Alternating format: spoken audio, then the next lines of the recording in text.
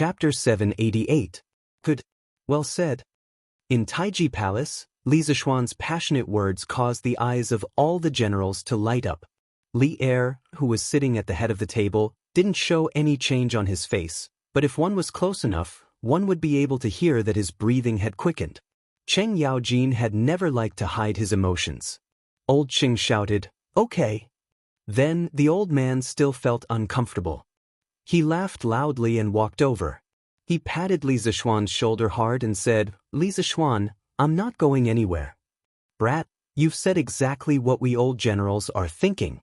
The peace of our great Tang isn't begged for, but fought for. If the Japanese aren't convinced, then we'll beat them until they are. If the other small countries aren't convinced, then we'll continue to King beat them. What's there to be afraid of? In the imperial court, your mouth is full of filth. How rude." Many civil officials frowned in the face of old Cheng's foul language, but no one reprimanded him. They all knew what kind of character this devil incarnate had. However, there were also those who weren't afraid of death, and that was Cui Shanfu. This old man had completely forgotten the pain after his wounds healed. He couldn't help but reprimand him. "I, old Cheng, am clearly courageous. Unlike some people who, after 2 years of peace, shrink back and be afraid of this and that. They're really a disgrace to our great Tang." Cheng Yaojin immediately snorted disdainfully at Cui Shanfu. Li Zishuan, on the other hand, secretly applauded. Cheng Yaojin's words were precisely the reason why he had changed his usual style and forcefully stood out today. Now that the world had settled down, some people couldn't wait to put away their weapons and live a peaceful and comfortable life. How could that be? The current Great Tang was still quite a distance away from the prosperous dynasty in Li Zishuan's mind that could dominate the world. Who's shrinking back? This old man is just speaking the truth. Li Zishuan is just a brat who only knows how to talk big. When the time comes for the world to attack the Great Tang, what will we use to fight against the other countries? At that time, there would be wars every year, and the treasury would be empty. The common people would be plunged into misery and suffering. The slightest carelessness could lead to the downfall of the country. How can such an important matter of the country be decided by a little boy in his teens? When Cui Shanfu saw that Cheng Yaojin was just talking and not doing anything, he couldn't help but become bolder. The more he talked, the more excited he became. In the end, he was moved by his feelings for the country and the people. "Chief Cui, your words are too much." Before Cheng Yaojin could say anything, Li Shaogong spoke up.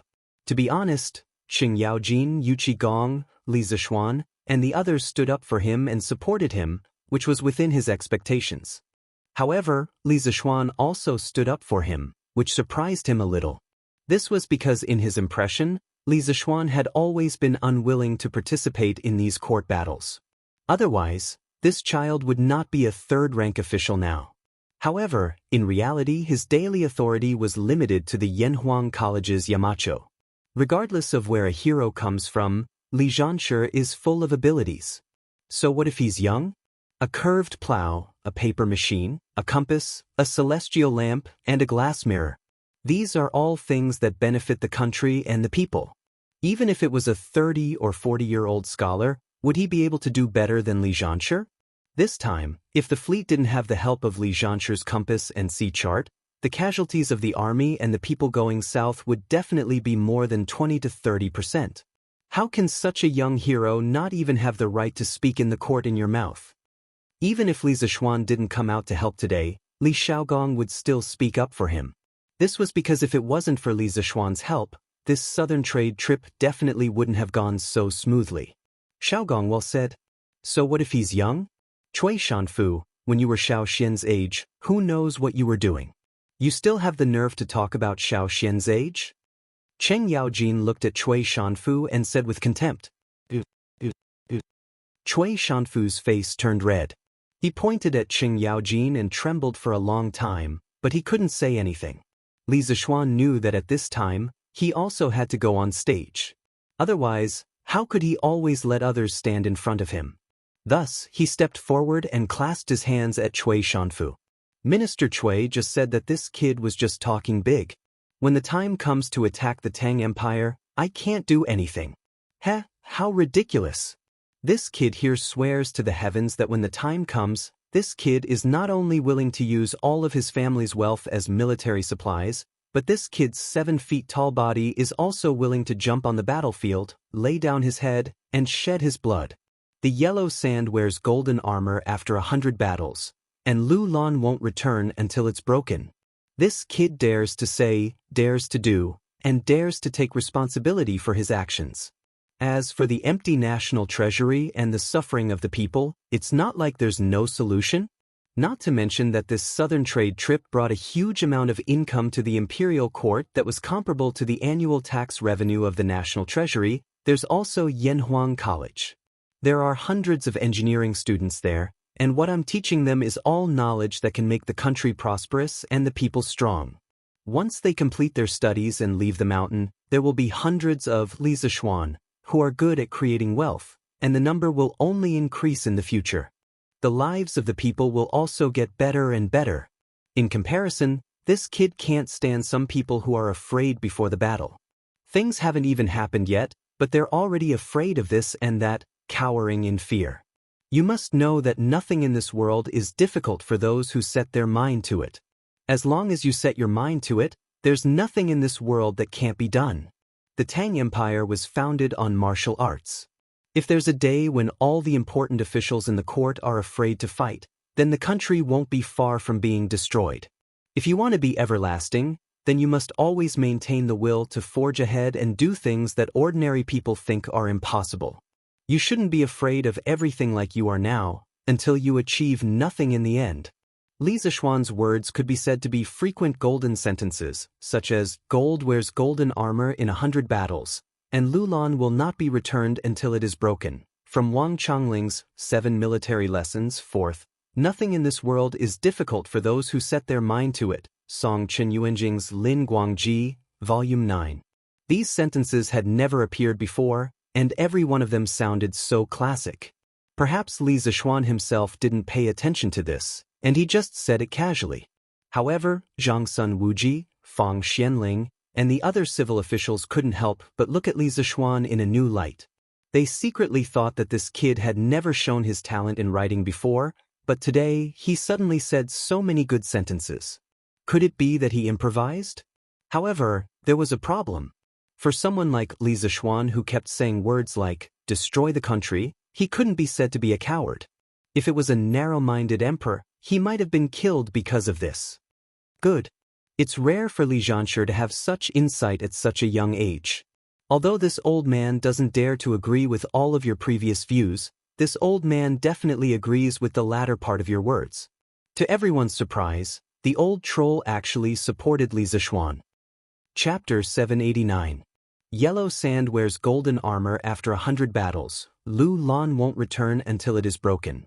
Wei Jing suddenly spoke up for Li Zishuan in the imperial court, which was indeed unexpected. However, the heir, who was sitting at the head of the table, did not pay attention to this. He muttered Li Zishuan's poem twice, and if one looked closely, they would find that his eyes were actually shining. After a while, just as the officials in the imperial court were still discussing and whispering to each other, Li Er finally spoke. There is no need to discuss this matter anymore. The Battle of Faenio capital was started by the Wen nation. First, they attacked the Tang Empire's merchant ships, then they assassinated the Tang Emperor. They should be punished. Xiao Gong's actions were all for the sake of the Tang Empire's people. Even if he had overstepped the bounds, a general is outside and does not obey military orders. We cannot punish a meritorious official because of this. The journey to the south was full of dangers. Xiao Gong alone shouldered the heavy responsibility and brought back a large amount of food, spices, and money for the imperial court at a very low cost. He really deserves great credit for his hard work. I have decided to reward Xiao Gong with 200 households, 10 pairs of elephant tusks, 50 tiger skins, 100 rolls of silk, 5,000 taels of silver, and 2 million taels of money. After such a long discussion, Li Er finally made the final decision. The noisy crowd in the imperial court suddenly quieted down. Thank you, Your Majesty. Li Xiaogong hurriedly bowed to express his thanks.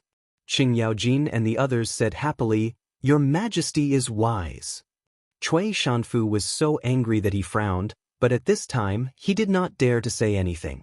He did not want to anger Li Er again. He heard Li Er continue. The compensation for the soldiers who died in the battle will be increased by 1 level. The Ministry of Civil Affairs will send a special person to compensate the civilian who died in the battle. Among them, the civilian who survived, Meng Yuliang, loudly warned at the critical moment and prevented the merchant ship from falling into the hands of the bandits. Moreover, this person is extremely loyal and brave. At the moment of life and death, he forcefully changed the direction of the burning ship and saved the main fleet. I have decided to confer him the title of Grade 8 Xianxia Commandant. He will be rewarded 100,000 taels of silver and 100 rolls of silk. Feng Jihua, a merchant on the same ship, is a man who values friendship and righteousness. In the face of danger, he is not flustered. The title of Righteous Merchant shall be bestowed upon him. When Li Zishuan heard this, he was secretly happy for Meng Wenhao's father. This man who was like a pillar of the family had finally used his own life to support his family. It was really not easy. Although the rank of an 8th grade official was small, it was still an official position. In the future, their family would not be easily bullied by others. This was just a reward for 2 nameless soldiers, and the rewards were insignificant. Naturally, the ministers in the court would not object. Some of them even felt that Li Er should not have brought this kind of small matter to the court. It seemed like he was making a mountain out of a molehill. Lantian County's Li Zishuan, who created the compass, presented the sea map, and helped the fleet return safely. Although he didn't personally participate in the voyage, his contributions in the rear cannot be erased. Moreover, it was you who suggested that the fleet go south to trade. Now that the fleet has brought back such a large amount of goods and money for my great Tang, your contributions cannot go unnoticed.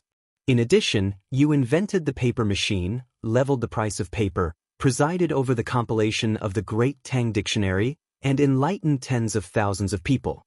Your contributions to the present generation will benefit the future generations. We have decided to reward you with these contributions. You will be conferred the title of Marquis of Yong'an, with a fief of Lantian and 600 households. Regarding Li Zishuan's official position, Li Er had been deliberately suppressing it. Previously, Li Zishuan had made many contributions, but Li Er did not reward Li Zishuan. He felt that Li Zishuan was still too young, and if he were to reward him too much, it would be overpraising him. But later on, Li Er felt that Li Zishuan's abilities and views were becoming less and less like those of a teenage brat. Thus, Li Er decided to stop suppressing it and directly promote Li Zishuan from county's marquis to Li Zishuan. Of course, this one step was truly one step. At least within the next 10 years, Li Zishuan's noble rank would not be able to rise any further. Otherwise, he would quickly reach a point where he could not rise any further. Li Er wanted to leave this talent to Li Qingqian. This subject thanks your majesty for the great favor. When the ministers heard Li Er's reward, they were all stunned. Li Zishuan took advantage of the moment when others were stunned to go forward and thank him. Logically speaking, he did not care if his marquis title could be promoted in the next few years. His original dream was to become a marquis in the Great Tang. Now that his dream had come true, he naturally had to cherish this opportunity. As for the title of Duke above Marquis, he did not even think about it. To him, 1 marquis was enough. Your Majesty, this? Almost at the same time, Wei Jing also opened his mouth. It seemed that he wanted to object, but seeing Li Zishuan accept the rewards so quickly, he could only swallow the words that were on the tip of his tongue.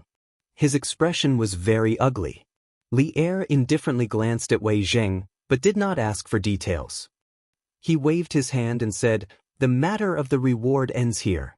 Officials, if there is anything, please submit a memorial. If there is nothing, the court is dismissed." The officials looked at each other. After the establishment of the Great Tang, marquis titles were extremely rare. But now, Li Er had so casually rewarded a founding marquis. No matter how they looked at it, this was very imprudent. But once the domineering Li Er made up his mind, there was no room for discussion. They could only secretly glare at each other. Zhang Sun Wuji pursed his lips, seemingly itching to make a move. But after thinking for a long time, he did not say anything. On the other hand, Cheng Yaojin was beaming with joy, as if he was the one being rewarded by Li Er. After waiting for a while, seeing that no one objected, Li Er was just about to announce that the court was dismissed when he saw a person walk in. Who else could it be but Xiao Yu? Beloved official Xiao, why have you returned? Could it be that the matter at the docks was resolved so quickly? Li Er asked curiously when he saw Xiao Yu hurrying over. How could 880,000 dan of grain be transported in such a short time? Xiao Yu bitterly smiled and cupped his hands. Your Majesty, now that the autumn harvest has just passed, Chang An's granary can only hold a few 100,000 dan of grain at most. So, this old official has returned to ask Your Majesty if we should transport the excess grain to Luoyang along the canal. Only then did Li Er come to a realization. Actually, he could not be blamed for not thinking things through. He did not expect Li Xiaogong to bring back so much grain. Otherwise, he would not have asked Xiao Yu to make an extra trip. Let's do as beloved official Xiao says. Use the fleet to transport the excess grain to Luoyang's Hanjia granary. If there was a locust plague next year, he could transfer grain from Chang and Luoyang at the same time. That was what Li Er thought. This official obeys Your Majesty. Xiao Yu replied and cupped his hands before leaving. Li Er looked at the officials in the hall and said loudly, Since there is nothing else, the court is dismissed. Just like that, the morning court finally came to an end after many twists and turns. Li Zishuan returned with a full load. Chapter 790. Ha! Not bad, not bad. You're already a marquis at such a young age. You're even more promising than I was back then. After the morning court session, Cheng Yaojin patted Li Zishuan's shoulder and laughed heartily. Uncle Cheng, you must be joking. Compared to you, I'm still far behind. I was born in an era of peace. If I was born in your era, I definitely wouldn't have been as successful as you. Li Zishuan's half-true and half-false words made Cheng Yaojin burst with joy. Ha! That's true. Back then, the world was in turmoil. The 18 rebellious princes all had their own armies. The people had no way to make a living. I fought left and right, and finally, I was able to become His Majesty's subordinate and conquer the world together. Cheng Yaojin stroked his beard as he spoke, looking as if he was reminiscing. What a scene of a hero in his twilight years, reminiscing about the past. Li Zishuan almost vomited blood. He thought to himself, Old Cheng is really good at pretending. There's no end to it. I'd better slip away quickly and go home to hug my wife. Uncle Cheng, your generation really didn't have it easy. Ahem, I still have something to do at home. I'll take my leave first. I'll treat you to a drink some other day. After waiting for so long, he finally got a marquis. He was eager to go home and share this good news with his wife and parents. He didn't want to talk nonsense with old Cheng here. Cheng Yaojin smacked his lips and said, Heh, then you go first. Xiao Xian, you've been made a marquis. You should go back and celebrate. Of course, this old man will definitely go and eat your celebratory wines. Oh, right, second brother Qin still doesn't know that you've become a marquis, right? Since it's my day off tomorrow, I'll go to the academy in the afternoon and tell him the good news. I'll also give those kids another round of special training. At the mention of special training, the old demon's eyes immediately lit up, and a cruel smile appeared at the corner of his mouth. Li Zishuan couldn't help but mourn for the students of Yanhuang College in his heart. The old demon is here. Your good days are coming to an end. A new round of brutality was about to begin. Cough cough. Uncle Cheng, you've really put a lot of thought into this. The students will definitely be grateful to you. I'll go back first. Li Zishuan said some polite words and then ran away. As for whether the students would be grateful to old Cheng, even if he used his butt to think, he knew that they definitely wouldn't. Old master, old madam, young madam, this is great news. Young master has been conferred the title of marquis. At the first courtyard of Cloud Mountain, Li Zishuan still hadn't returned home, but Sanbao had already rushed into the courtyard while shouting loudly. If it were any other day, he would definitely be reprimanded for being so rash and noisy. But today, there was too much information in his words. Li Jingma and Mrs. Li, who had heard the news, couldn't help but be stunned. What? San Bao, you said that Xianxia has been conferred the title of Marquis? Li Jingma's old face was flushed red with excitement. He looked at San Bao and asked with a trembling voice. Of course, he hoped that San Bao was telling the truth, but he was afraid that he had misheard and rejoiced for nothing. Madame Li and Han Yushi also looked at San Bao with hopeful expressions. Yes, it's true. Old master. Young master has really been conferred the title of Marquis, and personally conferred by His Majesty, with 600 households. It's all over Chang'an now. Everyone is saying that young master is the youngest marquis since the establishment of the Tang empires. San Bao wasn't nervous at all, as this was the first time he had become the center of attention. Or perhaps his excitement had diluted the nervousness in his heart, and he spoke loudly with excitement. It's true, it's actually true. Madam, Xianxia has become a marquis, Xianxia is promising. Li Jingma was stunned for a long time before he finally reacted. He held his wife's hands and said excitedly. He used to be a businessman. Although he didn't lack in food and drink, the status of businessmen was low since ancient times. Even his descendants couldn't enter the imperial court as officials. He had only hoped that his son would be able to live a safe and healthy life. He had never thought that his son would one day become an official. However, ever since Li Zishuan returned from Longhu Mountain, he had given him too many surprises. First, he was conferred the title of Marquis, then he was promoted to third-grade Crown Prince Xianxia, and now he had become a Marquis. All of this sounded like a dream, but reality told him that it was all real. How could Li Jingma not be excited? That's great, my Xianxia is promising, he has become a Marquis. The excitement in Madame Li's heart was no less than Li Jingma's. She was old and a little sentimental. At this moment, tears welled up in her eyes. Han Yushi stood at the side and looked at her parents-in-law silently. Her eyes were filled with joy. She was happy for her husband and for the whole family. Sister Yushi, what is a marquis? Is it delicious? Why are father and mother so happy? The little cutie came out of nowhere. She tugged at Han Yushi's sleeve, looked up, and blinked her bright eyes as she asked. Although Han Yushi had been married to Li Zishuan for a long time, Lan still called Han Yushi Sister Yushi and not sister-in-law. It wasn't that no one corrected her, but the little girl didn't listen to them. Don't talk nonsense. A marquis isn't for eating, it's a very, very big official. In the future, you will be the marquis' younger sister. No one will dare to bully you. Hearing this little cutie's innocent words, Han Yushi didn't know whether to laugh or cry. She saw Li Jingma glaring at her, as if he wanted to scold her. She quickly squatted down, stroked Lan's little head, and explained gently. Oh, so it's brother who got promoted. When brother comes back, I'll ask him for the wedding money. Lan suddenly understood. She shook her little head and said excitedly, Oh, why is it so lively today? Father, mother, wife, why are all of you here? And little sister, who are you looking for to ask for the wedding money? At this moment, Li Zishuan had already stepped through the door. When he saw the whole family in the backyard, he said with a smile, Of course it's for you, brother. When Lan saw that Li Zishuan had returned, she quickly ran to his side and shook his arm. She said with a smile, Brother, you've been promoted. Hurry up and give me the wedding money. Li Zishuan lowered his head and looked at his little sister's bright smiling face. He couldn't help but feel a little absent-minded. Why was this the same as the children in the modern world who shouted, Congratulations, get rich, give me the red packet? He didn't know where the little girl learned this from. Chapter 791. The whole family had a happy and harmonious lunch.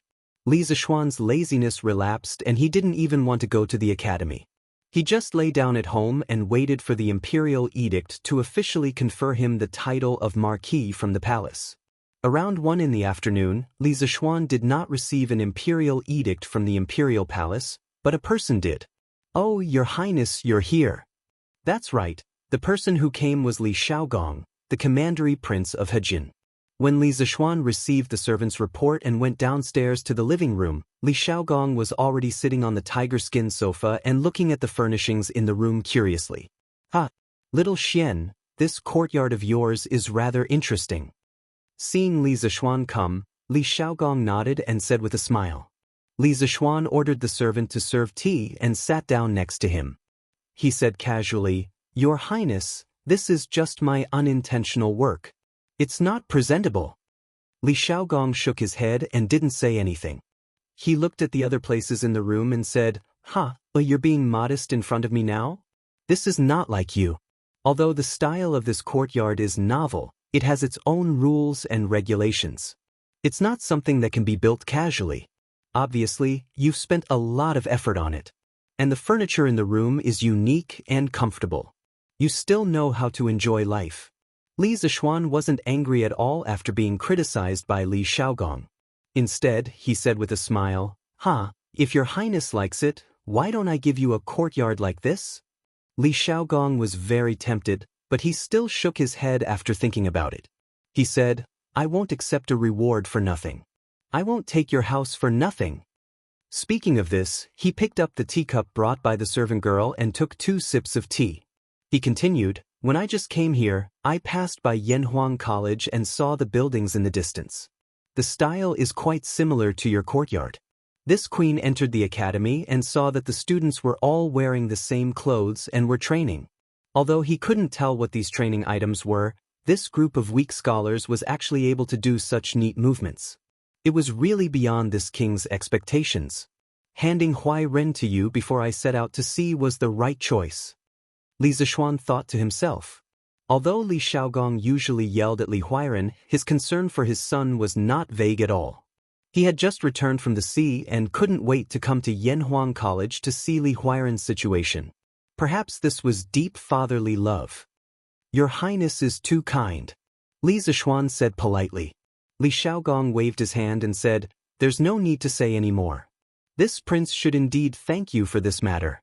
Compared to before, Huairen is much more sensible. In the future, he will continue to stay at Yanhuang College." Li Zixuan naturally had no reason to refuse. The two chatted for a while, and the topic turned to the sneak attack at sea. Speaking of that sea battle, this prince is somewhat sorry. You entrusted Meng Yuliang to this prince, but who would have thought that he would almost die at sea that night? This prince was thoughtless. Li Xiaogong said apologetically, "Your Highness, what are you saying? The weather is unpredictable, and people are uncertain. Some things, no matter how prepared you are, will always be unexpected. Fortunately, Meng Yuliang is fine. This is the best outcome. Otherwise, I really wouldn't know how to face that child Meng Wenhao." Li Zixuan couldn't help but sigh. "Oh right. Dare I ask your Highness, just what was the identity of the mysterious expert who saved Meng Yuliang that night?" According to previous intelligence, Li Zixuan only knew that Meng Yuliang had been saved by a mysterious expert at the critical moment, but he had no idea who that expert was, which was why he asked this question. Li Xiaogong suddenly fell silent. After a long silence, he said, "This prince cannot reveal that person's identity. If fate wills it, you should be able to meet him in a few days. What this prince can tell you is that this person is extremely skilled in martial arts and is one of the top experts in the world. When this prince entered Fainio capital alone, he was by my side." The identity of the dragon-bearded guest was hard to say.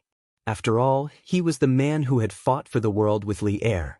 Although he had taken the initiative to withdraw in the end, he had still violated some taboos, which was why Li Xiaogong was being so vague. Hearing him say this, Li Zixuan became even more curious. At the same time, he pondered in his heart. In the world today, how many people could be called top experts? After thinking for a long time, he still couldn't think of a reason, so he simply stopped thinking about it. "Since your Highness does not wish to reveal it, this child will quietly wait at home for that person to come as a guest." Li Xiaogong chuckled. After chatting a little longer with Li Zixuan, he got up and bid farewell. But not long after he left, the villa welcomed another guest. It was Wang Renbiao. "Hey, today's guests really come in waves," Li Zixuan quietly said to himself. "Little Xian, congratulations. Congratulations on being made a marquis. The moment Wang Renbiao entered the room, he cupped his hands in congratulations. To tell the truth, Li Zishuan's meteoric rise had surprised both him and his father. Half a year ago, this young man had just returned to Chang'an from the mountains, but half a year later, he had become the Marquis of the Great Tang. The fickleness of the world truly made one sigh with emotion. Ah, thank you very much. Renbiao, come in and have a seat. Seeing Wang Renbiao, Li Zishuan suddenly remembered that he was looking for him for something. It was about rubber, so he hurriedly went forward to greet him. Little Xian, I came to find you because you asked me to send someone to help you find rubber. Sure enough, Wang Renbiao sat down and went straight to the point. Li Zishuan hurriedly got up and asked excitedly, How is it? Did you find it?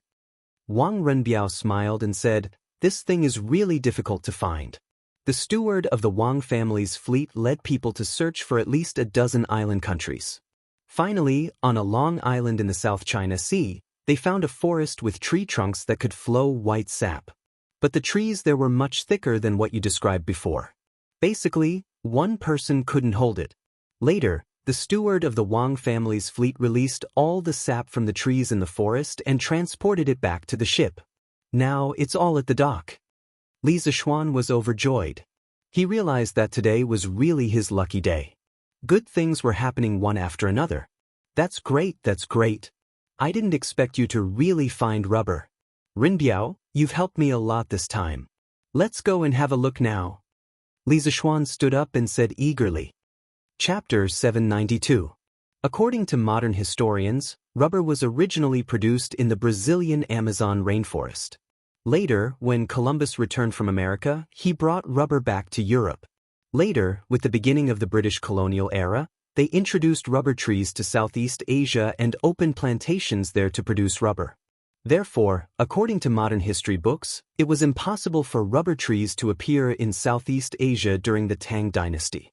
However, the reason why Li Zishuan asked the Wang family's fleet to help him find rubber trees was because he was betting. He was betting that there were wild rubber trees in Southeast Asia a long time ago. Southeast Asia's unique climate conditions were too suitable for rubber trees to grow. This could be seen from a set of data. Although rubber trees originated from Brazil, in modern times, Southeast Asia accounted for more than 90% of the world's natural rubber production, while Brazil accounted for less than 1%. The reason for this pattern, in addition to specific historical conditions, was also inseparable from Southeast Asia's unique climate conditions. Therefore, Li Zishuan guessed that there were wild rubber trees in Southeast Asia before the Tang dynasty or even longer. Later, they went extinct for some reason. When the British colonists introduced rubber from Brazil to Southeast Asia, the world thought that rubber originated from Brazil. He had to admit that the reason why he had this kind of wishful thinking was because he was desperate. After all, the Tang dynasty did not have a fleet that could cross the Pacific Ocean and reach America. But fortunately, his wishful thinking turned out to be true. The Wang family's fleet really found wild rubber in Southeast Asia. How could this not make him ecstatic? At this time, he did not care about waiting at home for the imperial edict. He directly urged Wang Renbiao to follow him to the dock. Therefore, the tragic Wang Renbiao, who had just entered the house, did not even warm up on the stool. No, he did not even warm up on the sofa before he was called out again. Here, the rubber is still in the wooden bucket. It's still on the ship. Xiao Xian, wait a moment. I'll get someone to find a small boat and bring you to the big ship to take a look. When they arrived at the dock, Wang Renbiao pointed to a few large ships on the river with the Wang family's flag and said, Thank you for your trouble. Li Zishuan clasped his hands and thanked him. Wang Renbiao smiled and turned to leave. Li Zishuan observed the scene at the docks. Compared to the morning, there were a lot fewer people and ships. The 500 search ships of the imperial court were all gone. It seemed like Xiao Yu and Yen Lide had already made arrangements. Most of the official ships were probably already on their way to Luoyang. Although the official ships had been arranged, the task of the two big shots of the imperial court was not over yet. They still needed to arrange for officials on the spot to levy taxes on the merchant ships that had participated in the southern sea trade. This job was not easy. The two old fellows were setting up tables on the pier to serve as a temporary office. There wasn't even a canopy above their heads. Compared to some people in the future, these two old fellows' outfits were really shabby. However, they were the real public servants of the people and deserved everyone's respect. Uncle Yen, Elder Xiao. The two of you are still busy. Li Zishuan walked over and greeted the two out of respect for the revolutionaries of the older generation who were really doing practical things. Oh, little Xian, you're here? I heard that you were conferred the title of Marquis by His Majesty in the morning court. Congratulations. Hearing this, Yen Lide raised his head and said with a smile. He knew that his son, Yen Xiaoning, seemed to have a girlfriend in the academy. Although the other party wasn't a daughter of a prestigious family, she was the daughter of the current generation's Mo family. This identity was nothing to other families, but to the Yen family, which was a family of engineers, it was a big deal. In general, Yen Lide approved of this marriage. He knew that his son was obsessed with construction machinery all day long and was like a blockhead. He didn't expect that his son would actually find a partner now. This made Yen Lide happy and grateful to Li Zishuan. Xiao Yu nodded and smiled at Li Zishuan as a greeting. Thank you, Uncle Yen. The title of Marquis is just His Majesty's favor. Li Zishuan replied with a smile. Then he used his hand to fan his face and said to Yen Lide and Xiao Yu, It's such a hot day. Why don't the two of you get someone to set up a shed? If something bad happens to the sun, it will be a great loss to the Tang Empire. Sigh, we don't have the time. Yen Lide sighed. He pointed to the endless boats on the river and said, That's not the case. The official boats of the imperial court are fine. Most of them have turned around and headed to Luoyang. However, there are more than 1,000 civilian boats. It's very troublesome to calculate the value of the goods on their boats. Almost all the officials of the Ministry of Civil Affairs are here today. Even so, it's unlikely that all the boats will be able to unload before dark. When Li Zishuan heard this, he also felt that the amount of work Yen Lide and Xiao Yu were facing was too large. The old officials of the Ministry of Civil Affairs were using more traditional calculation methods, and the speed of their calculations was simply too slow. Although Li Er had issued a decree a few months ago to promote the new type of mathematics throughout the country, in the face of a new knowledge, it would always take some time to accept and digest it. Some people were older, and their ability to accept new knowledge was worse, so the speed at which they absorbed it was slower. We can't go on like this. Uncle Yen, Elder Xiao, I'll get someone to set up a few sheds for you. I'll also send some ice and cold water over. Otherwise, it'll be bad if you get a heat stroke. Li Zishuan said as he wiped his sweat. Yen Lide and Xiao Yu didn't have the time to do this, but he did. Seeing two old men over 50 silently contributing to the country under the scorching sun, he couldn't help but feel a little uncomfortable. But it was precisely because of people like them that the Great Tang would gradually grow stronger until it was invincible. The two old men smiled and didn't refuse Li Zishuan's good intentions. The officials of the Ministry of Civil Affairs who were busy calculating the accounts seemed to have heard this conversation. At this moment, they couldn't help but write even more cheerfully. Marquis Yong, and this old man heard that you have a group of students who are rather proficient in calculation. Why don't you call them over to help you? Xiao Yu raised his head and smiled at Li Zishuan. Ever since the imperial court had introduced the new type of mathematics, he had privately studied the mathematics textbook that Li Zishuan had compiled. Even someone as picky as him had to admit that the new type of mathematics had an incomparable advantage in calculating speed. That was why he had said this now.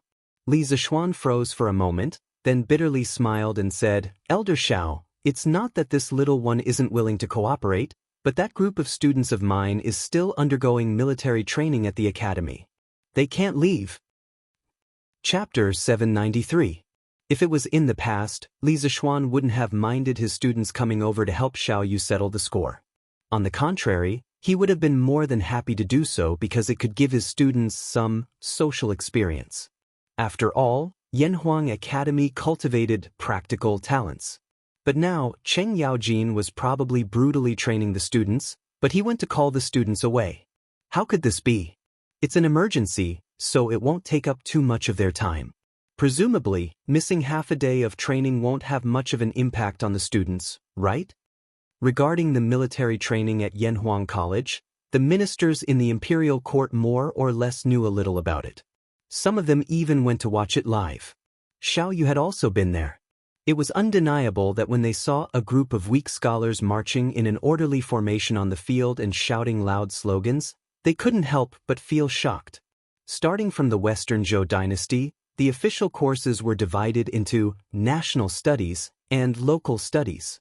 There were also primary school and university levels. The university level used the 6 arts as the standard curriculum. Etiquette, music, archery, driving, calligraphy, and mathematics were the 6 basic skills that students needed to master. Archery and driving were the most primitive forms of military training in ancient times. The teachers were usually directly appointed by military officers. During the Qin and Han dynasties, the importance of military training for students gradually decreased, and the military training in schools began to decline. As Confucianism was regarded as orthodox, the 6 arts became the 6 classics of Confucianism. The content of military education disappeared, and the function of military training weakened into a ritual program. During the Sui dynasty, martial arts and literature began to greatly reduce military equipment. The focus of national education changed from martial arts to literature, and the imperial examination gradually began to become mainstream. At the beginning of the Tang dynasty, the national policy of emphasizing martial arts in wartime and literature in peacetime was established. At this time, the method of selecting scholars was still biased towards the imperial examination. The school became an accessory to the imperial examination, and military training was abolished. In addition, Confucianism began to germinate, and gradually the educational concept of emphasizing reading over practice and meditation over activities gradually formed. During the Empress Wu Zetian, the civil and military examinations were separated. The civil and military examinations were not tested on martial arts. In order to obtain fame, the students had no time to study military courses, and military training was gradually abandoned. Therefore, even though he was shocked, Xiao Yu still disapproved of Yanhuang College's military training. However, the college was run by Li Zishuan. As an outsider, he couldn't do anything about it. Therefore, he didn't raise any objections from beginning to end. Li Zishuan pursed his lips and didn't say anything.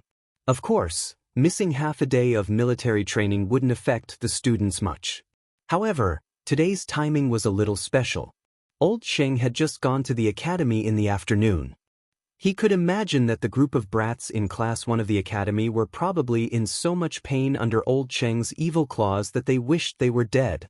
If he went to pull the students over, Old Sheng would definitely go crazy.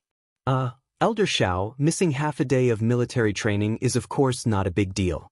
However, today is a little special.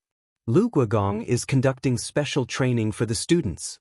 If I were to disturb them at this time, I'm afraid it would be very inconvenient. When Xiao Yu heard this, he immediately blew his beard and glared.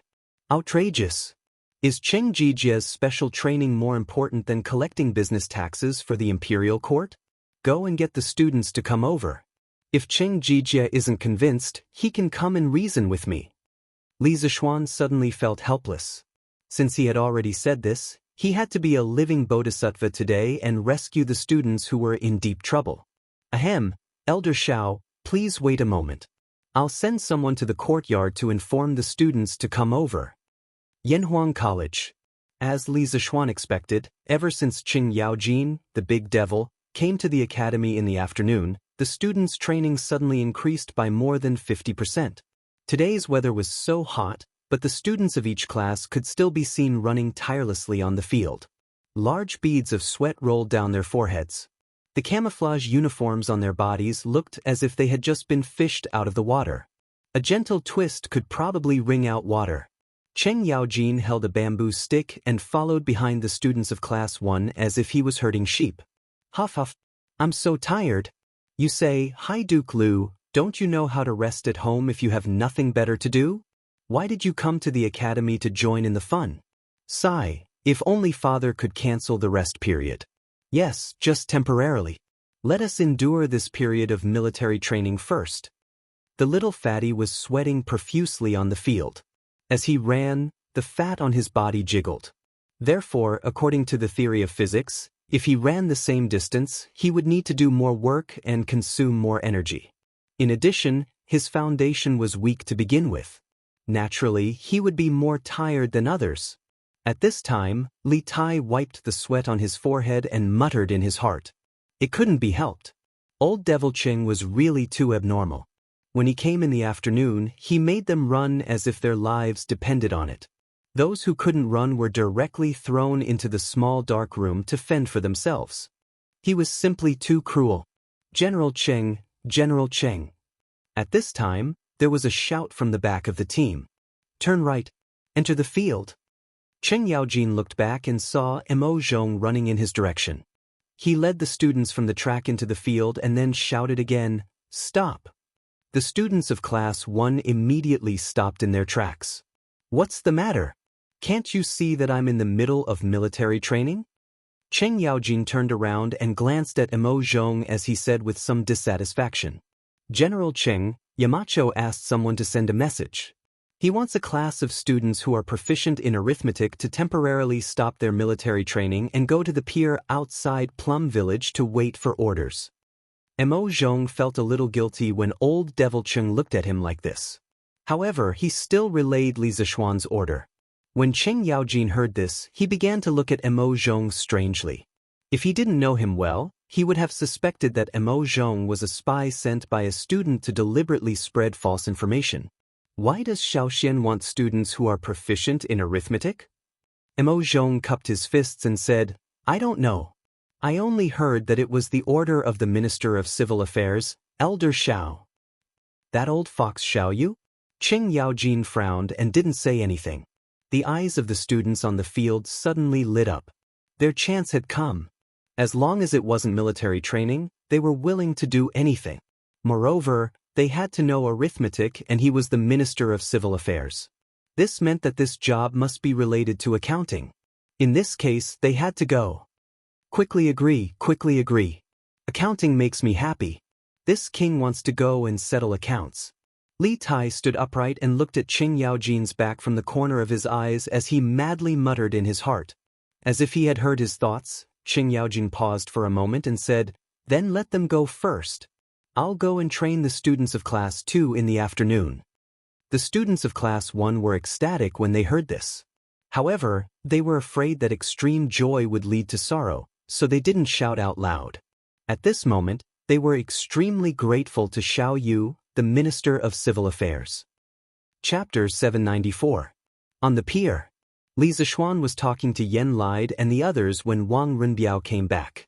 He first greeted the two leaders of the imperial court, then looked at Li Zishuan and said, Little Xian, I've already prepared the small boat. I'll take you to the big ship to see the goods.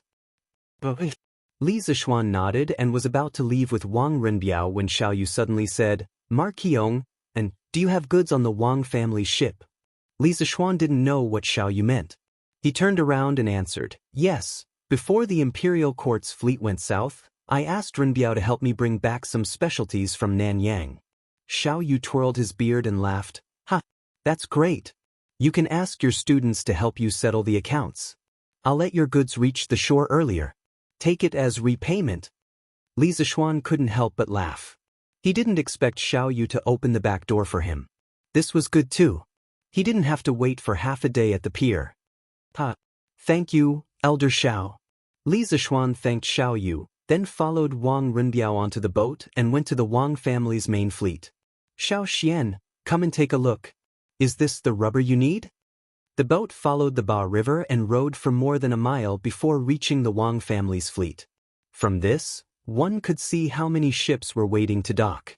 If Xiao Yu didn't open the back door for Li Zishuan, they would have to wait for an entire afternoon. After boarding a large ship, Wang Runbiao said to Li Zishuan behind him. Li Zishuan responded, his heart full of anticipation. Many modern industrial products required rubber, and he really needed it. A person who seemed to be in charge of the ship led the two of them into the cabin. They saw that the huge cabin was filled with rows and rows of wooden barrels. Young master, Marquis, this is the rubber we brought back from Nanyang. Please take a look. The guide bowed and smiled at Wang Runbiao and Li Zishuan. At this time, Li Zishuan couldn't be bothered to exchange pleasantries with others. He took a big stride and arrived in front of a wooden barrel. He deftly opened the lid and saw that it was filled with a white glue-like liquid. When he sniffed it carefully, he could smell a faint fragrance. What else could this be but natural rubber? Oh no, it should be called natural latex. In Li Zishuan's previous life, when he was in university, one of his university classmates opened a factory that produced latex pillows and mattresses. The rich second generation generally liked to show off. When he was in his second year of university, that guy invited everyone in his class to visit his factory. That was the first time Li Zishuan saw what natural latex looked like. It was also from that visit that Li Zishuan learned that natural latex didn't have a pungent smell. Instead, it had a faint fragrance. Some people bought natural latex pillows from the internet, but when they bought them, they would come back with a pungent smell. This meant that you bought a fake product. It was synthetic rubber, not natural. Little Xian, how is it? Is this the rubber you need? Wang Runbiao asked worriedly when he saw Li Zishuan staring at the wooden barrel for a long time without saying anything. Yes, this is rubber. This is the rubber I need. Li Zishuan recovered from his chaotic thoughts. His voice was unusually excited. Runbiao, it's all thanks to you this time. How much rubber did you bring back in total? From his voice, Wang Runbiao could hear a trace of expectation. This made Wang Runbiao a little surprised. One must know that this young man in front of him held a high position at such a young age. Moreover, he had a huge family fortune. It was really hard to understand that he had something to look forward to. Wang Runbiao looked at the manager beside him, indicating that he should answer this question. The middle-aged manager didn't dare to be negligent. He cupped his hands towards Li Zishuan and said, replying to Marquis, we found the rubber on the island. The island was full of rubber trees. We filled 20 boats, but we didn't finish loading them. However, in order to not fall behind the team, we only brought back 20 boats of rubber. Each boat was loaded with about 50,000 pounds of rubber. If each boat was 50,000 pounds, 20 boats would be 1 million pounds. Li Zishuan's breathing suddenly became hurried. 1 million pounds, that was more than 500 tons. I'm rich. I'm rich. There were only 3 words in Li Zishuan's mind right now, and that was to strike it rich. Such a huge amount of rubber was enough for him to do a lot of things. That's great. Runbiao, I won't beat around the bush, but I'll remember this kindness. I'll have someone send the money to your house now. Get someone to row these boats upstream for another 3 li. That's the new workshop of Strange Taste Pavilion. Just move the rubber there. According to the original agreement, if the Wang family's fleet found rubber in Nanyang, Li Zishuan would have to pay 400 strings of cash for each boat of rubber. Of course, the 400 strings of cash was a price of friendship. Because a boat of spices from Nanyang would definitely cost more than 400 strings of cash. The main reason was that Wang Runbiao was looking for Li Zishuan to buy a large number of compasses to ensure the safety of the Wang family's fleet. It could also be said that it was an exchange of interests. Xiaoxian, you're too kind. Wang Runbiao replied with a smile. At the same time, he couldn't help but breathe a sigh of relief. After this incident, the relationship between the Wang family and Li Zishuan was even stronger. This was more valuable than anything else. After all, this young man in front of him had become a founding marquis before the age of 15. His future achievements were simply immeasurable. After exiting the cabin, Wang Runbiao ordered the steward on the boat to start sailing. They bypassed the boats in front of them and headed straight for the dock. Such a blatant act of cutting in line would, of course, anger some people. However, after seeing that it was the merchant ship of the Wang family of Taiyuan, most people shut their mouths. The reputation of the Wang family of Taiyuan was not just for show. There were also people who weren't afraid of the Wang family of Taiyuan. However, after seeing Li Zishuan at the bow of the boat, they all hesitated. After a while, 20 fleets full of rubber arrived at the front and began to dock. Xiao Yu was a man of his word. He had already sent officials from the Ministry of Civil Affairs to wait at the dock to calculate the total value of the goods on board. Perhaps it was because Li Zixuan had now been promoted to a marquis, or perhaps it was because Li Zixuan had sent people to set up sheds for the officials of the Ministry of Civil Affairs at the dock and even sent ice cubes and iced water.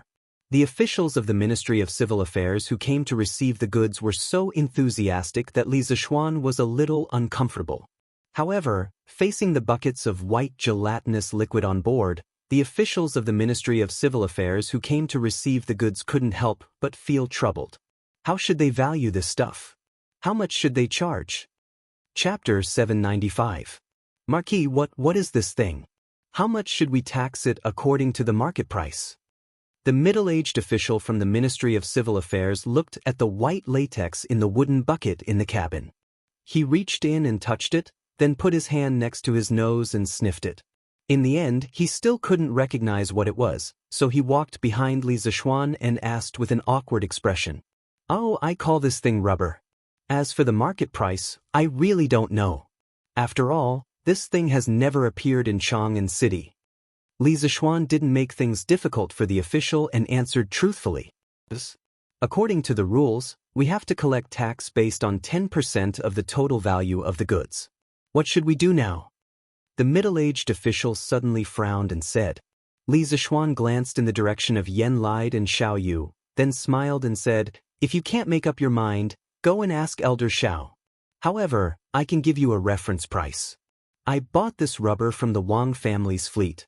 It's 400 strings of coins per ship. All right, you can go and ask." He didn't mind paying more or less tax, but it was obvious that he was following the rules. If he paid more or less, what would the people behind him do? Yes, this official understands. Thank you, Marquis, for your advice.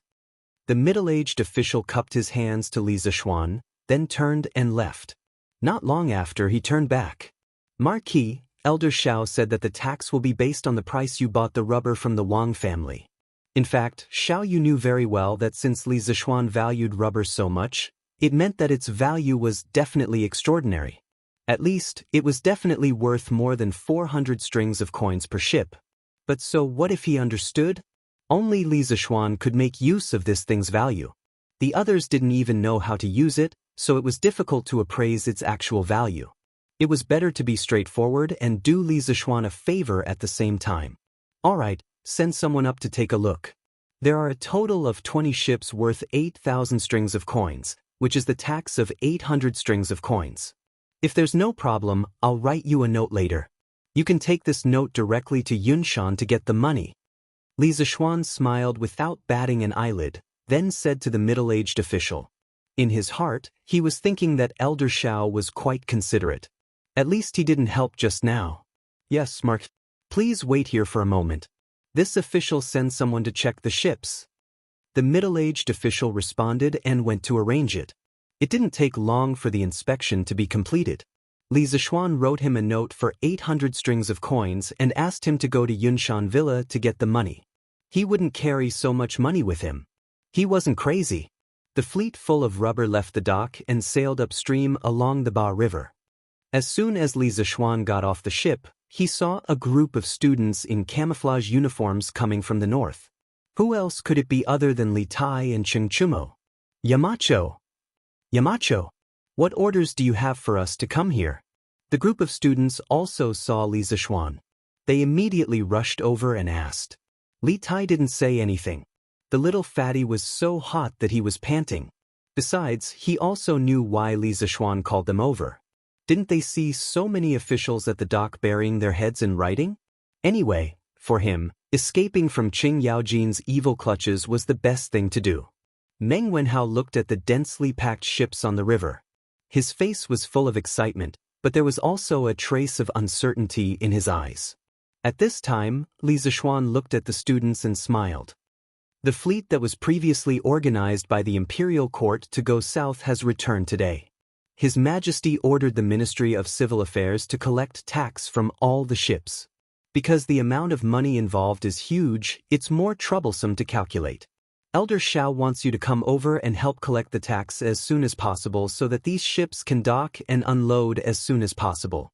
As soon as Li Zixuan's voice fell, the The students suddenly became excited. Many of them were familiar with accounting because a few months ago, when Yanhuang Academy was being built, they also went to help for a while. Most of them were at the construction site to help Yan Xiaoning calculate the materials, consumption, and so on. When Meng Wenhao heard Li Zishuan say that these ships were the fleet that went south, his body finally couldn't help but tremble. This was because he knew that his father was in one of the ships on the river. After so long, it was the first time that he and his father were so close to each other. He really wanted to find his father right now, but where could he find him with so many ships?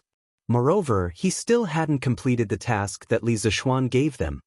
Mother, isn't that my brother? Not far away, among the group of people who were welcoming their relatives and friends, a little girl suddenly accused the group of students in camouflage clothing behind them and said to the middle-aged woman beside her, "Yaya, don't talk nonsense. Your brother is still studying at the academy." The middle-aged woman didn't believe her. She patted her daughter's little head and said, "This pair of mother and daughter were Meng Wenhao's mother and Yaya." "Mother, that's really my brother. Yaya didn't lie to you." Unexpectedly, after being reprimanded, Yaya still pulled Meng Wenhao's mother and said. Meng Wenhao's mother turned around suspiciously. When she looked in the direction of her daughter's finger, she was suddenly stunned. On the other side, Li Zishuan brought more than 40 students from Class 1 to Xiao Yu's place. Xiao Yu personally assigned them tasks. Li Zishuan seemed to have noticed Meng Wenhao's abnormal mood. He walked over and patted the latter's shoulder and said in a low voice, "Your father has profited from this disaster. Your family's good days are coming soon. After the Fengjia's fleet docks, you can leave first to reunite with your father. But don't forget to return to the academy before darks." Meng Wenhao obviously didn't know that his father had been promoted to an official, but this didn't stop him from being grateful to Li Zishuan. "Thank you, Yamachos." He clasped his fists at Li Zishuan excitedly. The waiting time was always long. At around 5 in the afternoon, it was the Fengjia's fleet's turn to dock. Meng Wenhao's eyes were sharp. He took the initiative to follow the officials of the Ministry of Civil Affairs to welcome them. After a while, he saw the man on the ship whose blood was thicker than water. "Father," because the weather was too hot, Meng Yuliang was shirtless at the moment. In this way, the dozens of scars on his body were exposed. When Meng Wenhao saw them, the corners of his eyes couldn't help but sour. Why are you here? And Yayun, why are you all here?" It was Meng Wenhao's mother and daughter. At this moment, when they saw the Fengjia's fleet docking, they also followed. The family that had been separated for nearly 5 months was now reunited at the murky harbor. Chapter 796. Not far from the dock of the Ba River, there was a tea shed. It was specially designed for merchants to rest and quench their thirst. A few hundred steps to the east, one could see some restaurants, shops, grocery stores, and so on. It was like a small market dedicated to the dock of the Ba River. "Husband, the injuries on your body." In the shabby tea shed, Meng Wenhao's family of 4 was sitting around a tea table. When Meng Wenhao's mother saw her husband gulping down 2 bowls of herbal tea, a trace of heartache flashed through her eyes. She paused for a moment before asking. In fact, according to Fengjia's original intention, Meng Yuliang could take his wife and children directly home for a reunion, but Meng Yuliang refused because the goods on Fengjia's ship had not been unloaded. He felt that he could not leave yet. However, he did not want his family to suffer with him, so he led his wife and children to the tea shed next to him to rest for a while. After that, he planned to go back alone and continue to work. At this time, hearing his wife's words of deep concern, Meng Yuliang hurriedly interrupted, "Those are just some minor injuries. It doesn't get in the way. When going out, how could there not be any bumps and bruises? Don't make a fuss and scare the children." He did not intend to tell his family about the encounter with the pirates at sea. Even if it was dangerous at the time, now that he had returned safely, what was the point of mentioning it? Mentioning it would only make his family worry. There was no benefit at all.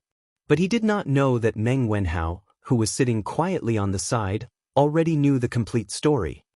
"Father, after you come back this time, don't go out to sea again, okay? The sea is stormy and there are many bad people. It is easy to encounter danger. Although it is said that wealth comes from danger, your son can now support himself and the family. Don't take the risk of going out to sea again, okay?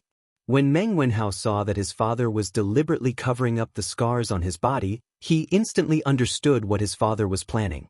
Considering his mother and sister's tolerance, he didn't expose his father's lie on the spot. However, what he said hinted at something. Meng Yuliang heard this and looked at his son with some uncertainty. What did he mean by, the sea is stormy and there are many bad people? Did his son know about the pirate attack that night? That was impossible. Logically speaking, his son was just a commoner. How could he receive news from the sea? All right, I promise you. Looking deeply at Meng Wenhao, Meng Yuliang replied with a firm expression. He had just escaped death not long ago, so he knew better than anyone else the dangers of the sea. To be honest, after experiencing this life and death crisis, he didn't want to go out to sea again. It wasn't that he was afraid of death, but he was afraid that no one would take care of his wife and children after he died. Oh, great. That's great. Daddy finally doesn't have to be away from home for so long in the future. Otherwise, Yaya will think badly of you. Of course, Yaya couldn't understand the code between her brother and her father, but she could understand that her father would never go out to sea again. Just this point alone was enough to make the little girl happy for a long time. Ha! Is that so? Yaya misses Daddy that much? Hearing his daughter's innocent words, Meng Yuliang laughed in a carefree mood. Yes, Yaya missed Daddy a lot when Daddy wasn't around. Yaya nodded and said crisply. Ha! Daddy also misses Yaya. Yaya, wait for me. Daddy will bring you delicious food this time. I'll give it to you when we get home tonight. It was said that a daughter was her father's lover in his previous life. This point was really not wrong. Meng Yuliang wanted his son to succeed, but he doted on his daughter endlessly. He stroked Yaya's little head and laughed heartily. After all, the little girl was still young. Hearing that her father brought her delicious food, her two little eyes suddenly curved into a small crescent moon. She sweetly said, "Thank you, Daddy." Meng Yuliang smiled, then stood up and prepared to go back to the dock to work. At this moment, there was a sudden commotion from the docks. The few of them followed the sound and saw 4 people dressed in green, round-necked, narrow-sleeved robes. They seemed to be the eunuchs of the palace. Where is Meng Yuliang? Where's Meng Yuliang? Come quickly to receive the decree. Faintly, Meng Yuliang seemed to hear the leader of the eunuchs calling out his name. He wondered if he had misheard, or if there just happened to be someone with the same name and surname as him on the docks. Otherwise, how could a nobody like him enter the eyes of the nobles in the palace? Father, they seem to be calling you. Obviously, Meng Wenhao also noticed the situation there. He pulled Meng Yuliang's sleeve and said. At this moment, the words that Li Zishuan had said to him half an hour ago suddenly echoed in his mind. Your father has profited from a disaster this time. Your family's good days are about to come. After a while, when Fengjua's fleet docks, you can leave first to reunite with your father. But don't forget to return to the academy before dark. Profited from this disaster? Good days? Eunuchs in the palace? Connecting all the signs together, Meng Wenhao's heart suddenly had a bold idea. Oh no, it should be a bold guess. How is this possible? I guess they are not calling me father. Meng Yuliang heard his son say so. He was shocked and doubtful and stuttered. Father, it's you. Look, that's the Yamacho's people coming here. I think they are calling you over. Meng Wenhao's eyes were sharp and saw Mo Zhong rushing over. He could not help but confirm the guess in his heart. Master Meng, the angels are coming. Quickly go and receive the edict. Just as they were talking, Mo Zhong had already run over and said in a hurried tone. Meng Yuliang trembled and quickly waved his hand. I am not a master. You can just call me Yuliang. But when he heard the second half of Mo Zhong's sentence, he could not help but be stunned. Those eunuchs were really here to find him? And they were going to give him an imperial edict? A peasant like him was going to receive an imperial edict one day? Why did it feel like a dream? Father, don't worry, it must be a good thing. Go quickly. Don't be late and let the angels wait impatiently. Meng Wenhao saw his father in a daze and quickly went forward to push him and urged him. Oh, good. Father will go right away. Meng Yuliang returned to his senses and hurriedly followed Mo Zhong towards the docks to receive the imperial edict that had descended from the heavens. Chapter 797. Oh, Marquis, why are you still here? Meng Yuliang and Meng Wenhao had just walked to the dock when they heard the eunuch shouting at Li Zishuan. Marquis? When Meng Yuliang and Meng Wenhao heard how the eunuch addressed Li Zishuan, they couldn't help but be surprised. They secretly wondered when Li Zishuan became Marquis. One of them had just returned after drifting on the sea for several months, while the other had received closed military training in the academy. They had no way to know about the news from the outside world, so they didn't know that Li Zishuan had been conferred the title of Marquis today. His Majesty conferred Yamacho the title of Marquis of Yong and in the morning court. This news had already spread by noon. Although the father and son of the Meng family spoke softly, Mo Zhong was a martial arts expert in the Qi transformation realm, so he naturally heard it clearly. Therefore, he explained to the two in a low voice. Yamacho has been conferred the title of Marquis? That's really great. Meng Wenhao was sincerely happy. Although Li Zishuan was strict with his students, he was always full of kindness behind his sternness. The other students of Yanhuang College might not know this, but the group of students who used to study in the mathematics school all wanted Li Zishuan to be well. At this time, Li Zishuan asked, "What does this little eunuch mean? If I'm not here, where should I go?" The little eunuch hurriedly trotted to Li Zishuan's side with a flattering face and said, "Marquis, Steward Zhao left the palace with us to deliver the decree. He's probably looking for you all over the Yunshan mountain right now. Quickly go back and receive the decree." Li Zishuan suddenly realized that the official decree to confer him the title of Marquis of Yong and hadn't been issued yet. Therefore, he bid farewell to Yen Lide and Xiao Yu, and told Li Tai and the rest to work hard and not be lazy. Only then did he get on his horse and gallop towards the Yunshan mountain. The crowd at the dock all knew that Li Zishuan had been conferred the title of Marquis after hearing the explanations of some insiders. Heartfelt congratulations immediately filled the air. Li Xiannan has been conferred the title of Marquis. This is really great. Yes, Li Xiannan. Oh no, it should be Marquis. Marquis of Yong, and so kind and considerate of the common people, should be conferred the title of Marquis and have a long life. With Marquis Yong the Marquis? Who knows, maybe it will be our family's turn.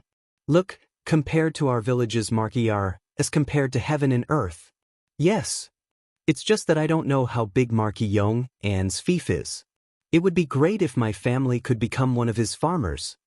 What this person said was exactly what the others were hoping for. Li Zishuan was already famous for treating the people of his fief well. The Marquis of the Han village and Marquis of Plum village were now rich and had become the model villages of the villages near Chang and City. They were often talked about with great interest, and of course, were also the targets of envy. I know this. Mark Yong An's fief is in Lantian County, and there are 600 households living there. Our Lu village is definitely in there. In the future, the farmers of the Lu village will also be able to live good lives. 600 households? His Majesty is truly generous to Mark Yong. One must know that Duke of Lu Qingyaojin only had 700 households living in his fief. Duke of Yiqinqiong also had 700 households living in his fief. Duke of Wei Lijing only had 400 households living in his fief, and Li Zishuan, as a marquis, actually had 600 households living in his fief. Among the marquises of the Great Tang Empire, Li Zishuan's fief was definitely at the forefront. One must know that it was 600 households living there. What did 600 households mean? It meant that in the future, Li Zishuan would truly be sitting on thousands of acres of fertile land and become a super landlord. In the future, even if he didn't do anything, he would still be able to live a life of extravagance. Why is it in Lantian County and not in Xinfeng County? There is no hope for our stone village now. Instantly, there were sounds of regret from the surroundings. Meng Yuliang listened to the imperial edict.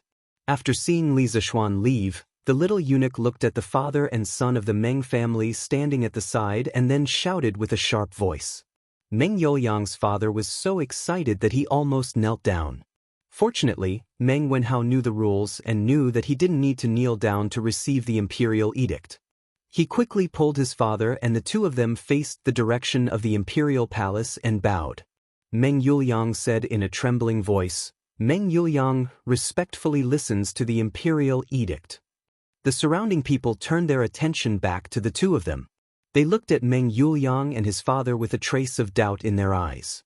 Obviously, they didn't understand why Li Er would give an imperial edict to a commoner. The emperor of the Great Tang Empire decrees. Meng Yuliang, the crew member of the southbound fleet, loudly warned at the critical moment when the fleet was attacked and prevented the merchant ship from falling into the hands of the bandits. Moreover, your loyalty and bravery are unparalleled. At the moment of life and death, you forcefully changed the direction of the burning ship and saved the main fleet. I have decided to confer you the title of Xianxia Commandant of the 8th rank and reward you with 100,000 yuan and 100 bolts of silk and satins. Imperial Edict. As the little eunuch's voice fell, the crowd was in an uproar. The man in front of them, who looked incomparably humble, was actually conferred the title of Xianxia Commandant of the 8th rank by the emperor. This made countless people envious and jealous. The person involved, Meng Yuliang, was a little dumbfounded. He didn't expect that he would be conferred the title of an official. Official, for the previous Meng Yuliang, was so far away. He only hoped that his son would study hard and in the future, he would be able to enter the imperial court as an official. He never thought that he would be one step ahead of his son to become an official. How is this possible? He is just a peasant who doesn't know how to read and writes. Meng Yuliang's mother, who was worried about her husband, came to observe. At this moment, after hearing the imperial edict, on one hand, she was shocked that her husband was conferred the title of an official. On the other hand, she was frightened and sad because the imperial edict mentioned the bandits and the words of life and death. Meng Yuliang's mother instantly understood how those scars on Meng Yuliang's body came about. Almost subconsciously, the image of a fierce battle in the sea appeared in her mind. Her husband was seriously injured and on the verge of death. The tears in her eyes suddenly burst out. "Mother, why are you crying?" Yaya felt a chill on her arm. She raised her head and saw that her mother was actually crying silently. The little girl immediately felt grief from the bottom of her heart and asked in a hoarse voice, "Mother is fine, mother is fine." On the other side, Meng Wenhao saw his father in a daze and quickly shouted, "Father, father, quickly go and receive the imperial edict." Oh. Meng Yuliang suddenly came back to his senses. He put his hand on his body and rubbed it hard as if he wanted to shed a layer of skin. Then he went to the side of the little eunuch and respectfully clasped his fist and said, "Meng Yuliang receives the imperial edict, thank yous." The little eunuch squinted his eyes and handed the imperial edict to Meng Yuliang. According to reason at this time, he should offer the wedding money, but Meng Yuliang's mind was full of confusion at this moment. How could he think of this? Fortunately, Feng Jihua heard the news and rushed over. "Happy event, very happy event. This little eunuch has worked hard all the way. Just take it as the tea money. I hope little eunuch will accept it." Chapter 798. Seeing the Meng family at a loss, Feng Jihua could only take out a small pouch with a few golden beans and hand it to the little eunuch. The little eunuch squinted his eyes and looked at Feng Jihua. Then, he quietly stuffed the pouch into his sleeve and said with a fake smile, "It is indeed worthy of celebration. Lieutenant Meng, don't forget to report to the Ministry of Personnel later." Only then did Meng Yuliang come back to his senses. He wanted to personally present the wedding money, but this time he only brought a total of 12 copper coins.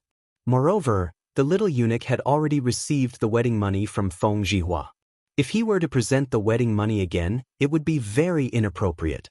Therefore, he put on a smiling face and stepped forward. "Thank you for your reminder. I will go to the Ministry of Personnel tomorrow to report." The little eunuch faintly said, "N." Then, he took out an imperial edict and shouted with a sharp voice, "Where is Feng Jihua?" Feng Jihua, who was standing next to Meng Yuliang, suddenly opened his eyes wide and murmured in disbelief, "This eunuch, this one is Feng Jihua. Are you calling me?" The little eunuch looked at Feng Jihua in surprise. He didn't expect that the person who just gave him a red packet was the main character of the Second Imperial Edict. However, he still had a good impression of Feng Jihua, who was very discerning. And that's right. It's you. Come forward and listen to the edicts. The little eunuch said in a feminine voice. Listen to the edict? Listen to the edict? Feng Jihua, listen to the Imperial Edict. Some people can maintain a very clear mind when they are bystanders. However, once something happens to them, their mind will immediately become chaotic. Feng Jihua belongs to this kind of people.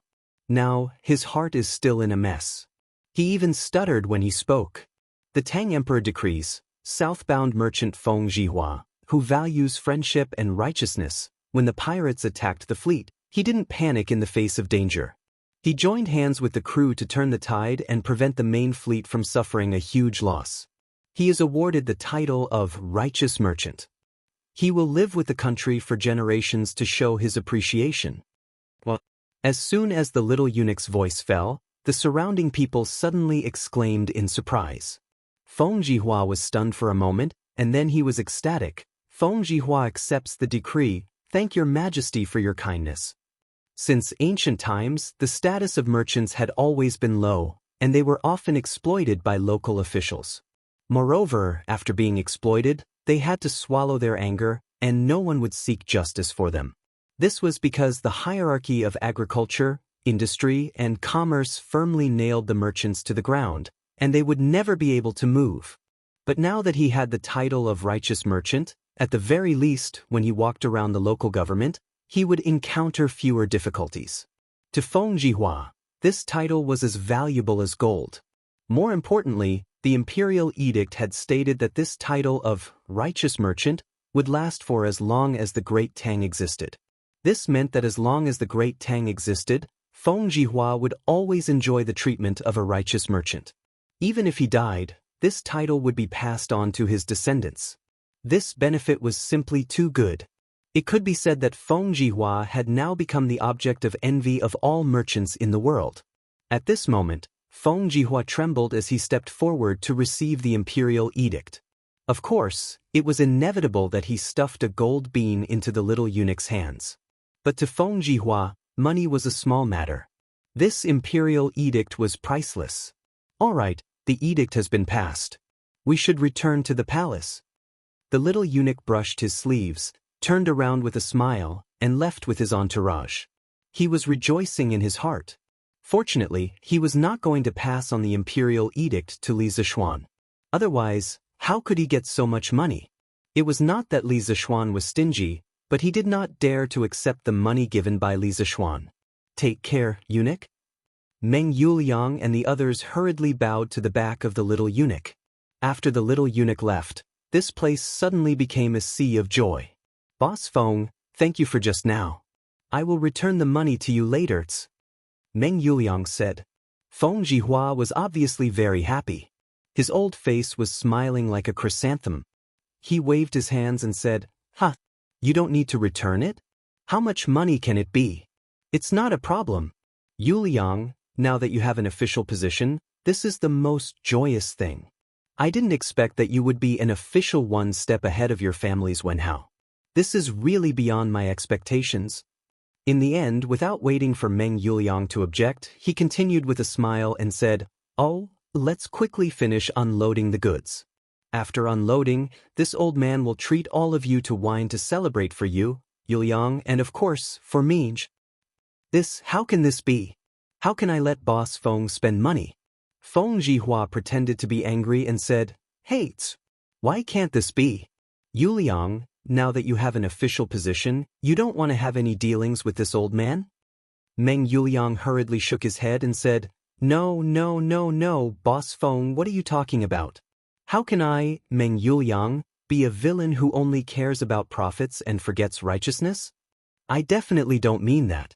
You misunderstood. Feng Jihua laughed and said, Since you don't mean that, then you, sister-in-law, your son, and your daughter can go together later. You are not allowed to refuse. But Le Zhao, how have you been recently? The previous incident was my fault. Otherwise, you wouldn't have gone berserk during cultivation and caused your realm to drop. At the Yunshan residence, Li Zishuan had already received the imperial edict and was chatting with Zhao Song, whom he hadn't seen for a few months. Sigh, Maru, then, please don't say that. The matter of compressing my qi for cultivation was purely voluntary. You have already explained the risks involved. If something happened in the end, it can't be blamed on you. A while ago, I heard that His Majesty blamed you because of this. I felt very apologetic in my heart and have been wanting to visit you to apologize. As for the drop in realm, so be it. We can just cultivate again. Zhao Song was drinking tea. When he heard Li Zishuan say this, he hurriedly put down his teacup and said. Li Zishuan smiled knowingly. He thought to himself that Zhao Song was an open-minded and straightforward person. One had to know that the realm of martial arts was the lifeblood of many martial artists. A drop in realm was equivalent to taking away one's life.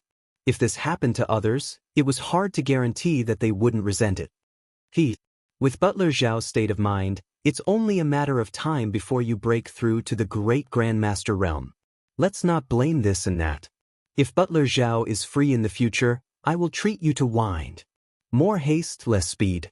In order to break through to the great Grandmaster realm, not only did one need to make a breakthrough in strength, one also needed to make a breakthrough in one's state of mind. Li Zishuan felt that the current Zhao Song looked more mature and reserved than before.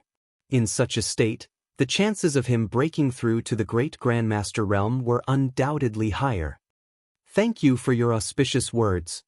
Zhao Song pursed his lips and smiled faintly. Chapter 799. We haven't seen each other for a few months, but I feel that Duke Yong An's martial arts have improved again. In the Yunshan residence, Zhao Song could not help but squint his eyes at the mention of the realm of martial arts. He took a good look at Li Zishuan and was immediately surprised. He could vaguely feel that the sword will on Li Zishuan's body was sharper than before. This was hard for him to accept. The young man in front of him had just broken through to the guru realm. Oh, really? I've been thinking about a new sword technique recently, and I haven't been practicing it deliberately. Li Zishuan hadn't paid much attention to his own realm. He just combined it with the Dugu family's solitary wind swordsmanship to improve the 9 strategies beyond the swords in his free time. To him, improving his martial arts realm wasn't the most important thing.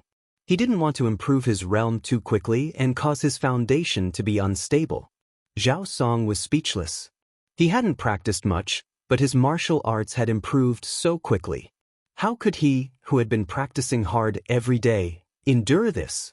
He wanted to ask what kind of sword technique it was that it had such magical power, but he thought that it was taboo to inquire about other people's martial arts, so he didn't say anything. Duke Yong An is really talented. No wonder he was valued by spiritual master Lingxiu and accepted into the sect. Zhao Song sighed and then got up to leave. It's getting late. We have to go back to the palace. If we have time in the future, we'll talk about old times with Duke Yong An. Li Zishuan got up and said, Take care, Butler Zhao. Hey, Wenhao, I heard that your father was promoted to an official. Congratulations. With the help of Class 1 of Yanhuang College's students, the ships at the dock were finally unloaded before dark. Meng Wenhao didn't go to the banquet with his family because he had to rush back to the academy before dark. In the Yanhuang College's cafeteria, Li Tai, Sun Zifan, Cheng Chumo, and the others all congratulated Meng Wenhao. Although they were busy with the accounts in the afternoon, they had also noticed the movement over there. It was just that they didn't have time to care about it at that time. Thank you. In the face of these congratulatory words from his classmates, Meng Wenhao politely responded with a forced smile. However, in his heart, he was bitterly laughing. Was this really worth congratulating? Meng Wenhao felt that this was not worth congratulating. He even felt that if he could, he would rather not have this Xianxia chaplain as long as his father was safe and sound. Tomorrow is Friday, it's finally the holidays again. Wenhao, you've become a rich man now. You have to treat us to a meal when the time comes. Cheng Chumo laughed heartily. This time, Li Er not only rewarded the Meng family with a Xianxia commandant, but also a lot of money. That was why he said that Meng Wenhao was now a rich man. That's how it should be. In the past, Wenhao has received a lot of care from all of you. It's time to treat all of you to a drink. Although Meng Wenhao's mind wasn't here, he still replied. The sharp-eyed Li Tai noticed the change in Meng Wenhao's emotions, but he didn't say anything.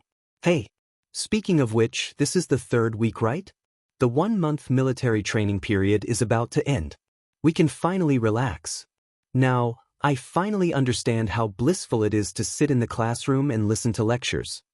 Sun Zifan, the little fatty, said with a face full of emotion. Calling him a little fatty now wasn't very appropriate.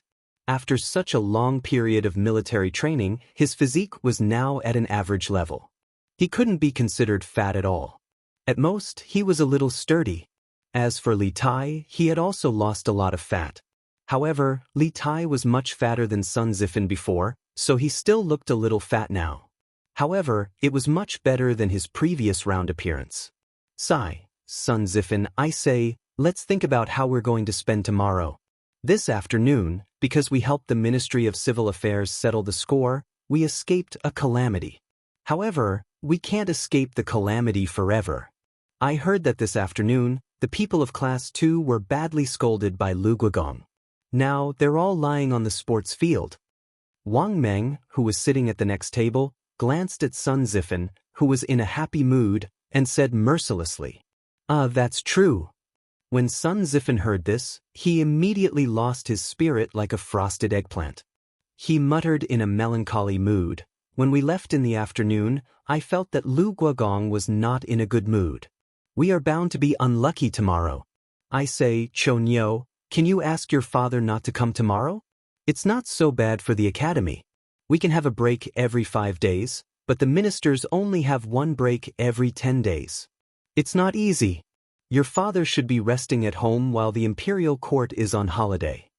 Yes, Zifan is right. Chonyo, you have to persuade Lu Guogong. Li Tai also voiced his agreement.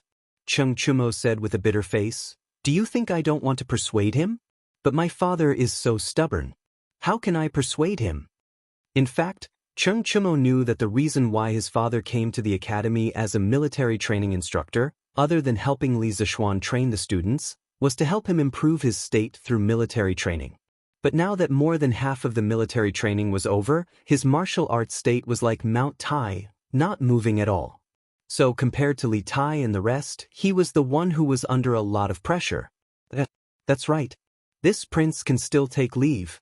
Today, Lu Guogong wanted to scold us, but because of the fleet from the imperial court, it was all for naught. Tomorrow he will definitely reprimand us even harder, so tomorrow won't be easy. This prince must take leave tomorrow. Li Tai's mind suddenly flashed. He remembered that before school started, Li Zishuan had asked him for help twice. In return, he had given him 3 days of leave. But it had been so long that he had forgotten. Thinking of this, he immediately smiled proudly. Tomorrow you guys go and accept the training. I'm not feeling well, so I'll ask for a few days of leave from the Yamacho. Sun Zifan stared and carefully looked at Li Tai, then said in disbelief, I say, Qingge, aren't you overthinking it? Looking at you now, who would believe that you're sick? Even if you're pretending to be sick, you should at least pretend.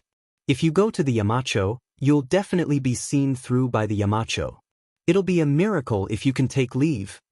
Cheng Chumo echoed, Zifan is right. Qingke, you should save it. Xiaoxian will definitely not allow you to take leave. He might even punish you for lying. Li Tai smiled mysteriously and said, Zifan, do you dare to make a bet with me? Let's bet on whether the Yamacho will agree to my request for leave. Sun Zifan said without thinking, okay, let's bet. Qingke, just tell me how you want to bet and what you want to bet on. The world was ignorant. They always thought that they were the smartest, so there was gambling in the world. Chapter 800. Neither of us is short of money, so gambling is boring. How about this? If I can really apply for leave from Yamacho tomorrow, you help me wash footwear for a month. If I can't apply for leave, then I'll help you wash footwear for a month. How about that? In the Yanhuang College cafeteria, Li Tai's eyes rolled twice, and then he looked at Sun Zifan and said, the so-called footwear was the socks worn by ancient people, also known as footbags. It first appeared in the form of laced socks during the Xia, Shang, and Zhou dynasties. During the Qin, Han, Three Kingdoms, and Wei and Jin dynasties, the form of socks also changed a lot. The form was more and more similar to modern socks. Of course, until the Tang dynasty, the word socks had not officially appeared. According to reliable records, the word socks first appeared in the ancient and modern Chinese annotations written by Ma Huan of the Liang dynasty. F***ck, Qing, you win. But who's afraid of who? I'll take this bets. Sun Zifan's appetite suddenly became bad when he thought about washing someone's smelly socks on a hot day. But how could he be afraid at such a critical time? Moreover, in his opinion, Li Zishuan would never agree to Li Tai's request for leave. So he looked at Li Tai and agreed decisively. Okay, then it's a deal. The little fatty was suddenly happy. He thought to himself, hee, there's really someone who isn't afraid of death. For the next month, I won't have to wash footwear at all. It's a deal. Sun Zifan also said loudly. He didn't think he would lose. Husband, what are you busy with? After receiving the imperial edict in the afternoon, you've been hiding in the house and didn't come out for dinner. Mother even asked about you. At night, Yunshan Villa. Han Yushi walked into the bedroom on the third floor with a wooden food box in her left hand and a candle in her right hand. She put the food box next to Li Zishuan, who was hunched over the desk, and then turned to change the candle on the candlestick that was about to burn out. She asked Li Zishuan softly while changing the candle. Oh, nothing. Your husband is still pondering over some things. If it were someone else who asked this question at this time, Li Zishuan, who was in deep thought, might not pay attention to them at all. However, Han Yushi was different. He had always doted on his wife very much. It was not an exaggeration to call him a wife-doting maniac. He lowered his head and drew something while answering Yushi's question. What are you thinking about? After changing the candles, Han Yushi curiously walked behind Li Zishuan. She glanced at the white paper in front of him that was filled with various symbols and asked, Wife, come and sit. Li Zishuan stopped writing when he heard this. He laughed and pulled Han Yushi into his arms. Then he explained, I'm not sure. Wife, you also know that we bought over 1 million caddies of rubber latex from the Wang family this time. Your husband is thinking of a way to refine the latex. Otherwise, wouldn't the nearly 10,000 strings of coins be wasted? Han Yushi glanced at Li Zishuan. She did not believe that her husband worked so hard just to not spend a few thousand strings of coins in vain. By the way, husband, I still don't know the use of this rubber that looks like soy milk. The ancients also drank soy milk. The inventor of soy milk was Lu En, the king of Huainan in the Western Han dynasty. It was said that Lu En was a filial son. When his mother was ill, Lu En would make soy milk with soaked soybeans every day for his mother to drink. Mother Lu's illness quickly recovered. Since then, soy milk gradually became popular among the people. This rubber has too many uses. Let me tell you, although this rubber latex looks like soy milk, once it is refined, it will become something soft and elastic. The simplest use is to use it on wheels. The outer wheels made of rubber are much faster than wooden ones. Of course, this is only the simplest use. Your husband still has some complicated tools that must use rubber. Oh, by the way, rubber can also be used to make a very interesting thing. In the future, your husband may be able to discuss it with my wife. Li Zishuan was still serious when he said the first few words, but in the end, his tone suddenly became extremely wretched, and his hands began to become dishonest. He was grabbing at a certain part of Han Yushi's body. Husband, you can slowly think about it. I won't disturb you anymore. The weather was hot now, and Han Yushi was wearing thin clothes. How could she withstand such teasing? She was so scared that she quickly stood up and retreated far away in an instant. She wasn't the least bit interested in the interesting thing that Li Zishuan had mentioned. Although they had been married for so long and had experienced a lot of things in bed, Han Yushi still couldn't help but be shy when it came to it. Moreover, she didn't want Li Zishuan to be obsessed with these things and neglect the proper business. Therefore, except for the first few days after they got married, she had always been extremely restrained in this aspect. Li Zishuan touched his nose gloomily when he grabbed nothing. However, The fragrance of Han Yushi's body inevitably came from his hand, which made his heart restless again.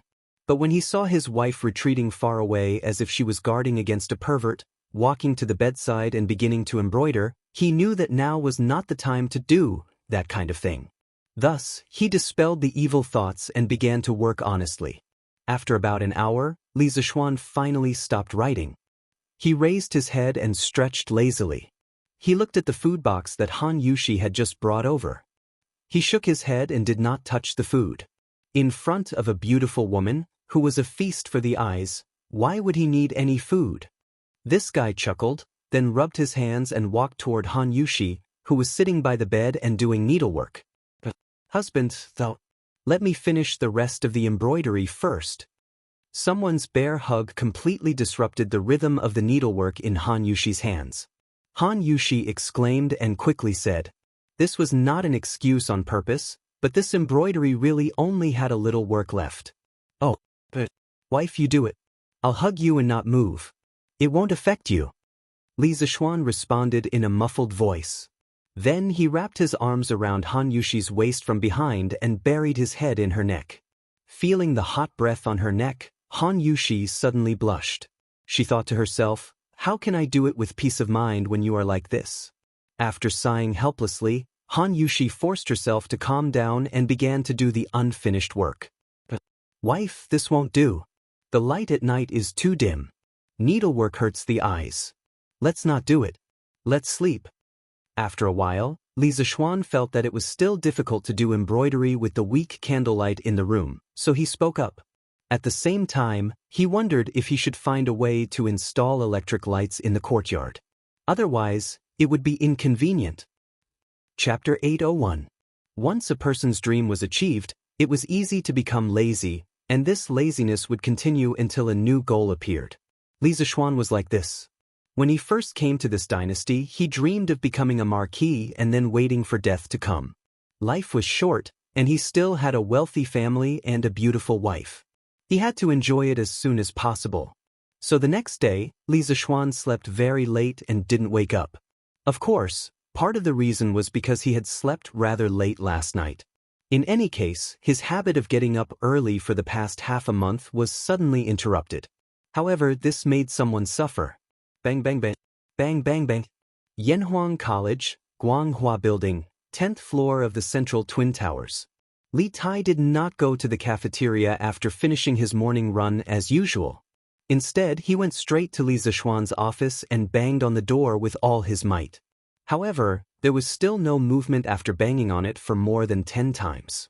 Li Tai's heart skipped a beat, and he had a bad feeling. "Qingke, are you looking for Xiaoxian?"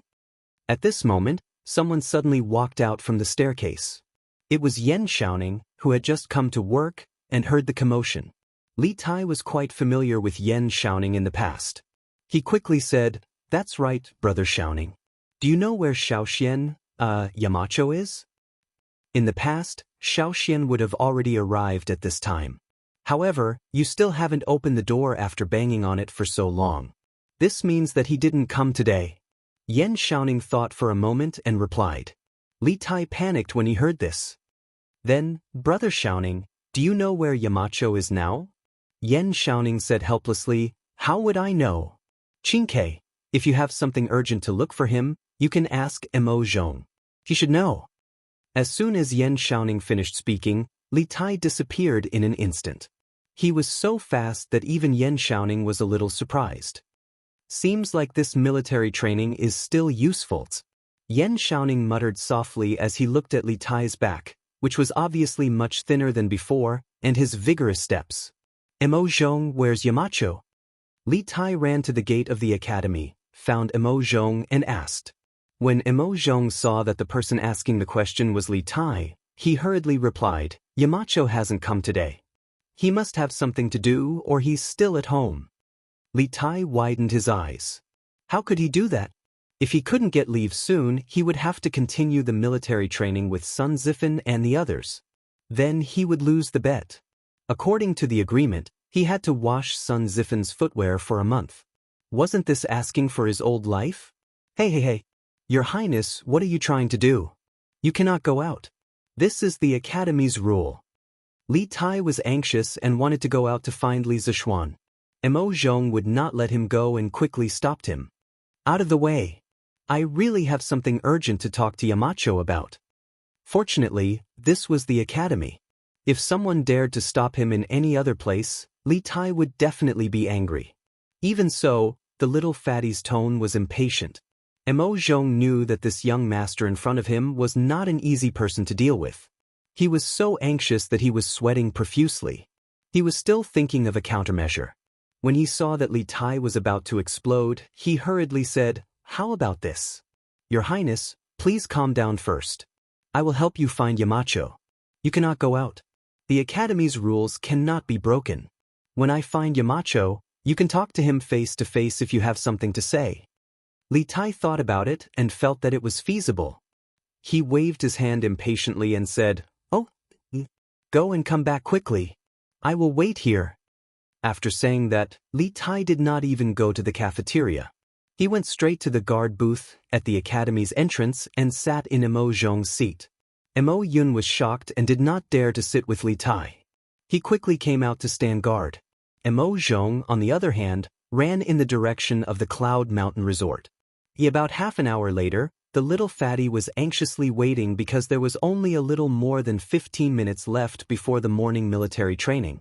At this time, he finally saw Mo Zhong and Li Zishuan coming back. "Qingke, I heard that you have something urgent to talk to me about. What is it? Do you have to say it now?"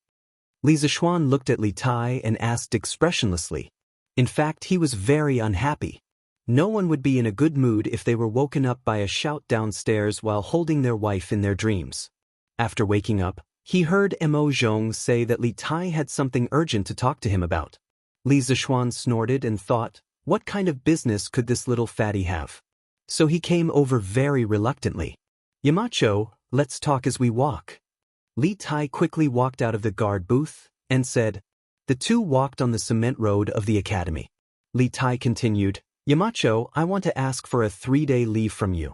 You promised me that you would allow me to take a 3-day leave during the military training period. Plus the 2 days of rest during the weekend, I can take a total of 5 days off." Damn, this little fatty woke me up early in the morning just to ask for a leave? Li Zishuan's face suddenly looked like he had been hit by a dog. After thinking about it, he decided to tease this little fatty. When did I promise you?" I didn't, don't talk nonsense." Li Zishuan pretended to be surprised and then threw a set of 3 consecutive denials at Li Tai. Li Tai was waiting for Li Zishuan to agree so that he could announce the victory of the bet to Sun Zifan. In the end, he was stunned by Li Zishuan's 3 consecutive denials. But after being stunned, he panicked. He immediately became anxious when he thought of the consequences of losing the bet. "Hey, Xiaoxian, as a Yamacho of Yanhuang College, you can't go back on your words. You allowed me to take a 3-day leave when I helped compile the geography textbook and asked my father to give you a plaque for the academy. Did you forget? You can't go back on your words." Li Zishuan found it funny when he saw Li Tai so anxious that his face was flushed red, looking like he was about to fight to the death with someone. However, he pretended to be enlightened. "Oh, I remember now, it seems like there was such a thing."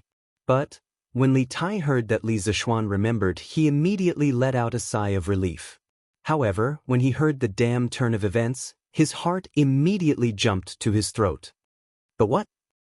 You can take a leave if you want, but not today. Lu Guogong wanted to come over yesterday to give you extra training, but because of the fleet, he made a wasted trip. So, the students of Class 1 can't be absent today." Although Li Zishuan didn't know about the bet, he could guess that Li Tai wanted to take a leave at this critical moment to avoid being tortured by Demon King Cheng, so he immediately refused. Li Tai was dumbfounded when he heard this. He was King done for. Chapter 802. "Yamacho, when you promised me 3 days of leave, you didn't say when I could ask for leave and when I couldn't. Now there are so many additional conditions. You're going back on your word." Li Tai said unwillingly on the cement road in the academy. Li Zishuan spread his hands and pretended to be helpless. "Qingke, when I made the promise to you, how could I have expected this situation? Anyway, no means no. Even if I agree, Lu Guogong won't agree. If you really want to ask for leave, then delay it for a few days. I can't delay it. I have to ask for leave today. Li Tai couldn't accept the suggestion of delaying it for a few days. He shook his head like a rattle drum. Yamacho, is there really no room for negotiation? No. Qingge, do you have to go this far? Lu Guogong will at most increase your training load by 40%. Look at how scared you are. It's not like you haven't experienced it before. Seeing Li Tai's unrelenting attitude, Li Zishuan glanced at the little fatty and said with a strange expression. At the same time, a trace of suspicion arose in his heart. Logically speaking, Li Tai wouldn't force himself to do it even though he knew it was impossible. Li Tai wanted to say that if he didn't ask for leave today, he would have to wash Sun Zifen's feet for a month. However, he swallowed the words back down because he felt that if Li Zishuan knew the truth, then it would be even more impossible for him to ask for leave. After interacting with Li Zishuan for so long, he knew that Li Zishuan liked to trick him the most. I'm not feeling well today. I have to ask for leave. After hemming and hawing for a long time, Li Tai finally made up an excuse. However, he forgot that this excuse was the worst excuse for Li Zishuan. Li Zishuan narrowed his eyes and looked Li Tai up and down. Li Tai suddenly felt uncomfortable being looked at. Li Zishuan saw this and knew that things weren't as simple as he thought. Qingke, you're not feeling well? Where are you? It just so happens that I know a little about medicine. Come, let me take your pulse. To be honest, how could this guy know how to take a pulse? He was just bluffing. However, Li Tai was really bluffed. After all, Li Zishuan's medical skills were well known. No, Qingke, are you hiding something from me?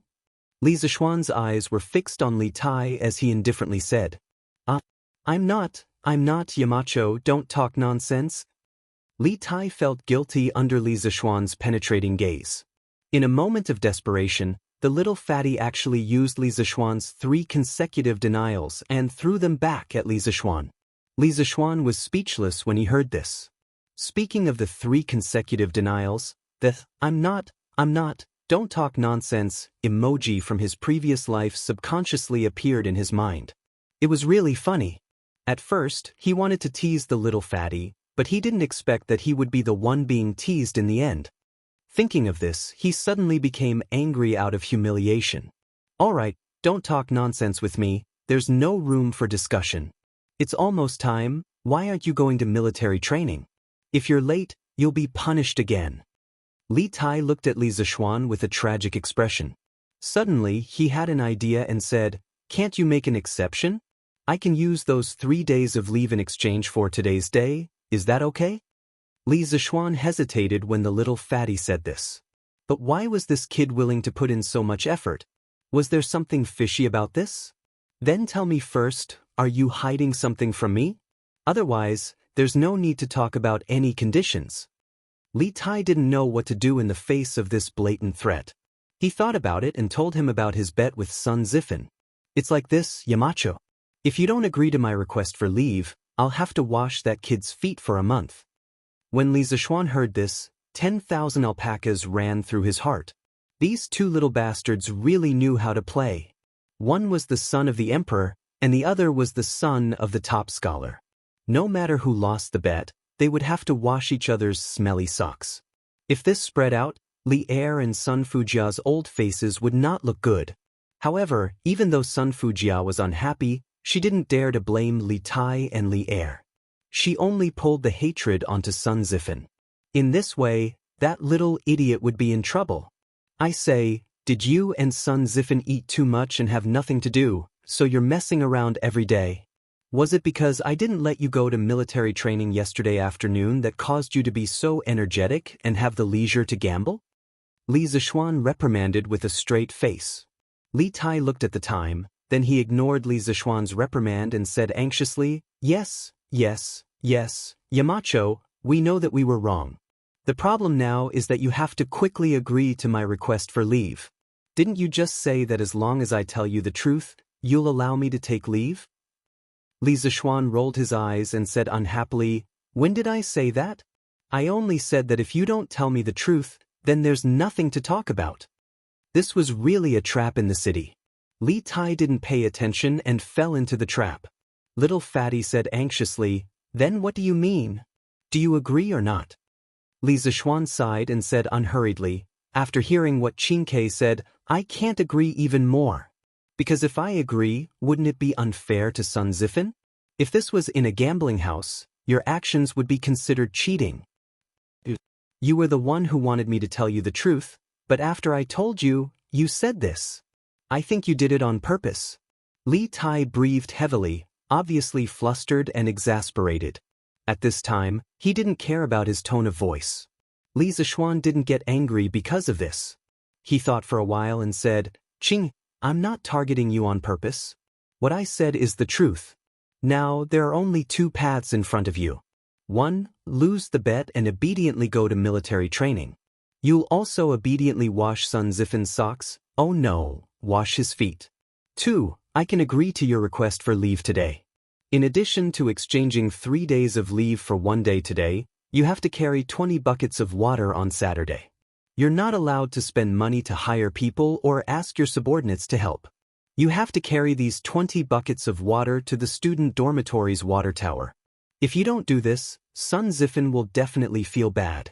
Time is of the essence. Which path do you prefer?" F***CK, I like your grandpa. I don't like any of the paths. You're F***king cheating me. Li Tai's face was full of grief and indignation. If he won, he really wanted to fight Li Zishuan to the death. How could he bully people like this? "I choose the second path." Seeing that the students who had finished breakfast were walking to the field, Li Tai gritted his teeth and said. Chapter 803. Qingke, how was it? Did Yamacho allow you to take a leave of absence? On the sports field of Yanhuang College, in Class 1's camp, Sun Zifan was a little guilty at first, but after waiting for Li Tai for a long time and not seeing him, he suddenly felt that this bet was as stable as a dog. At this moment, seeing Li Tai's drooping face, this guy secretly thought that he had a chance. He immediately went forward and pretended to be concerned, but anyone could see the smugness in his eyes. In fact, this amusing idiot's thinking was wrong. The reason why Li Tai's drooping face and looking unhappy was entirely because he had paid an extremely painful price to win this bet. Not only did he sacrifice 2 days of vacation that originally belonged to him, but he also had to carry 20 buckets of water. This really cost the little fatty his life. 20 buckets, Li Tai felt that he would have to carry them for a day. At this moment, when he heard Sun Zifan ask him, Li Tai raised his head and quickly restrained the dejected look on his face, revealing a victorious smile. Hee, of course. You brat, just wait to wash my feet for a month. At the end of his words, Li Tai's tone became a little vicious. In his opinion, the whole thing was caused by Sun Zifan. Li Zishuan deliberately asked for a sky-high price and deliberately cheated people. Although it was infuriating, Sun Zifan, the initiator, still had a reason to be very angry. How is that possible? Sun Zifan, who was originally winning, heard such an unexpected answer and suddenly felt a little incredulous. How could Yamacho allow you to take a leave of absence for no reason? Besides, if it's really like what you said, then why are you here now? Li Tai smiled and said condescendingly with the attitude of a victor, "Oh, believe it or not, it's up to you. I just came here to tell you the result. Now that I'm done, I can start my vacation. See you later." With that said, he waved his hand. Under the stunned gazes of Sun Zifan, Cheng Chumo, Li Chengqian, Yuchi Baolin, and the others, he walked out of the sports field. His footsteps became faster and faster. He had no choice but to hurry. The little fatty was afraid that if he met Cheng Yaojin, he wouldn't be able to leave. Although this holiday was approved by Li Zishuan, if Cheng Yaojin really went crazy, he would not recognize anyone. Holy age *T. He really left? Sun Zifan's arms were trembling. Firstly, he was shocked. Secondly, he was scared. Once he thought about washing Li Tai's smelly socks, how could he not be scared?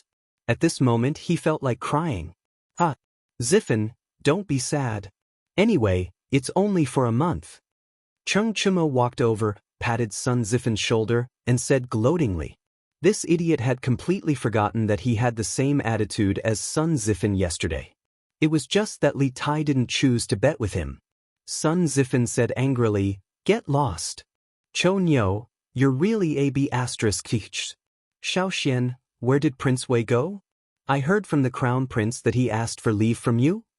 During the morning break, Cheng Yaojin found Li Zishuan, who was wandering around the sports field with his head lowered and thinking about something, and asked. Li Zishuan raised his head. He was already prepared for old Cheng's question.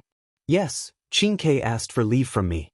I heard that Her Majesty had something to do with him, so I asked him to go back first."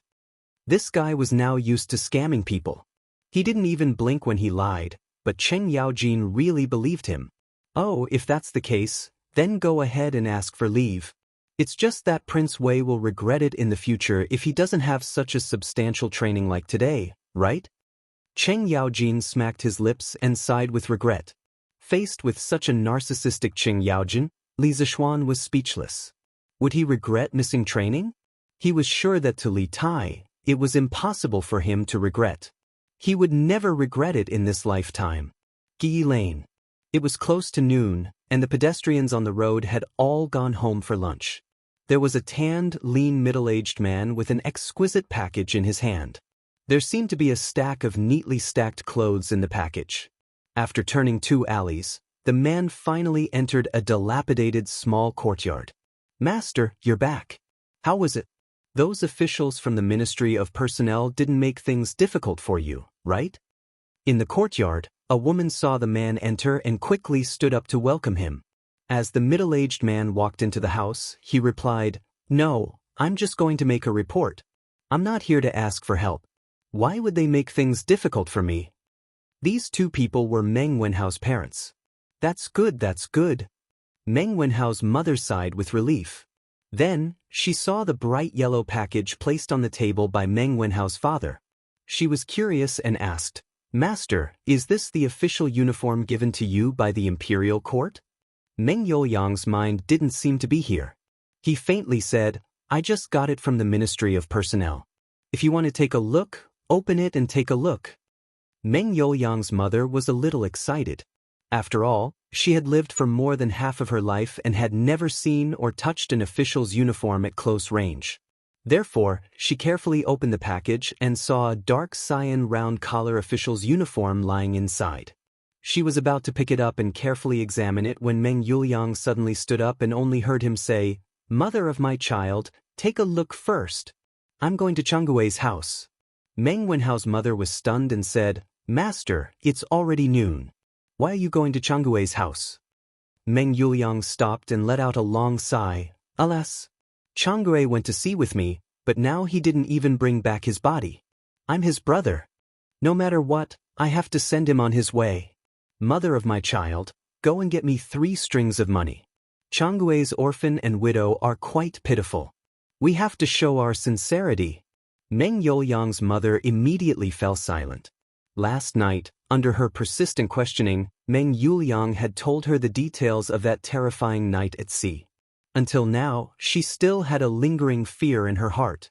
Moreover, she was also deeply rejoicing because many of the crew members who sacrificed themselves that night were from Gui Lane. Many of them were acquainted with her family. For her husband to be able to come back alive, it really was a miracle. "Okay, master, wait a moment. I'll go and get you the money now." If it were in the past, Meng Wenhao's mother would never be willing to give away 3 strings of money. However, after experiencing this disaster, she understood that her family's safety was the greatest wealth. Moreover, to some extent, the sacrifice of those crew members also bought time for Meng Youliang.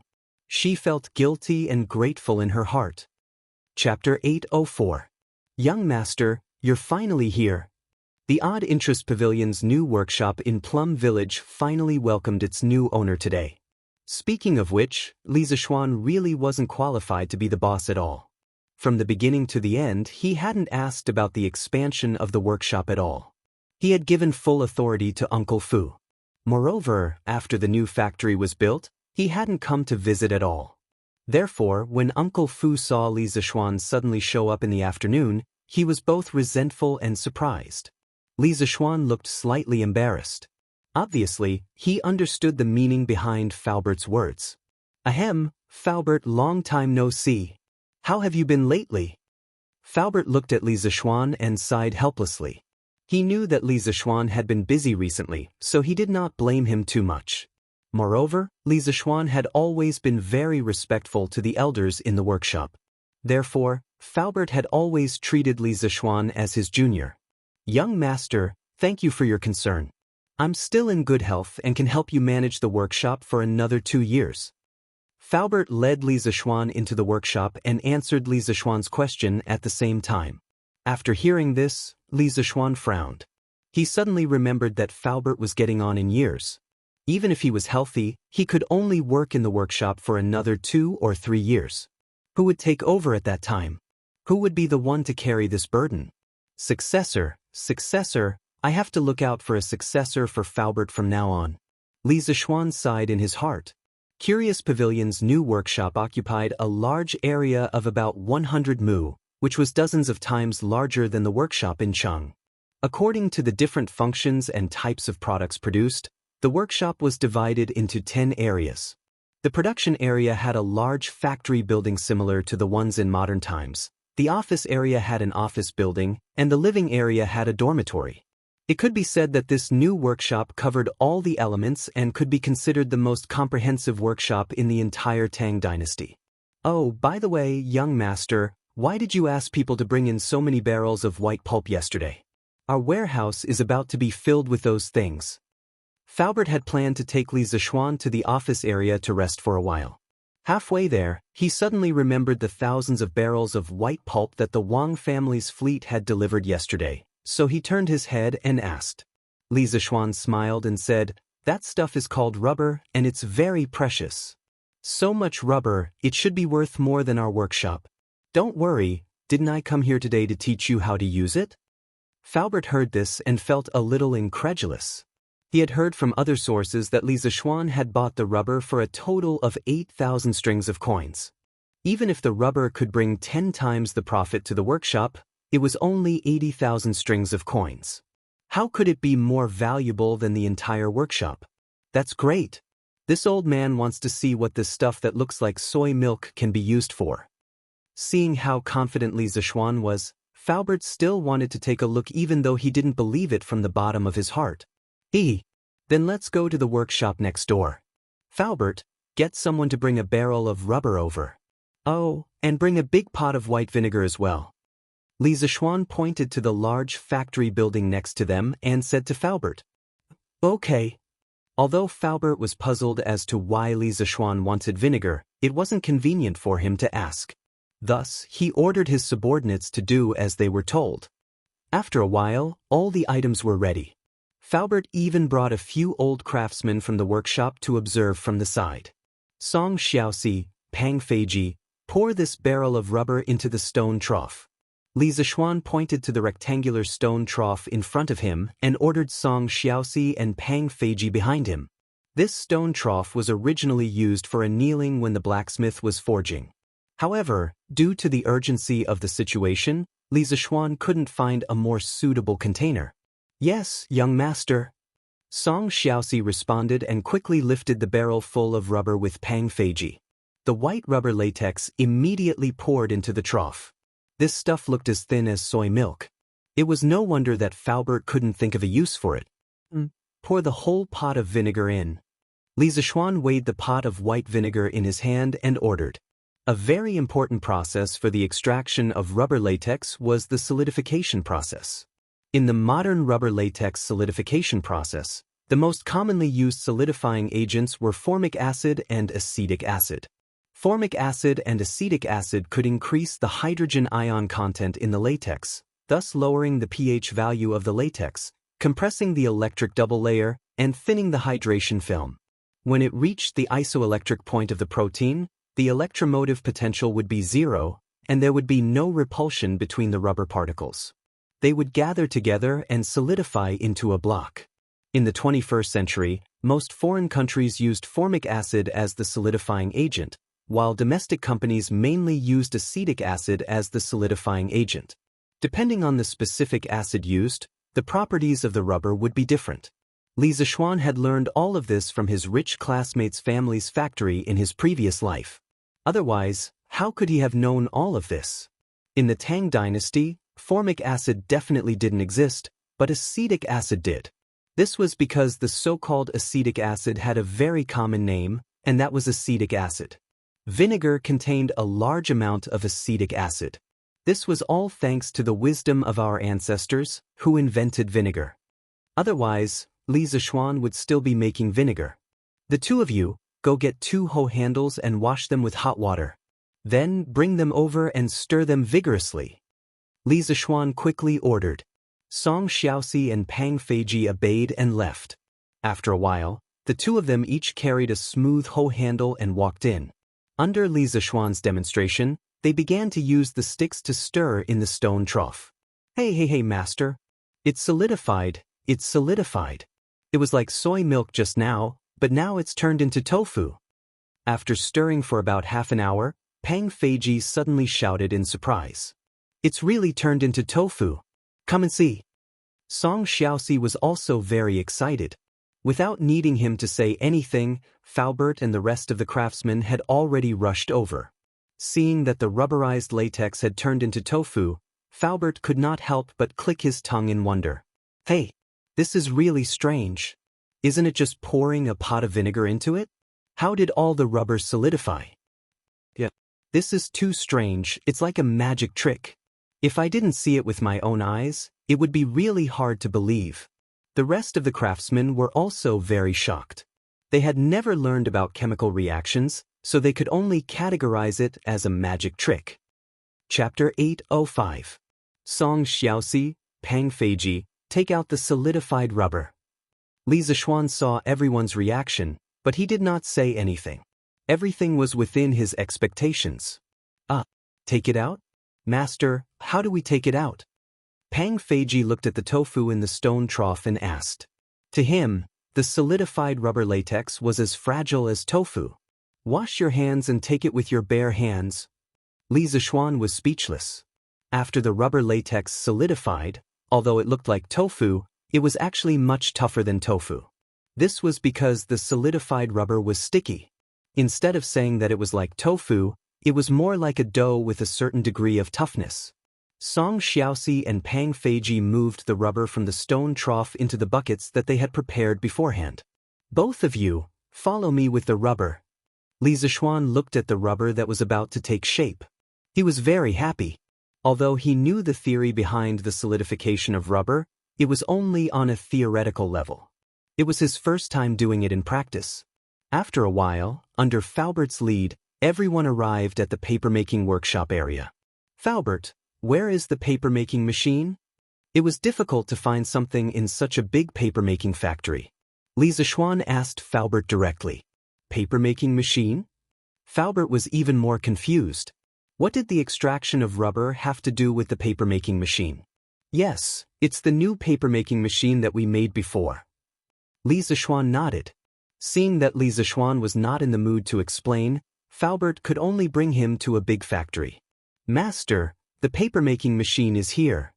Needless to say, Li Zishuan also saw it. He said to Song Xiaoxi behind him, Xiaoxi, you too pour the rubber in. At this moment, the two of them believed Li Zishuan's words without a doubt. They poured the rubber into the paper-making machine's pulp inlet. Li Zishuan stepped forward and raised the roller of the paper-making machine slightly. Then, he asked the servant next to him to pull the donkey and start the paper-making machine. The paper-making machine's paper outlet was a thin, white film-like object that was slightly thicker than paper. This was the plasticity of rubber. It could be rolled flat like dough, and during the rolling process, most of the water in the rubber could be squeezed out. Xiaoxi, find someone to cut these rubber pieces into sections. Then, just like drying paper, put them outside to dry. At this point, the process had basically come to an end. In the modern rubber production and refining process, it was generally only at this step before it could be compressed and packaged and sold all over the world. Yes, boss. After staying in the workshop for so long, Song Xiaoxi was very familiar with the paper-making process.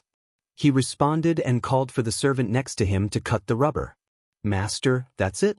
But I still can't see the use of this rubber. Seeing this, Uncle Fu asked the question in his heart. Li Zishuan smiled and replied, "It's not over yet. This is only the first step. Through the steps just now, Faubert, you must have seen that the rubber is very plastic. Its most important characteristic is that it can change its shape at will. After the rubber is completely dried, we can proceed to the second step, molding. By then, Faubert, you will know the magical use of this rubber." Faubert nodded thoughtfully. Li Zishuan did not disturb him. He left with Pang Feiji and looked around the new workshop. As they were about to go back, they met two people. They were two girls. "Yamacho, you're here?" "Sir." Different names represented different identities of the owners of the voices. They were Mo Lingwei and Little Fishy. "Ink Girl, Little Fishy, why are the two of you together?"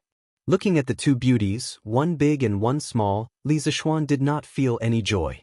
Instead, he felt some lingering fear. Beauties were beautiful, but beauties with the characteristics of witches were not very good. "Yamacho, your memory is really bad. Didn't little Ningzi tell you that? I've been polishing the glass to make an astronomical telescope." Mo Lingwei rolled her eyes and said sarcastically. Li Zishuan suddenly realized that Yan Xiaoning had indeed told him. But now, the two girls were obviously gossiping and chatting under a big tree. They did not look like they were doing research at all. "Ink Girl, how's the progress on your side?" "Not very good." "Yamacho, your craftsmen are not good at all." "It's not as good as me polishing it myself."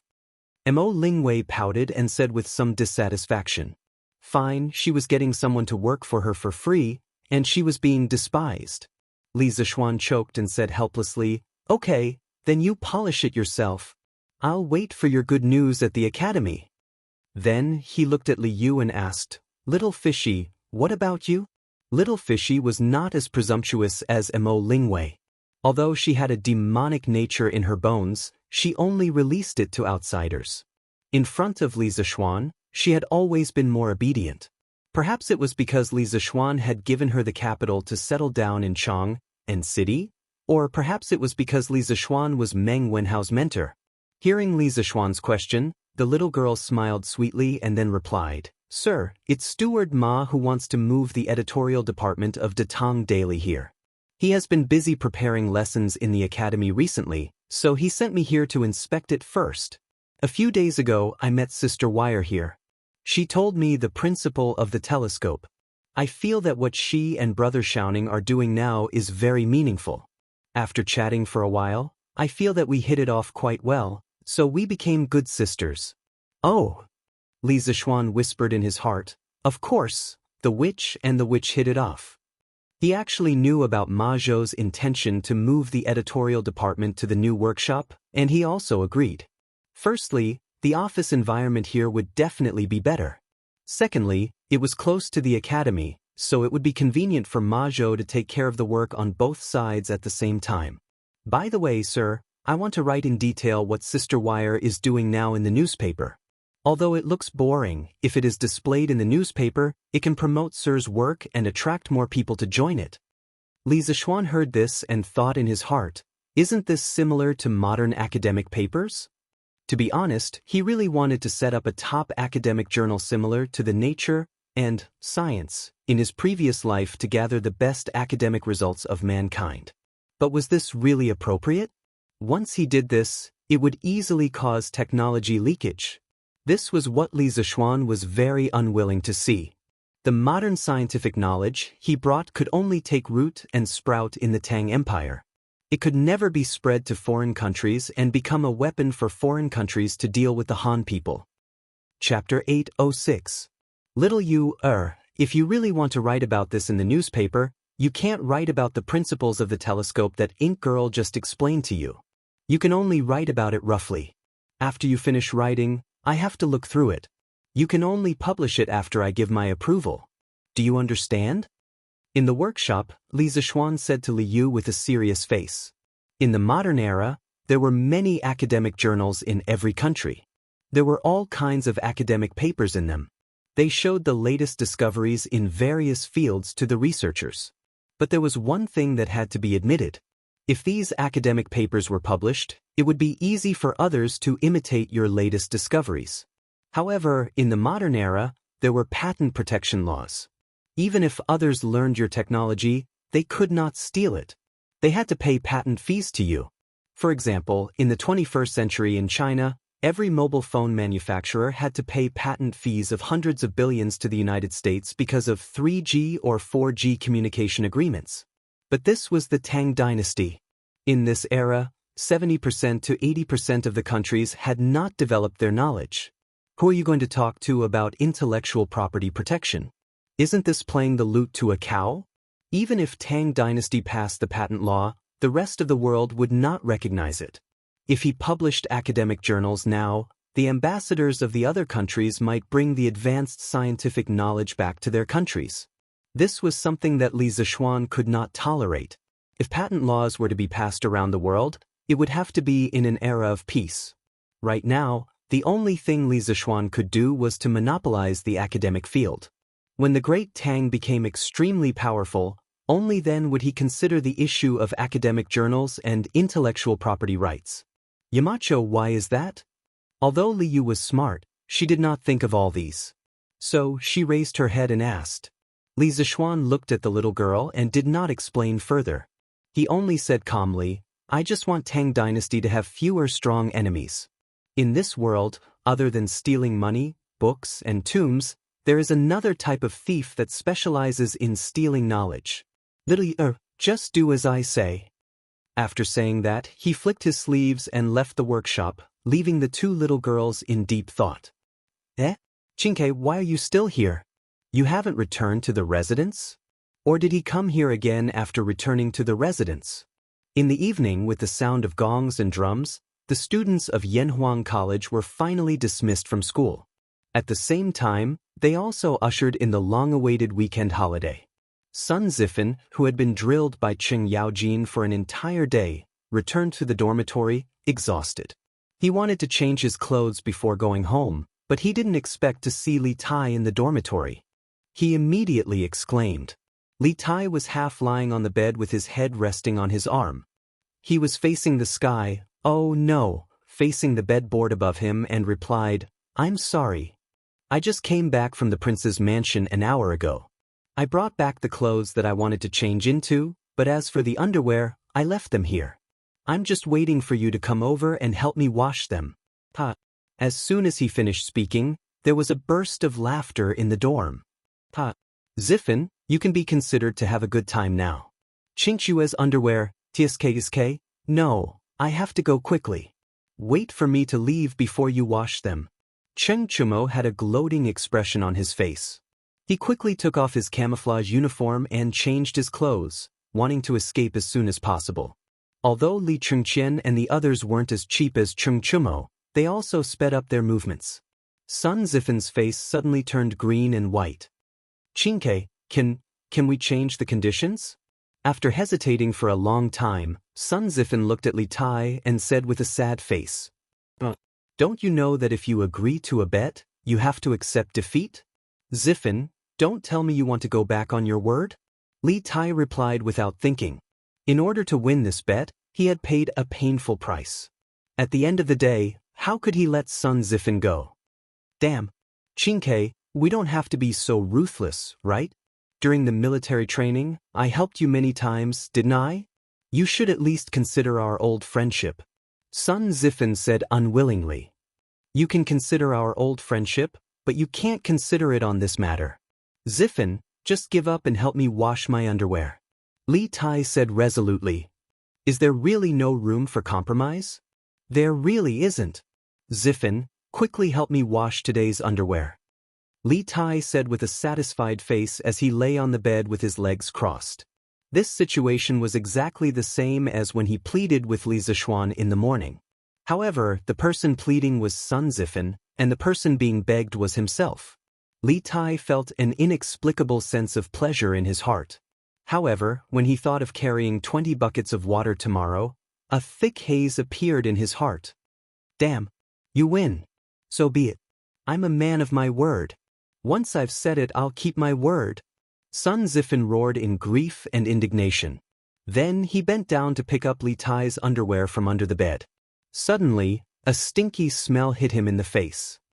Oh my God, with your underwear in our dormitory, the 5 poisons will be avoided, demons and devils will bow their heads, and we will still be alive, unparalleled in the world. Fortunately, I brought back soap operas from home last time. Sun Zifin quickly covered his nose, took 3 steps back, and said in a muffled voice. This guy was really funny.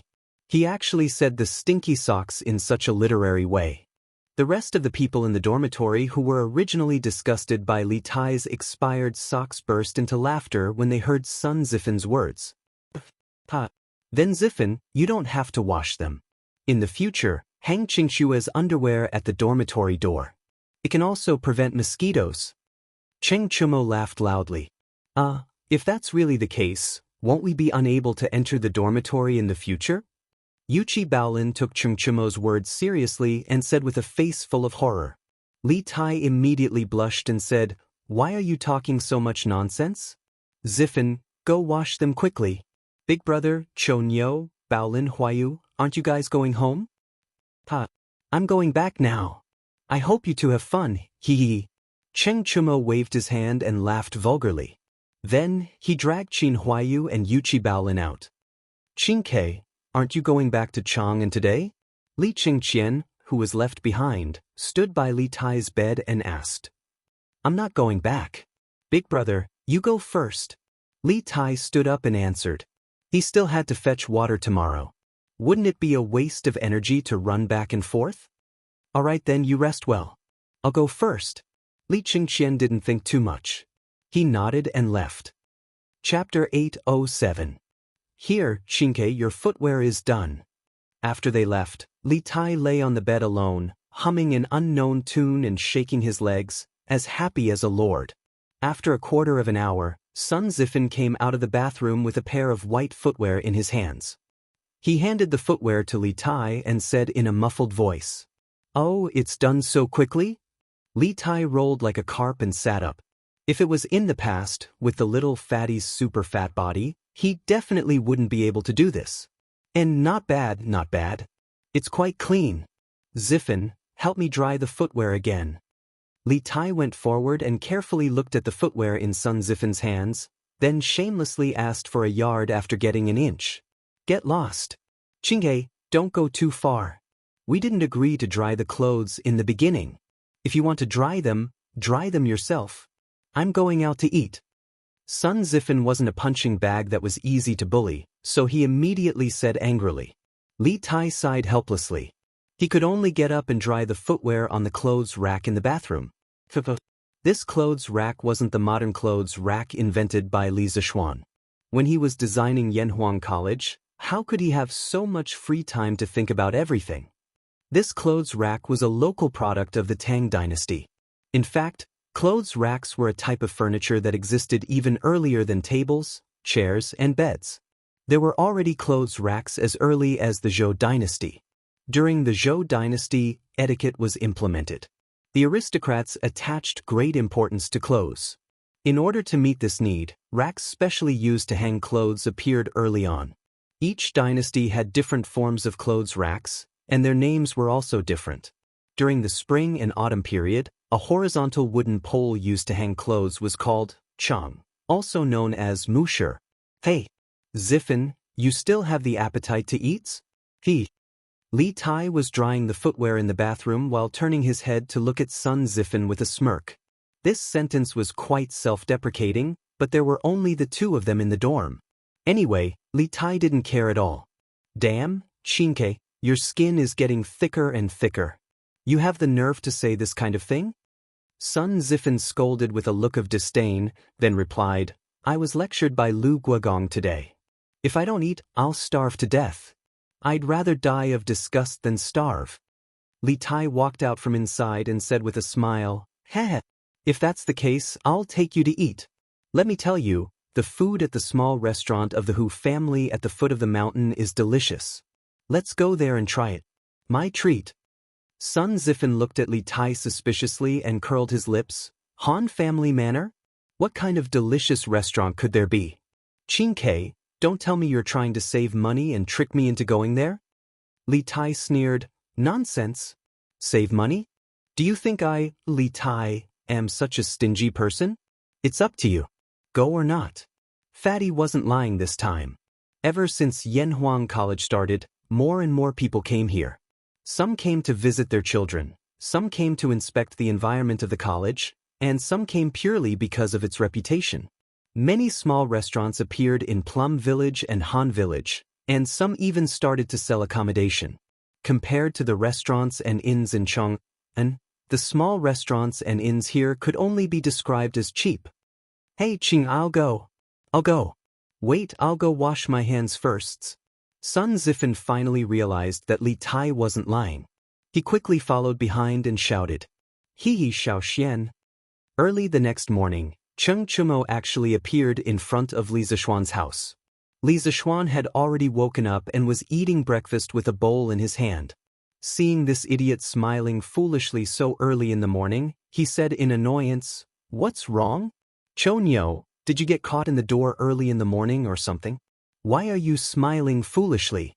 Cheng Chumo almost vomited blood when he heard that. Han Yushi, who was sitting beside Li Zishuan, rolled her eyes at her husband and quickly got up to greet him. Brother Chonyo, have you eaten breakfast yet? Do you want to get someone to bring you a bowl and chopsticks? Of course. Sister-in-law is the best. Little Xian marrying you is truly a blessing that he cultivated in his previous life. Hearing Han Yushi's words, Cheng Chumo didn't hesitate for a moment. He immediately agreed and even flattered Han Yushi. After saying that, he sat opposite Li Zishuan without hesitation. Han Yushi smiled and asked someone to bring Cheng Chumo a bowl and chopsticks. Sister Lan, long time no see. Do you want Brother Chonyo to bring you out to play today? Lan was sitting beside Cheng Chumo. He was a little embarrassed by the little girl's gaze that was obviously saying, Are you here to freeload? Hence, he deliberately changed the topic and joked. Oh, I don't want to. Brother Chonyo, your face is so dark now. It's too embarrassing to go out with you. Lan wants to go with you. He didn't expect Lan to be so obsessed with appearances. Her words instantly hurt Cheng Chumo. This military training had caused all the students in the academy to be tanned. He wasn't the only one. Did he have to be so affected by Lan? Sister Lan, it's not right of you to say that. Previously, Brother Chonyo brought you out to eat a lot of delicious food. What porridge is this? Why is the color so strange? Why does it smell so good? Cheng Chumo bantered with Lan for a while. At this moment, the servants brought him a bowl and chopsticks. The bowl was filled with a bowl of porridge that was slightly dark. There were also a few black things on top of it. He didn't know what they were.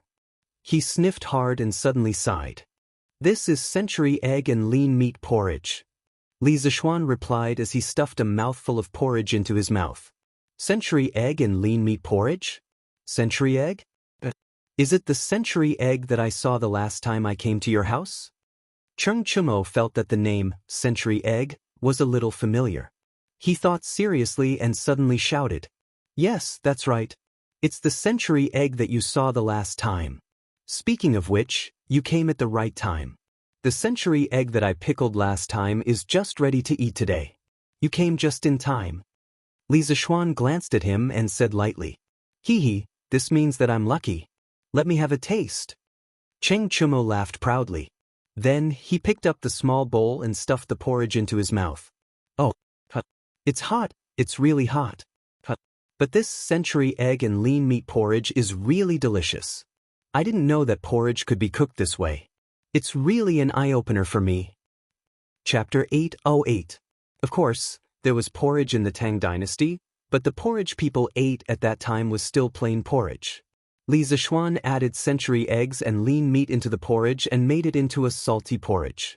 It was really a new trick. Oh, Xiaoxian, your century egg and lean meat porridge is really tender and delicious.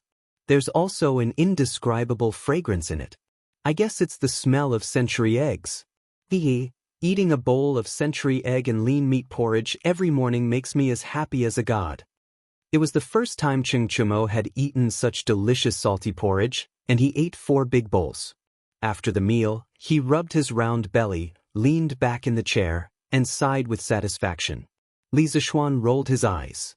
Eating a bowl of century egg and lean meat porridge every morning makes me as happy as a god? Why does it sound more and more like smoking a cigarette after the deed makes me as happy as a god? Ahem, I misunderstood. Ha, but ugly ox, you just ate 4 bowls. Doesn't that mean you'll be happy for 4 days? Then you don't have to eat for the next 3 days. Li Zishuan joked with a smile. Cheng Chumo choked on his words, but his skin had always been thicker than the city walls, and he was born to be a bully. How could he be defeated by a sentence? Xiaoxian, that's not how you calculate things. A bowl of century egg and lean meat porridge can make me happy for the whole day. I ate 4 bowls, so I'll be 4 times happier for the whole day. Cheng Chumo laughed shamelessly. Li Zishuan was amused by this guy, and said, Ugly ox, why are you talking nonsense now?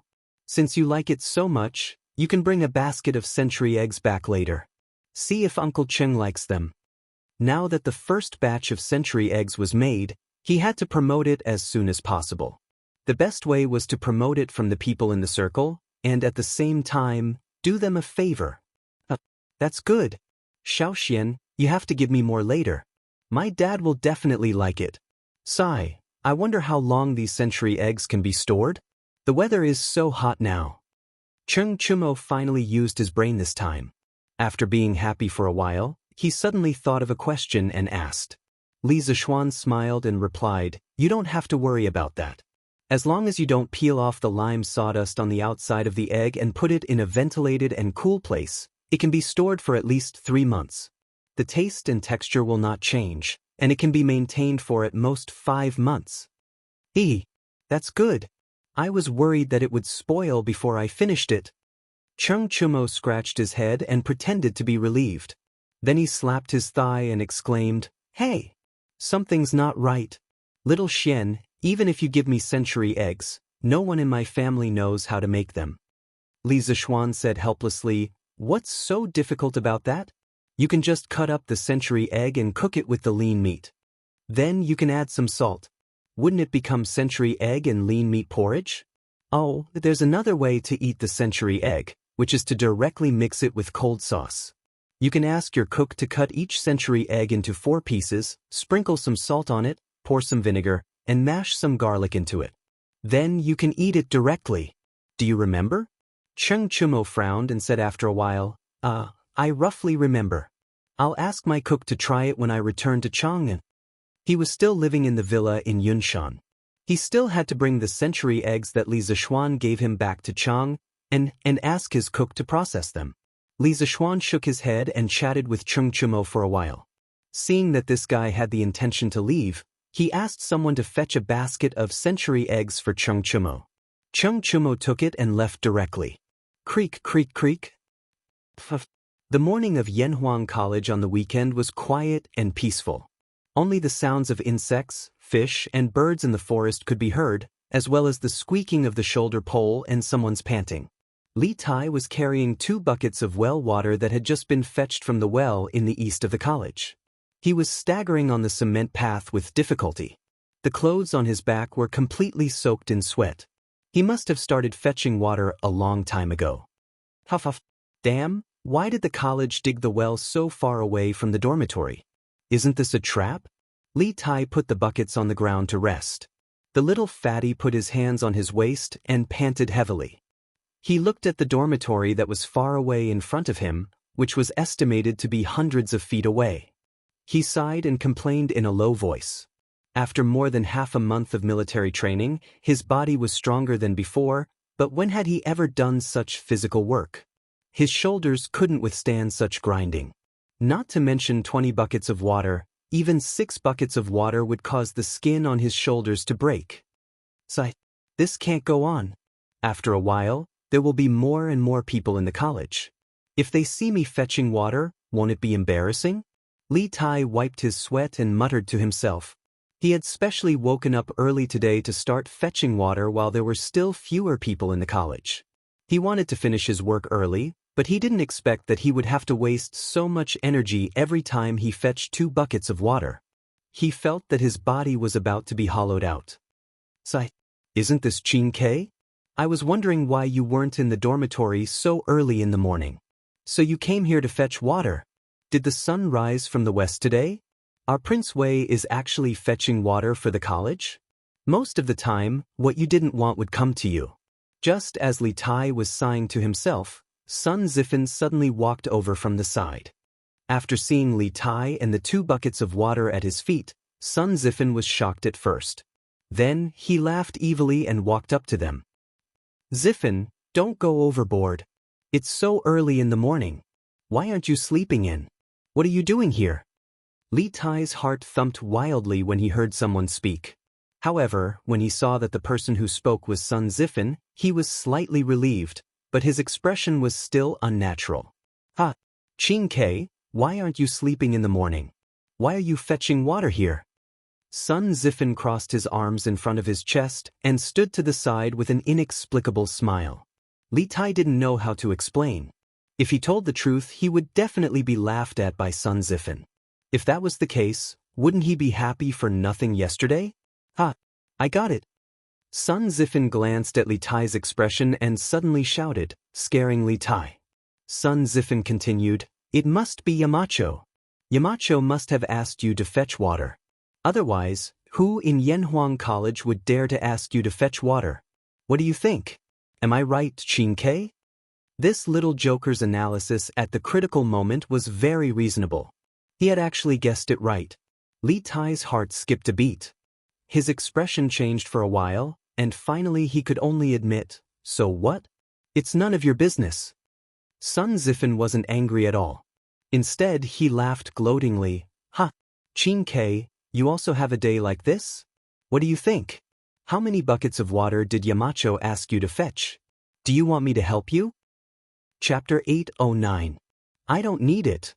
Li Tai roared angrily as he looked at Sun Zifen, who was laughing maniacally in front of him.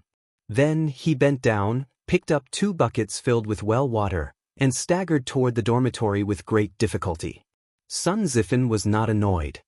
He looked at Li Tai's back with a grin and then walked toward the canteen. Considering that many students were from other places, the academy's canteen still provided food on weekends. However, there was a time limit. If one was late, there might not be any food left. This was also the reason why Sun Zifen woke up so early today. Give me a bowl of porridge, 2 steamed buns, and a serving of meteoric success. Sun Zifen said to the waiter at the window when he arrived at the canteen. Hey, young man, other than the plain porridge, there is also the century egg and lean meat porridge. Which one do you want? The waiter did not immediately go to get the food for Sun Zifen. Instead, he asked with a smile. Century egg and lean meat porridge? What kind of egg is century egg? Why haven't I heard of it before? Sun Zifen asked curiously after he heard the waiter's words clearly. Century egg? The waiter could not answer the question of what kind of egg century egg was. He stuttered for a long time, which made Sun Zifen a little impatient. Okay, give me a bowl of century egg and lean meat porridge. I want to try what it is today. Sun Zifen waved his hand and said loudly. Okay. The waiter laughed and went to prepare the food for Sun Zifen. After a while, Sun Zifen took the food and found a seat to sit down. Looking at the dark porridge in front of him, he frowned slightly. This was because the porridge did not look as good as the plain porridge. It smells pretty good. Sun Zifen lowered his head and sniffed. He was a little surprised. Then he picked up a small spoon and began to eat the porridge. As soon as the fresh, tender, and thick porridge entered his mouth, the unique fragrance of century egg spread in Sun Zifen's mouth and filled every taste bud on the tip of his tongue. Wonderful. Wonderful. Wonderful. Porridge can be so delicious. This century egg and lean meat porridge is amazing. Sun Zifan stuffed 3 or 4 mouthfuls of congee with pork and century egg into his mouth, and then kept shouting that it was delicious. At this time, many students had also entered the cafeteria. Under the promotion of the waiter, they tasted the first bowl of congee with pork and century egg in their lives. This porridge tastes so special. It's completely different from what I've eaten before. Oh, fragrant. It's really fragrant. Is this the fragrance of the century egg? That should be the case. But what exactly is this century egg? Why haven't I heard of it before? In this way, after Chengchumo, the students who stayed in the academy for the weekend were the first to taste the century egg. Most of the students were full of praise, but there were a few who were not used to the taste of the century egg. Ugh, why is there a fishy smell in this century egg and lean meat porridge? The smell is too strong. I can't stand it.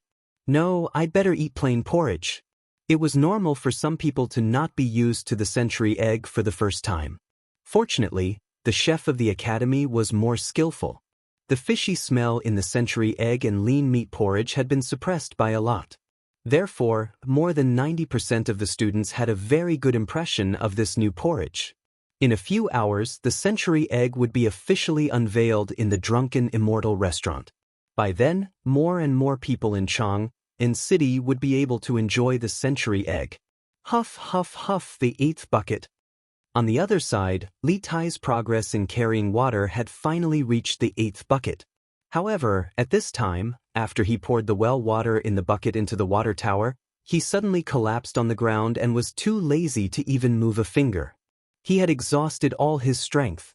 It was all thanks to so many days of military training. Otherwise, he would definitely not be able to persevere until now. Thinking of his previous round appearance, it would probably be difficult for him to carry 1 bucket of water. I can't carry any more. The little fatty's whole body was soaked. Some of it was splashed on him by the well water in the bucket, but most of it was from his sweat. What did it mean to be drenched in sweat?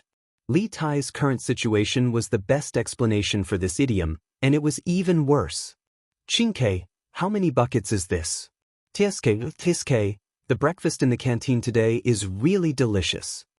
While Li Tai was sitting on the ground, panting heavily, he saw Sun Zifan, this little slut, walking towards him. Sun Zifan's words didn't make any sense.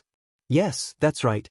In Li Tai's eyes, Sun Zifan had been labeled as a little bastard. Hoo! Li Tai just glanced at Sun Zifan weakly and did not bicker with him because he was too tired to even move his mouth. Compared to the previous encounter, Li Tai did not have the mentality of being seen by others this time. At this point, his mind was only thinking about how to carry 20 buckets of water. As for what others saw, so what? If it was embarrassing, then so be it.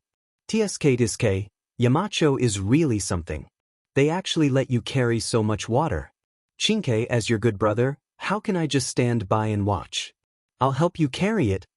Seeing that Li Tai ignored his ridicule, Sun Zifan's eyes rolled, and then he changed into a righteous look, squatted beside Li Tai and said. Li Tai still did not speak. He glanced at Sun Zifan with doubt and confusion in his eyes, but more than that, there was disbelief. It was as if he was saying, "How can you be so kind? I don't believe you." Sun Zifan instantly understood the meaning in Li Tai's eyes. He smiled, licked his face and said, Chinke, you see, as a friend, I'm already so kind, then shouldn't you also express something?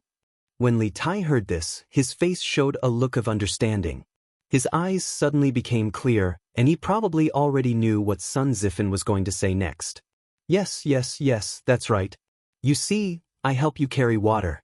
How about you? How about you exempt me from the punishment of washing your feet for this month? Who doesn't know that every time you come to the academy, you bring a lot of clothes back home and let the servants wash them for you on the weekends? If you agree to this condition, not only will you not lose anything, but it will also be greatly beneficial for you. What do you think?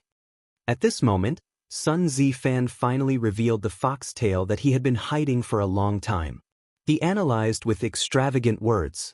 Li Tai did not immediately refuse. After all, today was different from the past. Only after experiencing it, did he know how tiring it was to carry water. The little fatty narrowed his eyes. After a long silence, he finally said weakly, "Okay. You help me carry 10 buckets of water, and the previous bed is written off." Deal. Chapter 8:10. Hey, that's not right. Yamacho seems to have said that no one else is allowed to help. Below the dormitory of Yanhuang Academy, after resting for so long, Li Tai finally recovered.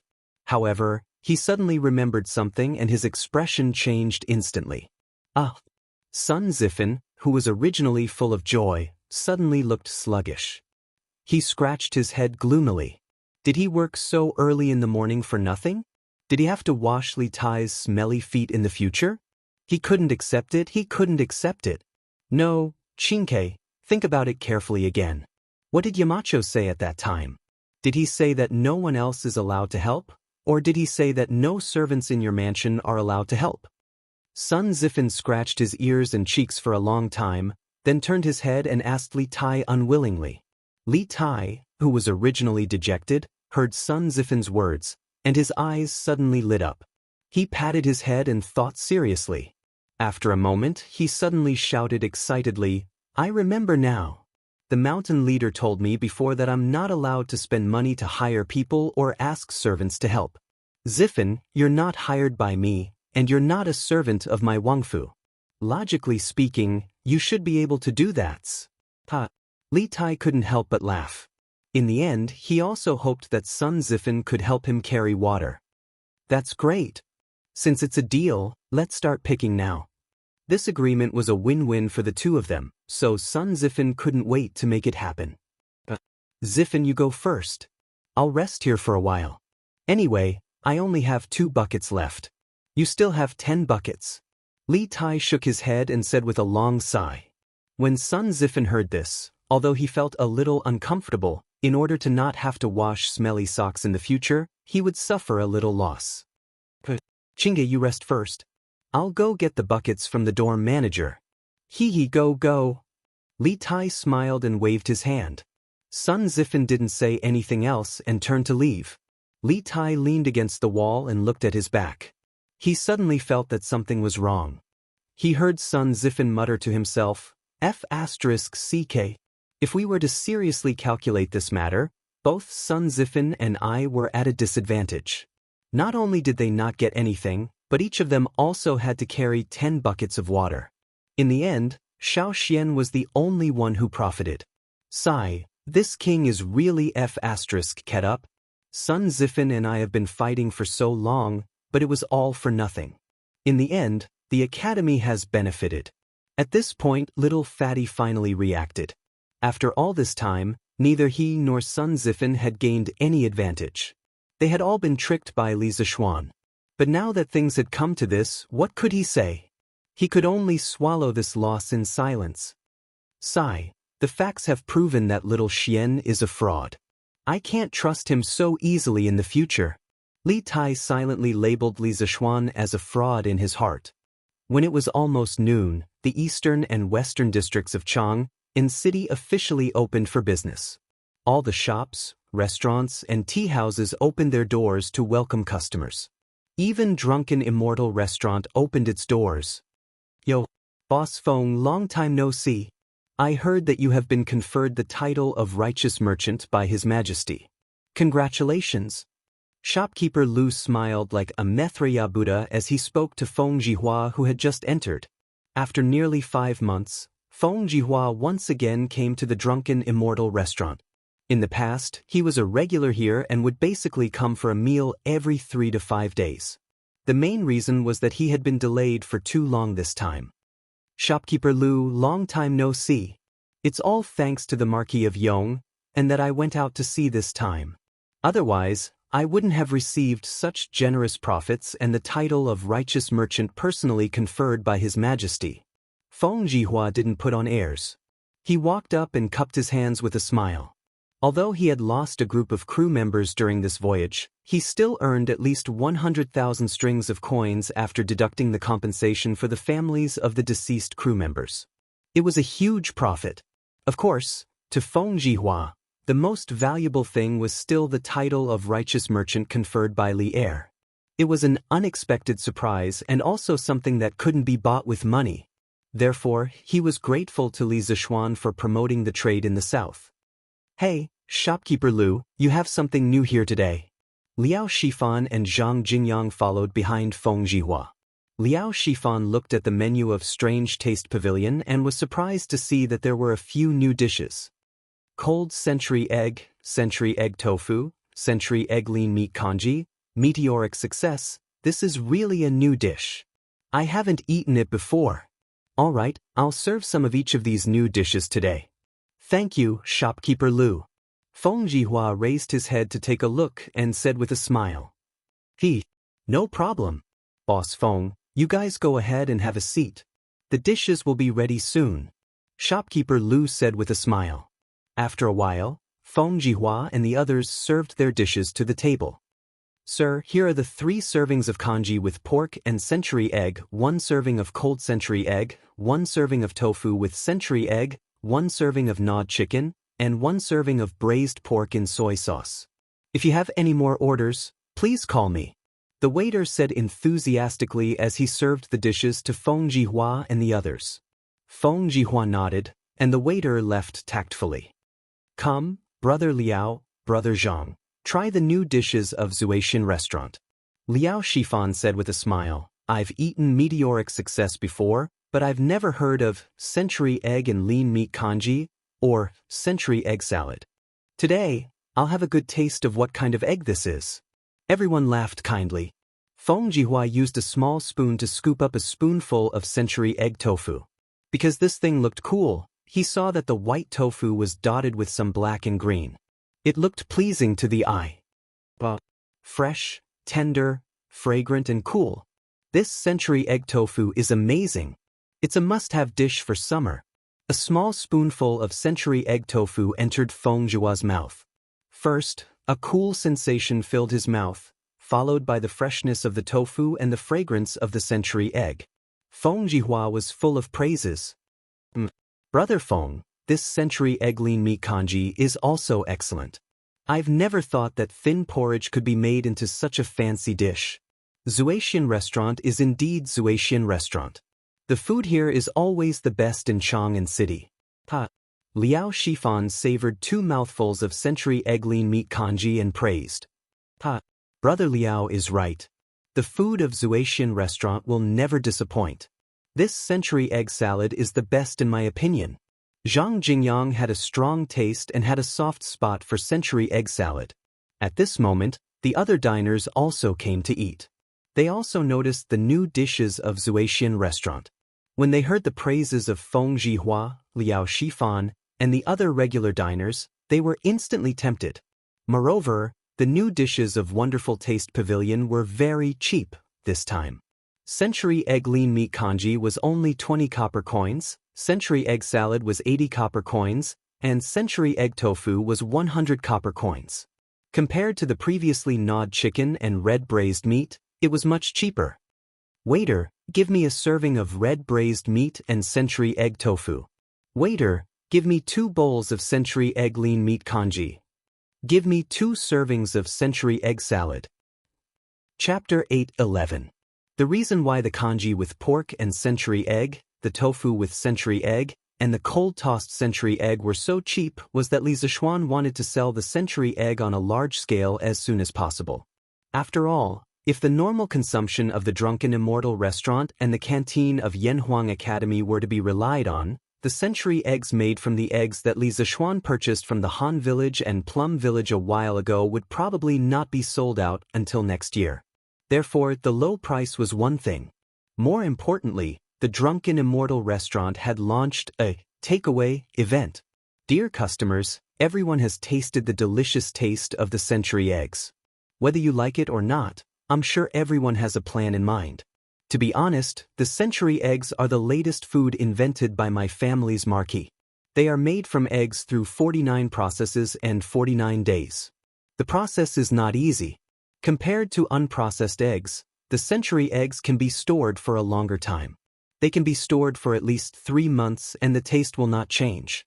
In order to let more people eat this delicious food, the Zuaishan restaurant will sell an unlimited number of marinated century eggs to the public.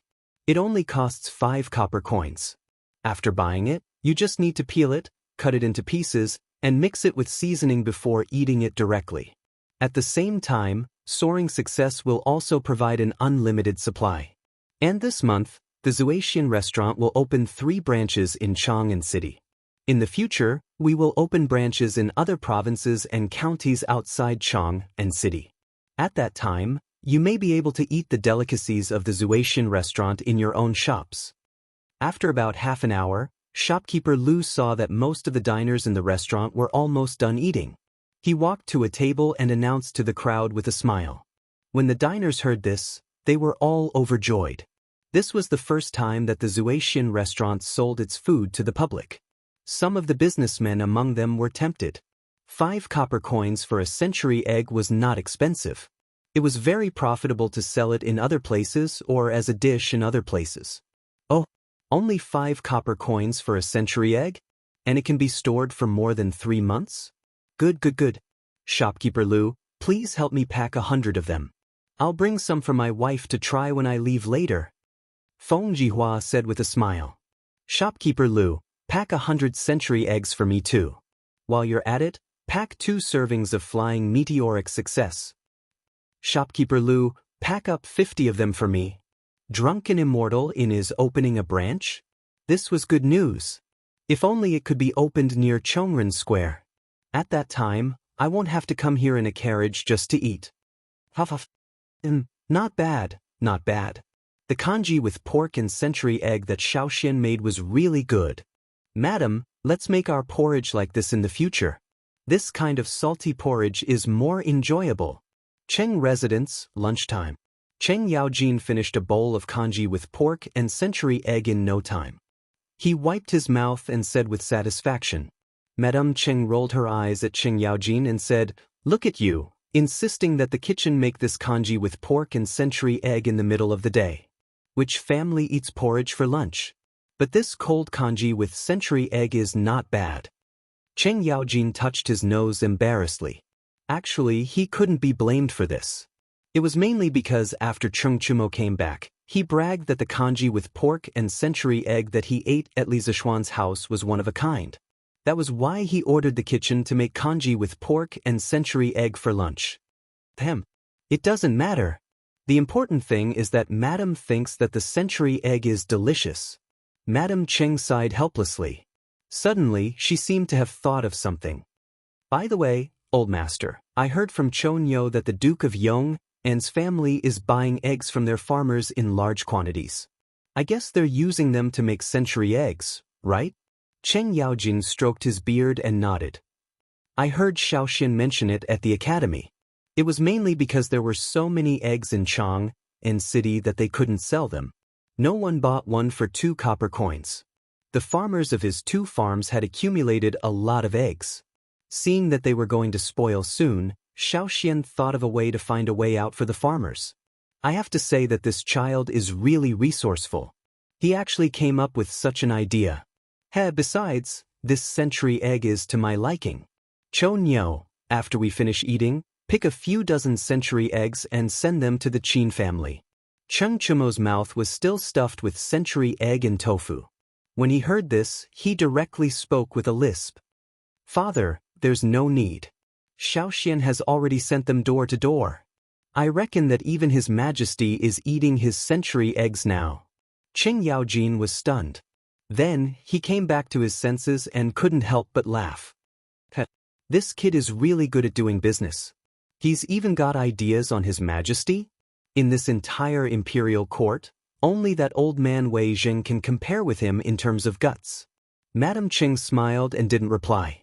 She hesitated for a while and said, I just don't know how this child made the century eggs with eggs. They can actually be preserved for such a long time?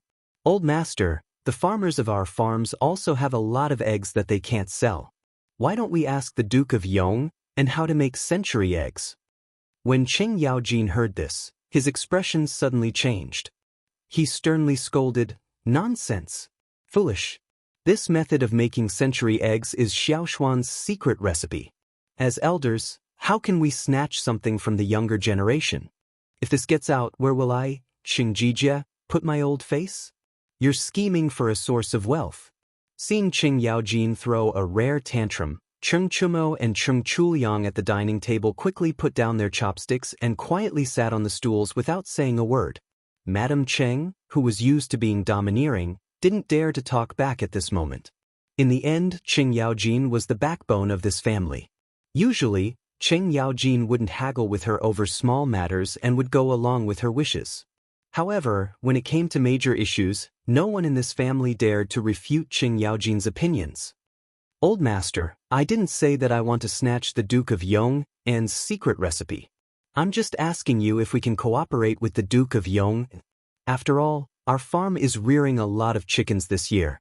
Madame Cheng paused for a moment before opening her mouth to explain. Cheng Yaojin's expression softened slightly.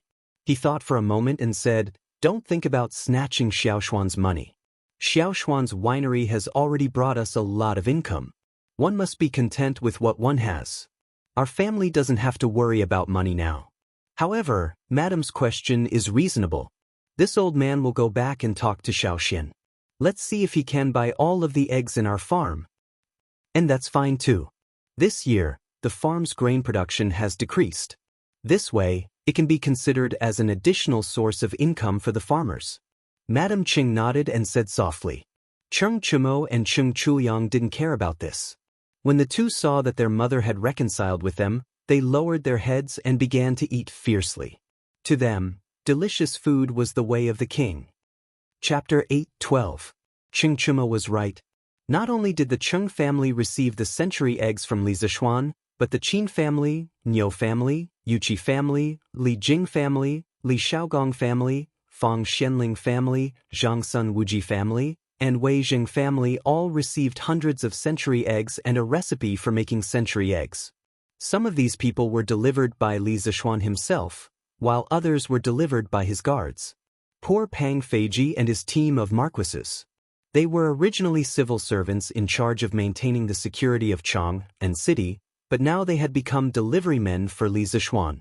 Although Li Zishuan had given away so many century egg recipes, he was not worried that others would learn how to make century eggs and cause the loss of customers from Zuexian restaurant. That was because the most authentic way of cooking was always in the hands of Zuexian restaurant. Just like crayfish and hairy crabs in his previous life, the recipe could be found on the internet. But why were there so many people willing to eat in restaurants? Food was not something that could be made delicious just because you knew how to make it. Therefore, not only was he not afraid of others learning, but he also encouraged others to learn. Only when everyone knew how to make century eggs and tasted the delicacy, could his task of promoting century eggs be completed. At the same time, in the palace, the great Emperor Li Er also received the century eggs from Li Zishuan. Of course, Li Er did not receive them personally, but they were sent by Li Qingqian. This century egg tofu is a good dish. It's refreshing and tender. Tell the imperial chef to keep this dish for lunch every day for the next month. Li Er, who was overwhelmed by a pile of troublesome matters in the morning court, suddenly felt refreshed when he ate the cold and refreshing century eggs with tofu at noon. He praised and then turned his head to instruct the palace maid next to him. "Yes, your majesty." The little palace maid bowed and slowly retreated. Empress Xianxia covered her mouth and laughed. "Since autumn, your majesty's appetite has not been very good. I didn't expect that the century egg with tofu would suit your majesty's taste. It seems that I should thank Margong." Li Er laughed and said, "Guanyin maid, this is not because of that guy, but because of your good cooking. I heard that you went to the kitchen 2 hours ago to prepare. Thank you for your hard work." Empress Xianxia shook her head and said with a happy face, "As long as your majesty can eat well, everything I do is worth it. The Tang Empire cannot be left without your majesty." Li put down his chopsticks and patted Jiangsuan's small white hands. And his wife and couple had been together for more than 10 years. How could they not know each other's feelings? After a moment's silence, said, "In fact, my poor appetite was not because the food was not to my taste. This year's drought caused the people's farmland to be reduced. In order to reduce the burden of the people, I forcibly reduced the burden. Later, the tax collection situation submitted by various states was calculated by the Ministry of Civil Affairs. It was found that it was not even 70% of last year's. In addition, last year, because of the Turkic Sheli's army, the Chang and treasury was empty.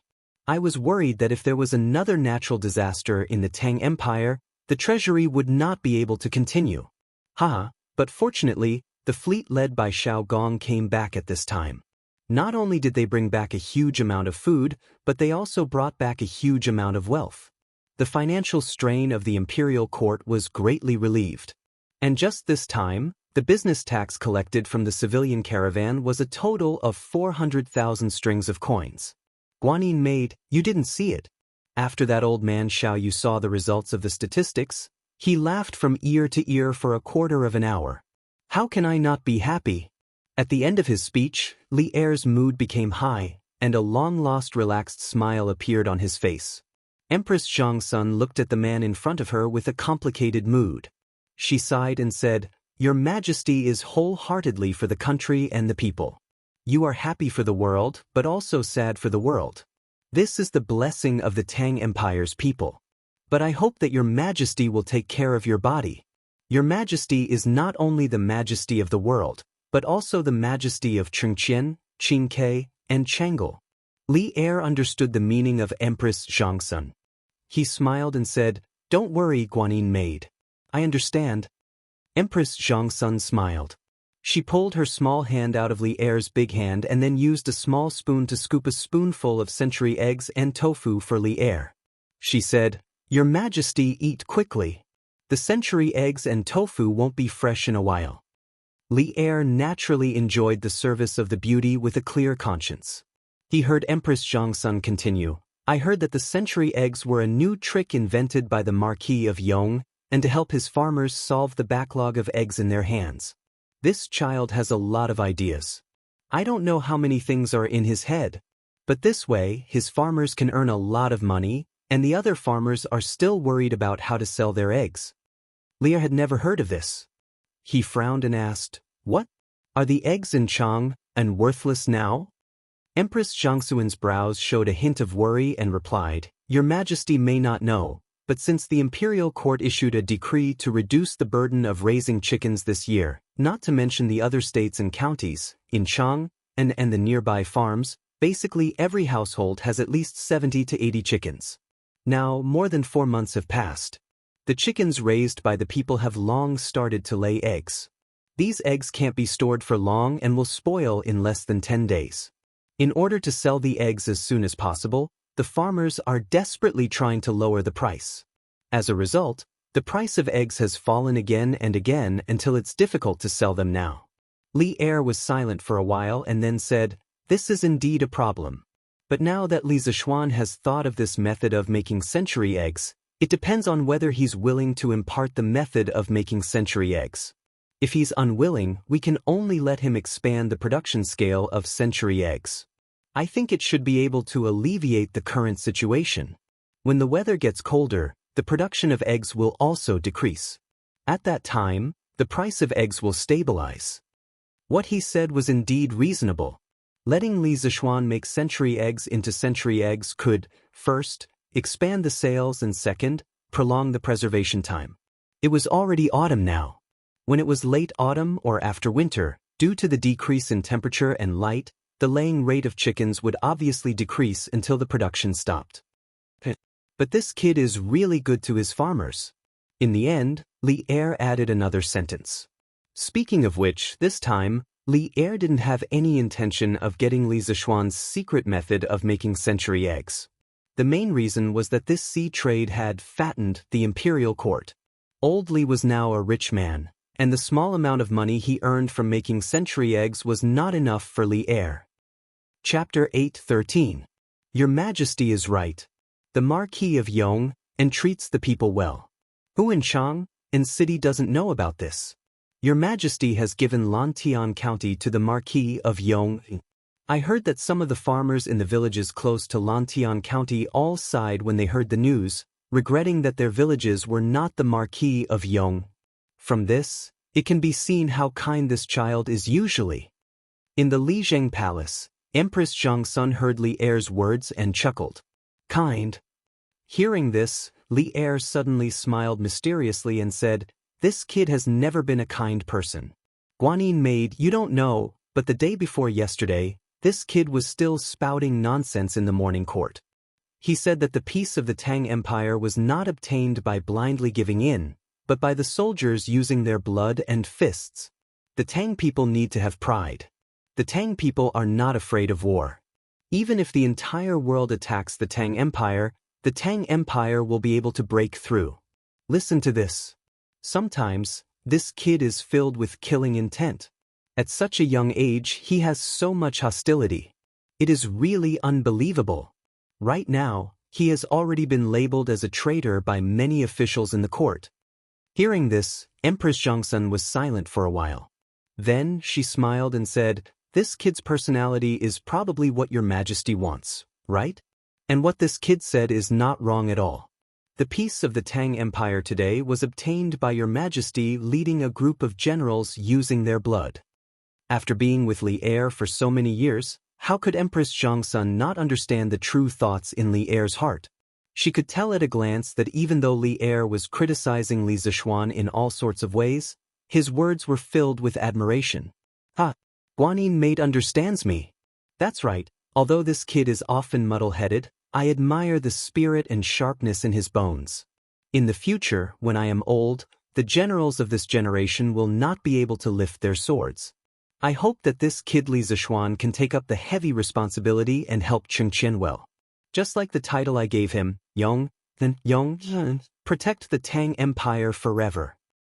Li Zishuan naturally did not know about the conversation that happened in the palace. Li Er also did not know that his precious son was being tortured fetching water in Yanhuang College. If he knew, his conversation with Empress Xianxia would probably be to scold Li Zishuan and not praise. Speaking of which, Li Zishuan was busy going to Chang and City in the morning to send gifts to the big shots.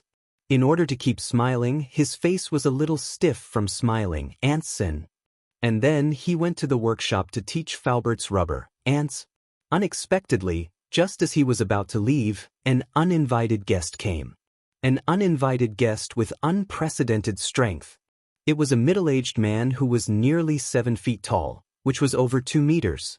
He had a 3-inch beard on his chin, which looked like it had not been tidied in a long time. It was messy and a bit disgusting. His appearance was ugly, and there was a scar on his face. Although his facial features were sharp and angular, no matter how you looked at it, he looked like the reincarnation of an evil spirit. He was abnormally ferocious. Children would probably be scared to tears if they saw his face. These were not important. The most important thing was that Li Zishuan felt a very majestic and turbulent power of flesh and blood from this man, indicating that this man's physical cultivation had reached a very terrifying realm. In his impression, only the golden body of Arhat of the Shaolin Temple could be comparable to it. What was worse was that the moment this man stood there, Li Zishuan felt an extremely heavy pressure.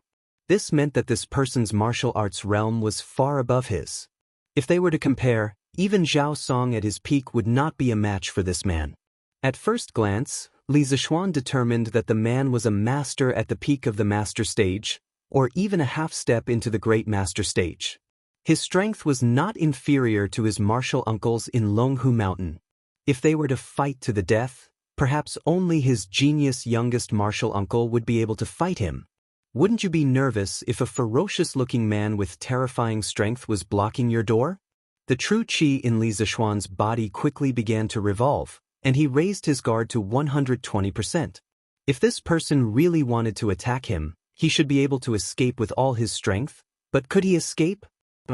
Behind him were his father, mother, wife, and sister. Not far from where he was, there were hundreds of teachers and students from Yanhuang College. If such a powerful devil was allowed to wreak havoc, no one in Yunshan would be able to keep him in check. When did a monster with such a terrifying cultivation appear in Chang and City? Did this man come with ill intentions or was he looking for something? Li Zishuan's heart was filled with vigilance and doubts. "Senior, may I know your honorific name? Why have you come to Yunshan?" Li Zishuan stepped forward slowly, saluted and cupped his fists. Previously, Li Zishuan was sizing up the man. In fact, the man was also sizing up Li Zishuan. At this moment, when he saw Li Zishuan step forward and salute, he narrowed his eyes and smiled instead of answering. "You are Li Zishuan, right? The last disciple of Taoist Ling Su of Celestial Master Sect in Longhu Mountain? Not bad, not bad. Little boy, you have guts. You have not disgraced the name of spiritual master Ling Su. Li Zishuan's heart moved slightly. This man knew his master? This should be easy to handle. Generally speaking, as long as someone knew his master, they would give him some face. He had to admit that the name of spiritual master Ling Su was very useful. Senior, since you know my master, then you are an old friend. Please come in and have some tea. Li Zishuan smiled and tried to get close to the man. After all, it would be best to be friends with such a powerful person, who knew that when the man heard this, he would actually pull out the 4-foot-long broadsword on his back. He casually waved the broadsword and then gently placed it on the ground. The hard cement floor was actually cut open like a piece of tofu. The man laughed loudly and said, "Ha! Junior, I am not here to drink tea. I am here to compete with you. I want to see how much of spiritual master Ling Su's teachings you have. If you can win against me, that's fine. If you lose..." This is husband. Coincidentally, at this moment, Han Yushi came out with Madame Li, followed by Li Jingma and Lan. They must have heard the commotion in the front yard and ran out. "Hee, little boy, if you lose, it means that your skills are not good enough.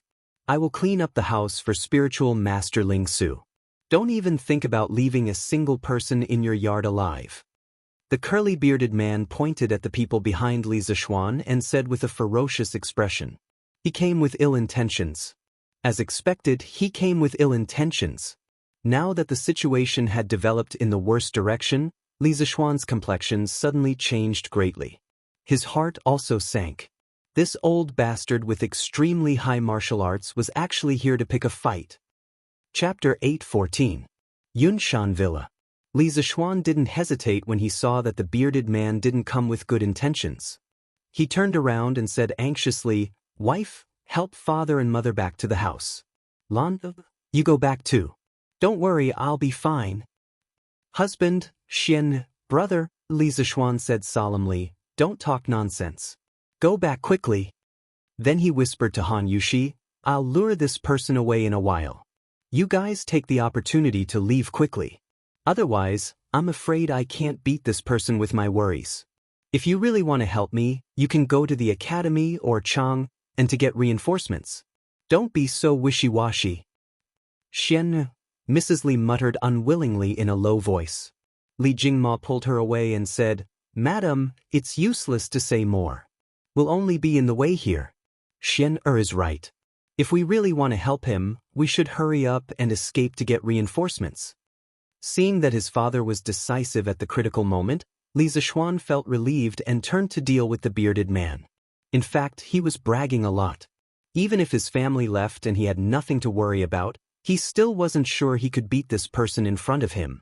Although he had fought Yin Bat Ian, a master at the peak of the Grandmaster realm, to a draw, he had worked together with the two brothers of the Dugu family to achieve such a result.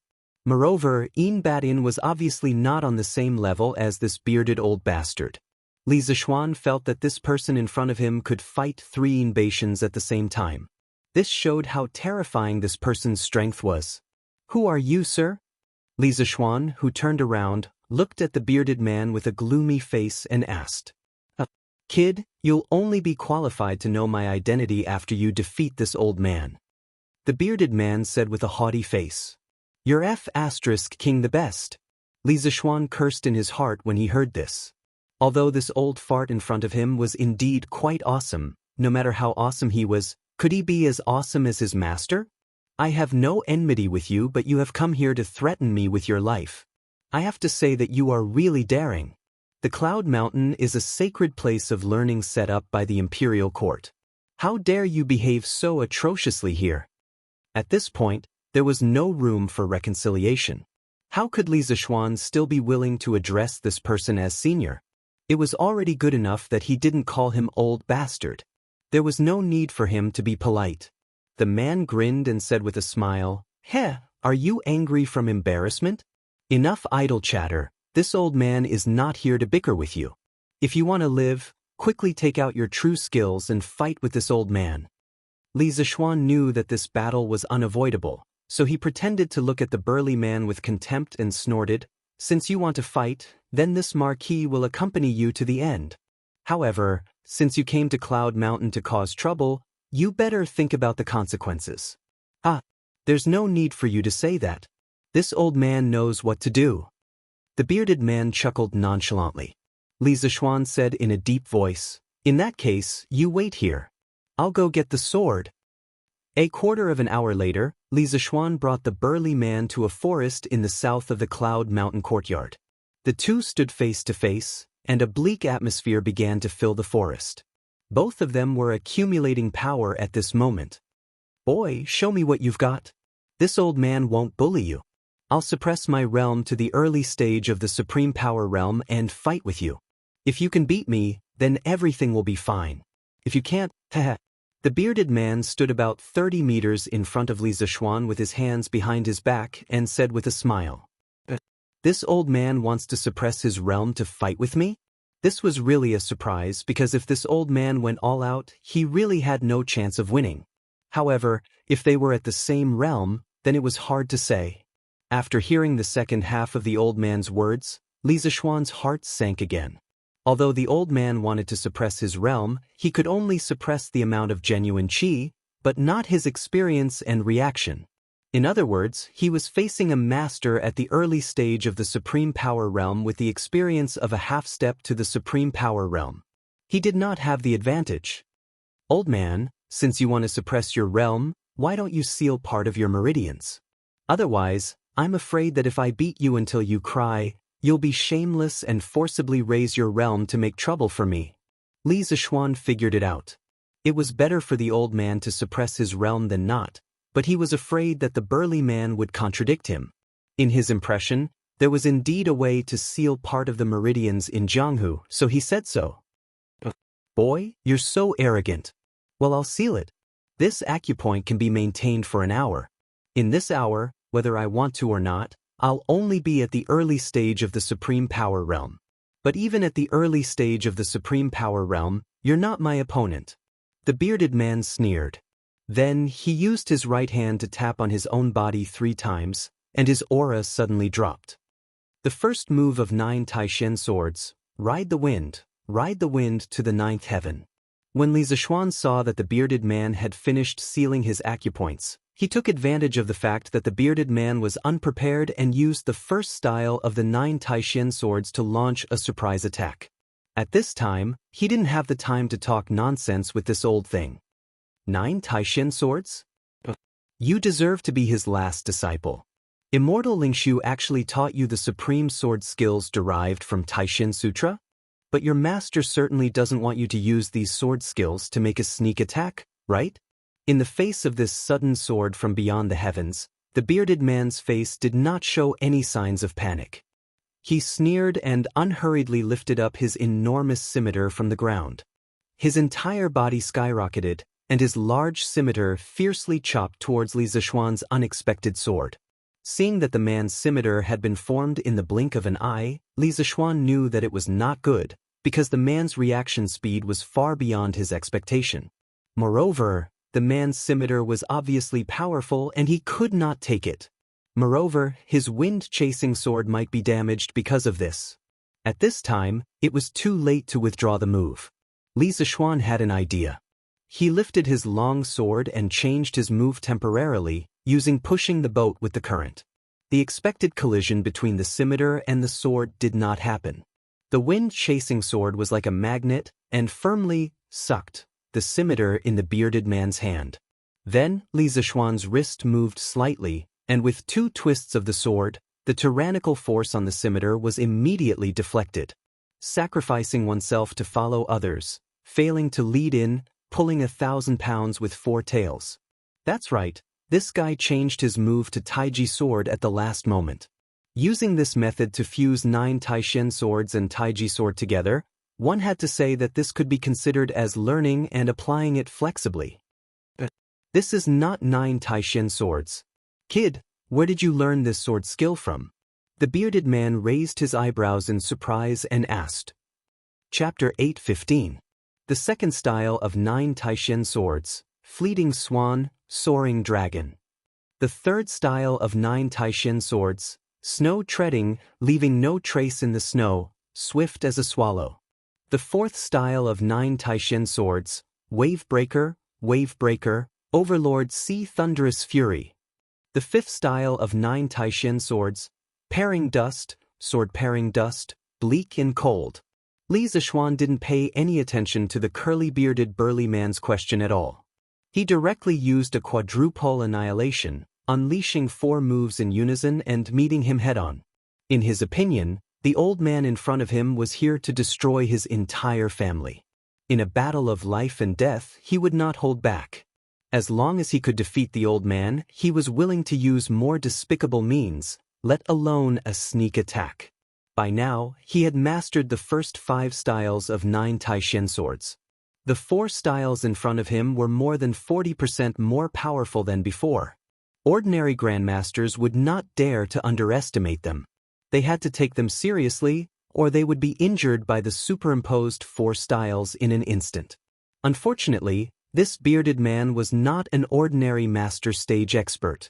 This time, the man did not take the initiative to charge forward. Facing this extremely powerful sword that had been enhanced by the consecutive moves, he closed his eyes. Then, he suddenly took 3 steps to the left and turned around abruptly. He raised his broadsword and placed it in front of his forehead. Clang! The fifth style of 9 Taishin swords, Pairing Dust, had been enhanced by the power of the first 4 moves. Its speed and strength were naturally extraordinary. The most prominent feature of this sword was its explosive power. When the tip of wind-chasing sword came into contact with the bearded man's saber, sparks flew from the intense collision. However, the man's lower body was extremely stable, as though he was a huge tree rooted in the ground, not moving at all. However, due to the inertia of the wind-chasing sword, it was still advancing towards the man's face. The entire sword immediately bent into an arc. The saber in the man's hand also began to deform from the violent collision. If this continued, it would be hard to tell if the saber or the sword would break first. The power can be superimposed. This 9 Taishin swords is indeed something. The bearded man laughed softly. Then, his 2 hands held the 2 ends of the broadsword. Then, he took the initiative to bend the broadsword inwards, gradually turning it into a reverse bow. F***ck, this is bad. In the sky, Li Zishuan suddenly felt that something was wrong, and a deep sense of vigilance rose in his heart. Just as he was about to escape, the curly-bearded burly man suddenly attacked. Kid, go back to where you came from. Li Zishuan saw the bearded man use the saber in his hand as a bow and arrow. He directly rebounded the saber and struck the blade of the wind-chasing sword. Li Zishuan was instantly sent flying along with his sword. Blood Sea Tyrant Saber. How could the bearded man let go of such a good opportunity? He let out a low roar and his saber moved like a shadow. This saber carried a huge amount of power, and it flew in the direction that Li Zishuan had been sent flying. 1 advance, 1 retreat, this was truly unavoidable. At this time, Li Zishuan wanted to use the 6th movement of the Taishin 9 swords again, but it was useless. He had no time or opportunity to mobilize the genuine qi in his body. But was there really no other way? Of course not. The current Li Zishuan was no longer the young boy who had just left the mountain. He had a lot of trump cards. 9 solitary swords, broken blade style. At this moment of rapid retreat, Li Zishuan suddenly used a very profound sword technique, but this sword technique did not seem to be very powerful, and one could not even sense how much true qi was flowing inside. This was why the 9 solitary swords was so powerful. The Dugu 9 swords focused on sword moves, and the key point was the sword intent. It did not have much of a requirement for qi, and even a person without any qi would be able to unleash the power of the Dugu 9 swords as long as he could feel the sword intent within it. Li Zishuan was now using the 3rd movement of the 9 solitary swords, broken blade style. This was a special move that was specially used to break the saber techniques of single saber, double saber, lancet, ghost head saber, machete, and zamadeo. When the curly-bearded man saw that Li Zishuan had actually used this kind of soft sword technique that was devoid of true qi, he couldn't help but laugh contemptuously. The broadsword in his hand slashed towards Li Zishuan with an indomitable will. But what shocked the bearded man was that Li Zishuan's soft sword technique had actually dissolved his heavy saber attack in an instant. What was even more incredible was that this saber attack had been infused with his strong inner qi, but after just touching Li Zishuan's sword technique, the inner qi that he had infused into it dissipated into nothingness. The bearded man was stunned for a moment. Presumably, he had lived for decades, but he had never encountered such a strange thing. In fact, this was also one of the biggest characteristics of the Dugu Nine Swords.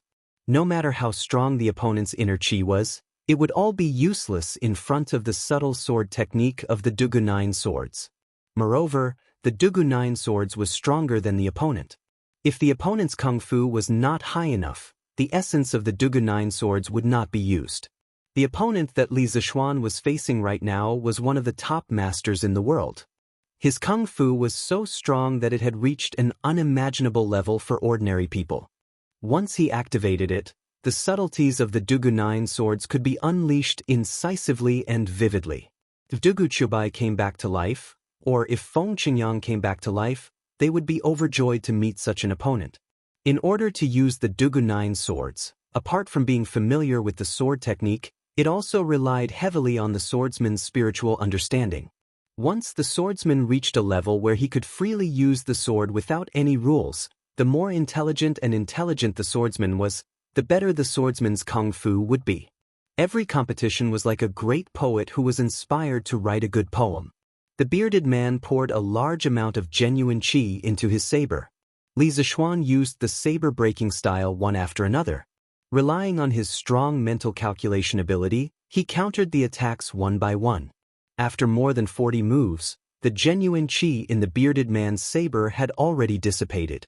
And in this situation, Li Zishuan had enough time to inject his inner strength into wind-chasing sword and launch a counterattack. The sixth style of the Dugu Nine Swords, Drifting Cloud. The drifting cloud is broken and drifting cloud is never returned.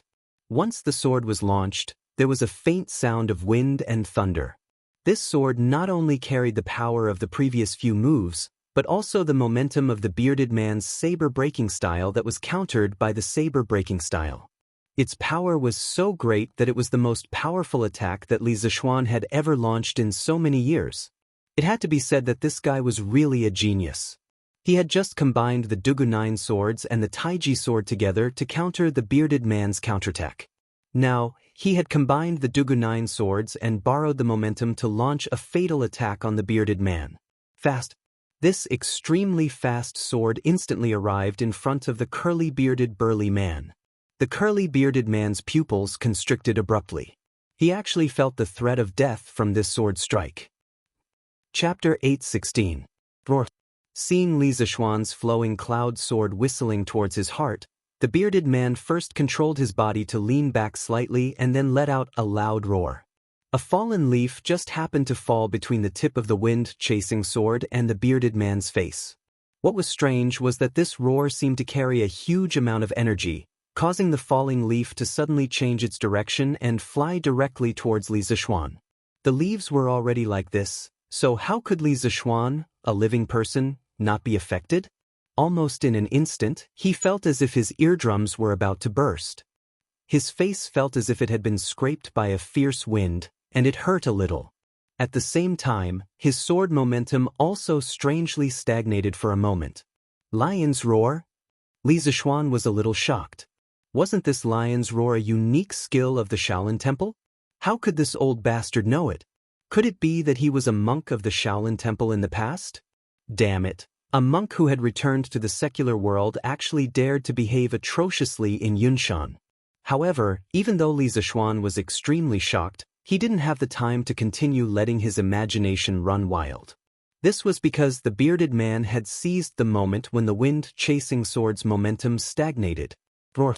Another loud roar, and the intensity of the roar was even louder than before. Tsunami Emperor Fist. At this moment, the bearded man, who was leaning back slightly, abandoned his saber and used his fists. This was because the angle of his body couldn't condense saber momentum in a short period of time. He first formed a fist seal, and then his sleeves exploded with a bang. His arms and fists turned bronze in color, and the veins on his arms bulged. His hair fluttered even though there was no wind, and he looked like a mad demon. Tsunami Emperor Fist. When Li Zishuan heard the name of this fist technique, his heart suddenly jolted. He thought to himself, just where did this curly-bearded burly man come from? Emperor Fist, Emperor Fist. In this era where imperial power reigned supreme, to dare to add the word emperor to a technique was like lighting a lamp in the toilet, courting death. Why did this curly-bearded man dare to give his fist technique such a tyrannical name? The bearded man definitely didn't know what Li Zishuan was thinking. He snorted and his aura suddenly changed. Then he waved his fists and charged towards Li Zishuan's sword. The wind-chasing sword was spiritual master Ling Su's personal sword. It was forged by the world's #1 swordsmith, Zhang Yujiu, using extraterrestrial iron. Its sharpness could cut through iron like mud. Moreover, the wind-chasing sword was reinforced with large amounts of internal energy from Li Zishuan. It wasn't an exaggeration to say that this sword could pierce a hole in the city wall. At this moment, the bearded man was actually using his fists to catch the sword. No matter how one looked at it, he seemed to be seeking death. However, Li Zishuan didn't think so. He suddenly realized that something was wrong, but he couldn't figure out what it was. In this split second, the burly man's fists had already collided with the tip of the wind-chasing sword. However, the scene of the sword piercing into his body did not occur. On the contrary, the collision of the fists and the sword produced an illogical sound of metal clashing. Clang! With a boom, the enormous amount of internal energy that Li Zishuan had poured into the wind-chasing sword was completely repelled. The enormous internal energy backlashed and sent him flying. He crashed into a tree with a bang, but this tree couldn't stop him from retreating. With a kacha sound, the thick tree cracked and broke. Li Zishuan's body then crashed into a second tree and landed heavily on the ground. Pooh! After receiving such a large impact, Li Zishuan's body instantly fractured in several places. A heart-wrenching pain came from his wrists and back. What was worse was that this enormous internal energy backlashing caused him to spit out a mouthful of blood. Moreover, his internal energy started to become chaotic. It would be difficult for him to have the strength to fight again in a short period of time. F***, you old bastard. You actually broke through your acupoints on your own. You said that you would suppress your realm and fight with me, but now you went back on your word and launched a sneak attack. Are you still a F*** king man? Although Li Zishuan was well aware of the terrible condition of his body, he still couldn't help but point at the curly-bearded man and scold him. Even if he was going to die, he had to scold him to his heart's content. Only now did he realize what was wrong just now. It turned out that the bearded man had used his internal energy to break through his acupoints at the last minute. He had completely unleashed the strength of a peak grandmaster. Oh no, it should be the strength of a half-step grandmaster. Li Zishuan was now very sure that the bearded man was a half-step grandmaster. The difference in strength was too great. Moreover, the bearded man was not like Yin Badian, who came from a small sect. Although his realm was high, his strength was low. The bearded man's skills were all top martial arts in the Jianghu. He definitely had the guidance of a famous master. Li Zishuan knew that he had lost. The bearded man's strength had now recovered to the peak. If he attacked him now, he wouldn't be able to resist at all. His internal energy was still in disorder. If he didn't immediately sit down cross-legged to recuperate, he would definitely run the risk of qigong deviation. The bearded man had already put away his fists. It was impossible to see how he moved his legs. With a series of movements, he appeared in front of Li Zishuan in an instant. Unexpectedly, in the face of such a good opportunity, he didn't kill Li Zishuan. Instead, his old face turned red. Yes, that's right, his old face turned red. Li Zishuan didn't know why this big man's tanned face would turn red. Was it his imagination? Cough cough. Boy, you're really good. The Central Plains is indeed full of talents. It's been decades since someone pushed me to this point. The bearded man stood in front of Li Zishuan with his hands behind his back and said with the posture of an expert. It was just that there was a hidden awkwardness under his expression. It was just that others couldn't detect it. Bah, old bastard. With your cultivation, you actually went back on your words. You King have an unfair advantage. The man coughed twice again. He didn't answer Li Zishuan's words. Instead, he asked calmly, "Boy, the sword techniques you used just now, it seems that the 9 Taishen swords is not the only sword technique, right? There seem to be 2 other sword techniques mixed in with it? Hurry up and tell me." Li Zishuan didn't know what kind of medicine this old bastard had taken, but he was actually dawdling with him. Li Zishuan simply sat cross-legged on the ground and began to regulate his breathing. In any case, he couldn't beat him. If this old bastard wanted to fight, then let him fight. At this time, when he heard the question, he couldn't help but open his eyes. He rolled his eyes and said coldly, "You want to know?" "Of course." The bearded man nodded. "You want to know? Call me Grandpa and I'll tell you." Chapter 8:17. Grandpa? Regardless of whether this curly-bearded man had the intention to kill Li Zishuan or not, after hearing these words, he couldn't help but fly into a rage. "Bastard Junior, this old man is already someone of your grandfather's generation, yet you are so disgraceful." Li Zishuan continued to scold, "Hey, who was the one who called me Grandpa just now? Was it you?" Regardless of whether he was going to die today, he had to be mischievous before he died. Who asked his big brother to be the Leather Knight? "Little kid, you're so stubborn. I wanted to talk to you nicely, but you refused a toast only to be forced to drink a forfeit. Don't blame me for being rude. Even a clay figurine had some temper, let alone a peerless expert like the bearded man." Hearing Li Zishuan's rude remarks again and again, he finally flew into a rage. "Which scoundrel dares to be so presumptuous in Cloud Mountain?" At this moment, a loud shout came from the forest. The man's movements couldn't help but pause. Then, he saw a black-robed elder come over with a sword and slash directly at him. Faced with this sudden attack, the man didn't dare to be careless. He took 2 steps back and then tilted his body slightly, dodging the black-robed elder's aggressive sword. Ink Snow Sword Cry, only the heart remains unmoved, harmony of the world. Ink Snow Sword, you're actually the master of the Mo family? The bearded man looked at the broad-bladed sword in the black-robed elder's hand and frowned for a long time before asking in disbelief. "That's right. The person who came was the 15th generation master of the Mo family, Mo Huai." Previously, Li Zishuan had fused 3 types of sword intents and used an unparalleled might to beat the bearded man into a fluster. At that time, Li Jingma had secretly brought Madame Li, Lan, and Han Yushi out of the courtyard. It was unknown whether the bearded man had deliberately pretended not to notice or if he really hadn't noticed, but he had actually let Li Zishuan's family leave just like that. The first reaction of the 4 who had escaped was of course to get reinforcements, but where could they get reinforcements? Chang'an City? There were many masters there, and Li Zishuan was familiar with the crown prince. After explaining the situation, he could ask the imperial army to help. But Chang'an was too far away, and Li Zishuan didn't know how the battle was going. The longer they delayed, the more dangerous it would be. Thinking of this, Li Jingma decisively brought Mrs. Li and the other 2 to Yanhuang College.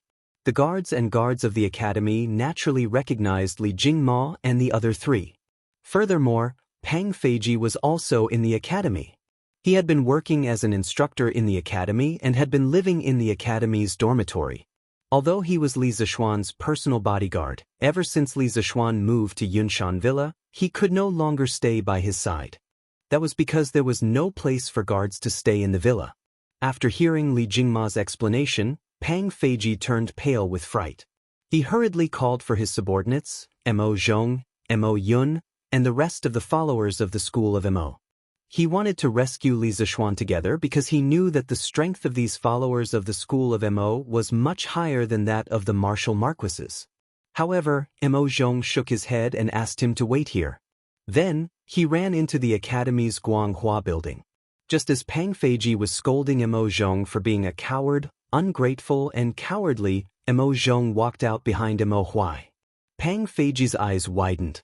He wanted to pull Mo Zhong over and ask him why he had brought a weak old man here. However, Mo Huai urged, "Let's go. Brotherly, tell this old man first, Where did the mountain elder get into trouble? Li Jingmo naturally answered truthfully.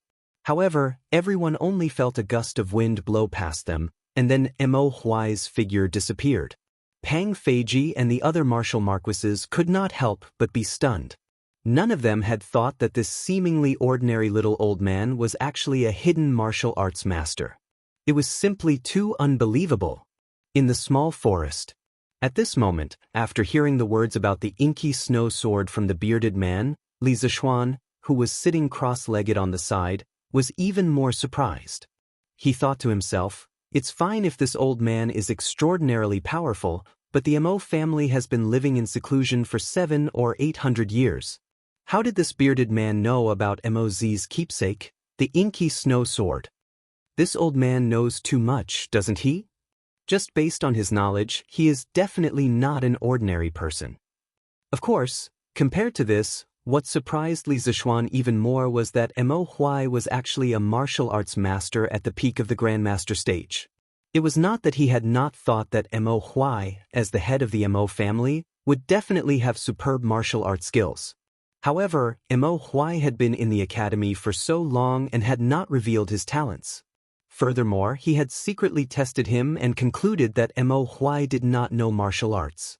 However, the scene in front of him clearly told him that Mo Huai was not only skilled in martial arts, but was also a great master at the peak of the Grandmaster stage. It was simply shocking. Humph!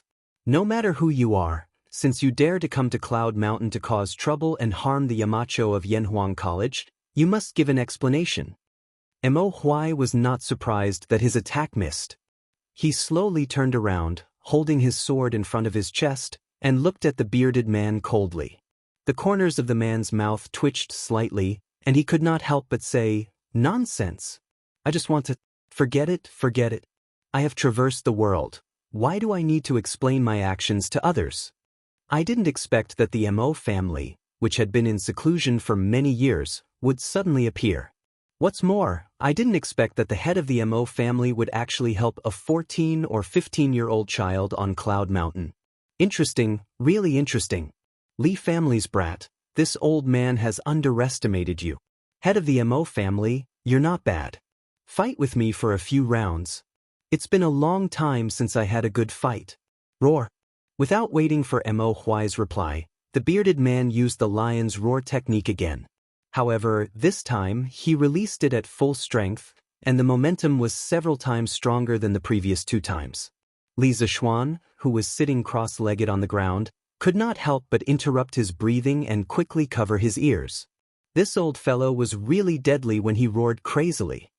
Blood Sea Saber. This lion's roar technique was obviously just the bearded man's first move. Immediately after, he leaped to the spot where he had thrown the saber earlier. With a lift of his toes, the saber immediately landed in his hand. Then he swung the saber, rose into the air, and slashed at Mo Huai. Li Zishuan was currently regulating his breathing while paying attention to the situation on the battlefield. He saw that the bearded man was using the exact same move as the one he had used against him just now, but the difference in power was like heaven and earth. This was clearly the true strength of a half-step grandmaster. Although this old fart is quite despicable, a half-step grandmaster is still impressive. When I reach this realm, I'll hang you up and beat you up every day. Sigh, I wonder if old man Mo will be able to withstand this slash. Li Zishuan's thoughts ran wild. He was envious of the bearded man's great strength, but he was also worried about whether Mo Huai could withstand it. Chapter 8:18. Love with Impartiality and Non-Offense. As the saying went, one could tell whether an expert was skilled the moment he made a move. Before the bearded man's saber was formed, Mo Huai already knew that the other party's strength was above his. He didn't dare to be careless and directly used the Mo family's famous sword technique, love with impartiality and non-offense. At the same time, this was also Mo's core ideology back then. Once this sword technique was used, the saber intent in the sky instantly weakened by 2 notches. The bearded man frowned slightly, but he still swung his saber and continued to slash at Mo Huai. However, how could the Mo family's famous sword technique be undeserved? When the bearded man's saber was just a foot away from Mo Huai, Mo Huai finally moved. No, it should be said that the ink snow sword moved. Clang! The inky snow sword, which was as black as ink, streaked across the air like a black shadow. With a clang, it instantly hit 3 inches above the handle of the long saber in the bearded man's hand at a weird angle. This was the weakest point of the bearded man's saber skill. The bearded man only felt that his heavy saber strike was easily blocked by this old man whose strength was inferior to his own. However, something even more shocking happened. The ink snow sword carried the bearded man's saber. First, it made a 30-degree downward slash and then directly lifted up. 1 saber and 1 sword, directly slashing, stabbing, at the bearded man's face. This was somewhat like the meaning of Tai Chi, borrowing strength to fight strength. Li Zishuan, who was at the side, was stunned. Love with impartiality and non-offense. So this was called love with impartiality and non-offense. In the Mo family's ideology, non-offense did not mean non-war. It was just against meaningless invasion and slaughter. Those who should not be killed should not be killed, and those who should be killed should still be killed. This was fundamentally different from the Buddhists' foolish theory of not killing. The basis for determining whether to kill or not, attack or not, and fight or not was love with impartiality, heaven's will, bright ghost, and so on. The bearded man was shocked. He hurriedly circulated his true chi and used the strength of a half-step great grandmaster to forcefully shake off the ink snow sword. Clang! The saber and sword clashed for less than a breath's time before they separated. Both of them took 10 steps back. Obviously, they were actually tied in the first round. What an inky snow sword! What a great love with impartiality and non-aggression! The bearded man let out 2 loud laughs before he raised his saber and charged forward. Emperor's tsunami blade. When Li Zishuan heard this, he almost peed his pants. Wasn't the punch that had severely injured him just now the tsunami imperial fist? How did it become the tsunami emperor blade? What kind of education did this old thing receive? Could it be that he was educated by the sea? Otherwise, why were all his moves related to the sea? Ma's sword art, blood ink galloping.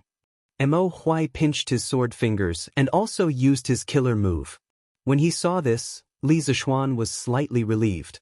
He understood that even if Mo Huai couldn't defeat the curly-bearded man, he wouldn't be defeated in a short period of time. Moreover, he could take advantage of this time to quickly heal his injuries. Thus, Li Zishuan hurriedly calmed his mind and began to concentrate on regulating the true qi in his body. In fact, his previous conditioning had already calmed down the chaotic true qi by 70 to 80%. Now, the main thing to do was to heal the injuries in his body. After about 10 minutes, Li Zishuan finally smoothed out all the true qi in his body, and the injuries on his body were almost healed. He let out a long sigh of relief. When he was about to get up, he suddenly seemed to realize something. What do you mean? Li Zishuan suddenly felt the true qi in his body become restless. It was not as chaotic and restless as before, but a kind of hunger and thirst. Yes, it was hunger and thirst. He had encountered this kind of feeling before. Am I going to break through again? Li Zishuan looked happy. He hurriedly calmed his mind and ran the 6th level of Taishin Sutra with all his strength. The true qi in his body quickly turned into white cyclones and danced happily in his meridians. The 3 sword essences of Taishin 9 swords, Taiji sword, and Dugu 9 swords flashed through Li Zishuan's mind.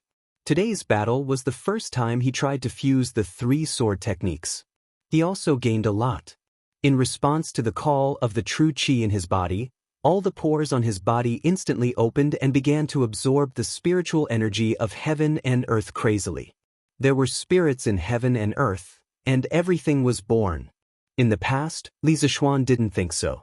But ever since he inexplicably came to the Tang dynasty of more than 1,000 years ago and inexplicably obtained a body of shocking power, he slowly began to believe that there really was spiritual qi in the world.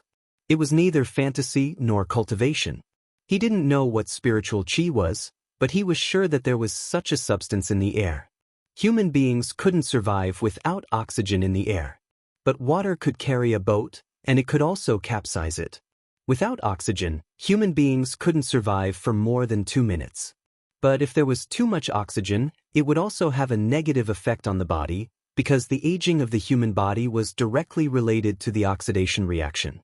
The so-called spiritual qi, could it be a kind of gas in the atmosphere that had the opposite function of oxygen and could make the human body full of vitality? He didn't know why, but Li Zishuan's mind suddenly had such a strange thought. In his previous life, he had seen such a report on the internet. Billions of years ago, oxygen didn't exist in the Earth's atmosphere. This was because oxygen was very unstable and prone to chemical reactions with other substances, such as iron, copper, and other metals, forming rust and verdigris. In today's Earth's atmosphere, there was basically a stable 21% oxygen near the sea level, so this oxygen must have a continuous source. If we look back at the history of Earth, we will be surprised to find that the origin of life had nothing to do with oxygen. The origin of life on Earth didn't rely on oxygen. The general idea of this report was that oxygen was a chronic toxic gas that human beings had to rely on. His argument was mainly that oxidation would cause more and more lipids, proteins, DNA fragments, and other key components of cells to be damaged, and eventually damage the tissues, organs, and even the body's functions. Starting from birth, gradually growing up, and in the process of aging, the oxidation in the body has always been damaging our key components, until our body can no longer take it. But at present, human beings haven't been able to find a product that could replace oxygen to prolong life. Oxygen's negative effect on the prolongation of life was still the least. Thinking of this, Li Zishuan suddenly felt his mind clear. He entered the legendary state where he forgot about everything. The amount of spiritual qi in his body was constantly increasing. His hair was moving without wind, and the tattered clothes that were torn in the battle just now also began to dance. It made him look like a celestial being from heaven. There was a spirit in heaven and earth, and he wanted to take the spiritual qi in it. Chapter 8:19. Just ahead. Hurry up. In the forest, Mo Huai and the curly-bearded man were in the midst of a fierce battle when they heard a flurry of footsteps coming from the northwest.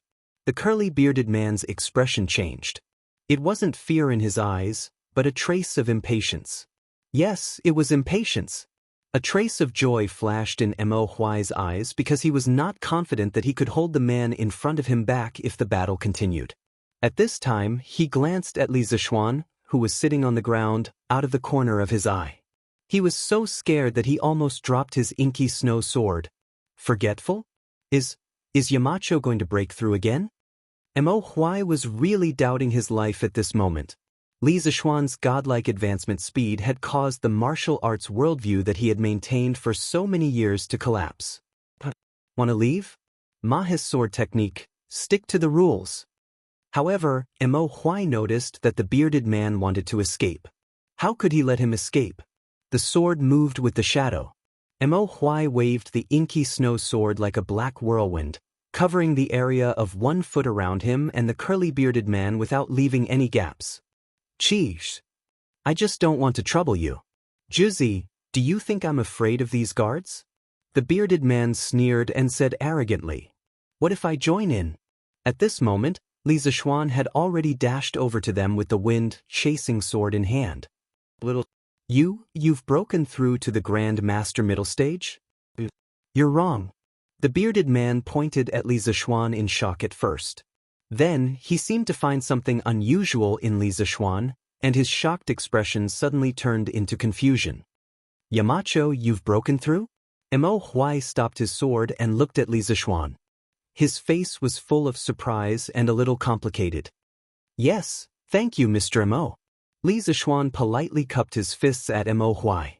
Logically speaking, if it wasn't for Mo Huai's timely arrival today, even if he didn't die, he would probably be beaten up even more. Therefore, he was very grateful to Mo Huai. Of course, what made him even happier was that there was now an additional Grandmaster overseeing Cloud Mountain. In the future, he wouldn't have to be afraid of some Jianghu people coming to the academy to cause trouble. As for him, he could be even more at ease as a hands-off shopkeeper. As for his current realm, he was indeed at the Grand Master middle stage. But in addition, he felt that there was another change in his body. His limbs and bones were full of endless vitality. He didn't know what kind of state it was, but it was very cool. He didn't know if other people at Grand Master middle stage or above would have this kind of change, but judging from the bearded man's expression, it shouldn't be the case. Bang bang bang.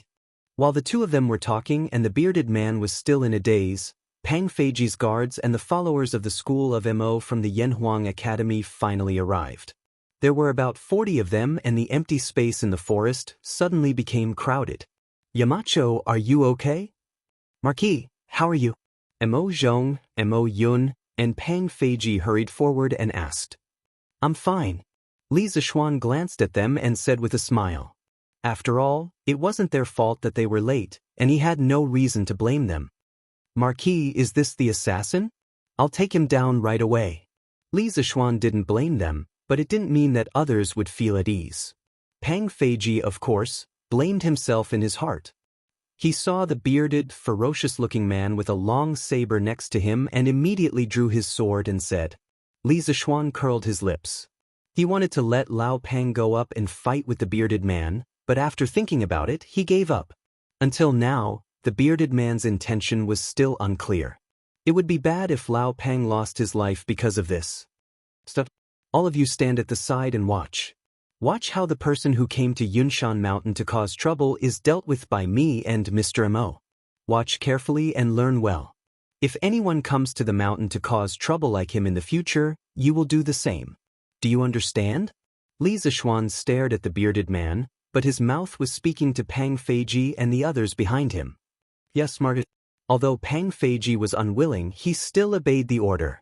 These few days, the military training wasn't only for the students of Yanhuang College, but also for the instructors.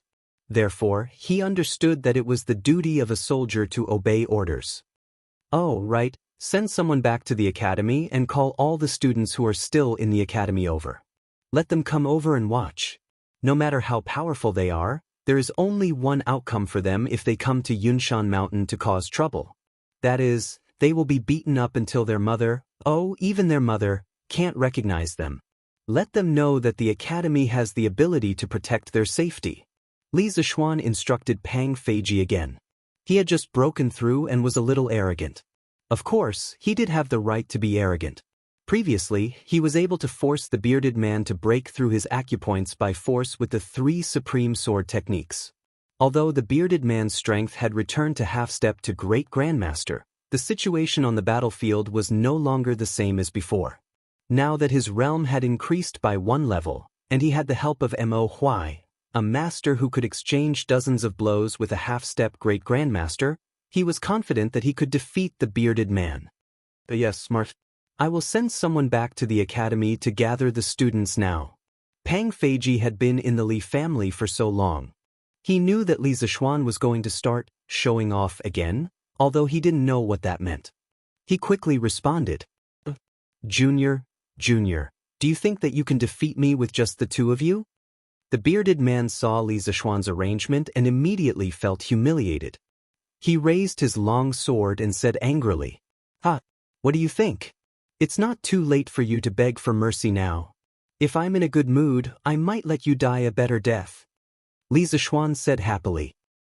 What's the point of being all talk? Let's see who's the real deal. The bearded man said with a dark face. His face was already dark, but this made it even darker. Mr. Mo, today, the 2 of us will meet this half-step Great Grandmaster.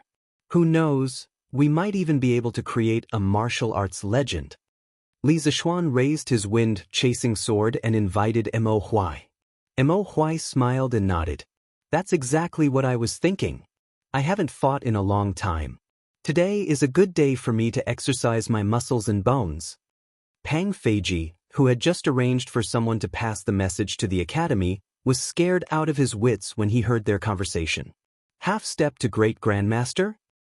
Damn, I almost fought with a martial arts senior who was half a step away from the Great Grandmaster realm just now? Thinking of this, old Pang's back was immediately covered in cold sweat. Chapter 820. There's such a thing? This Zhang Zhongjin is too presumptuous. Ganlu Hall. Li Er, who had just finished his lunch at Empress Xianxuan's place and was resting on the couch, was jolted awake by Zhao Song, who rushed over to report. After hearing the news, Li Er frowned and said unhappily, "As long as one was an emperor, no one would like people like the bearded man who often used force to break the rules." Li Er was the same. Moreover, in Li Er's eyes, the strategic significance of Cloud Mountain was extraordinary. How could he not be angry that the bearded man came to Cloud Mountain to cause trouble? As for how Zhao Song found out about the news, was there a need to ask? Li Er valued Yanhuang College so much, how could he not leave some backup plan in Cloud Mountain? Your Majesty, in my opinion, this Zhang Zhongjian should have no ill intentions towards the Marquis of Yong. Otherwise, with his strength, he would not have delayed for so long.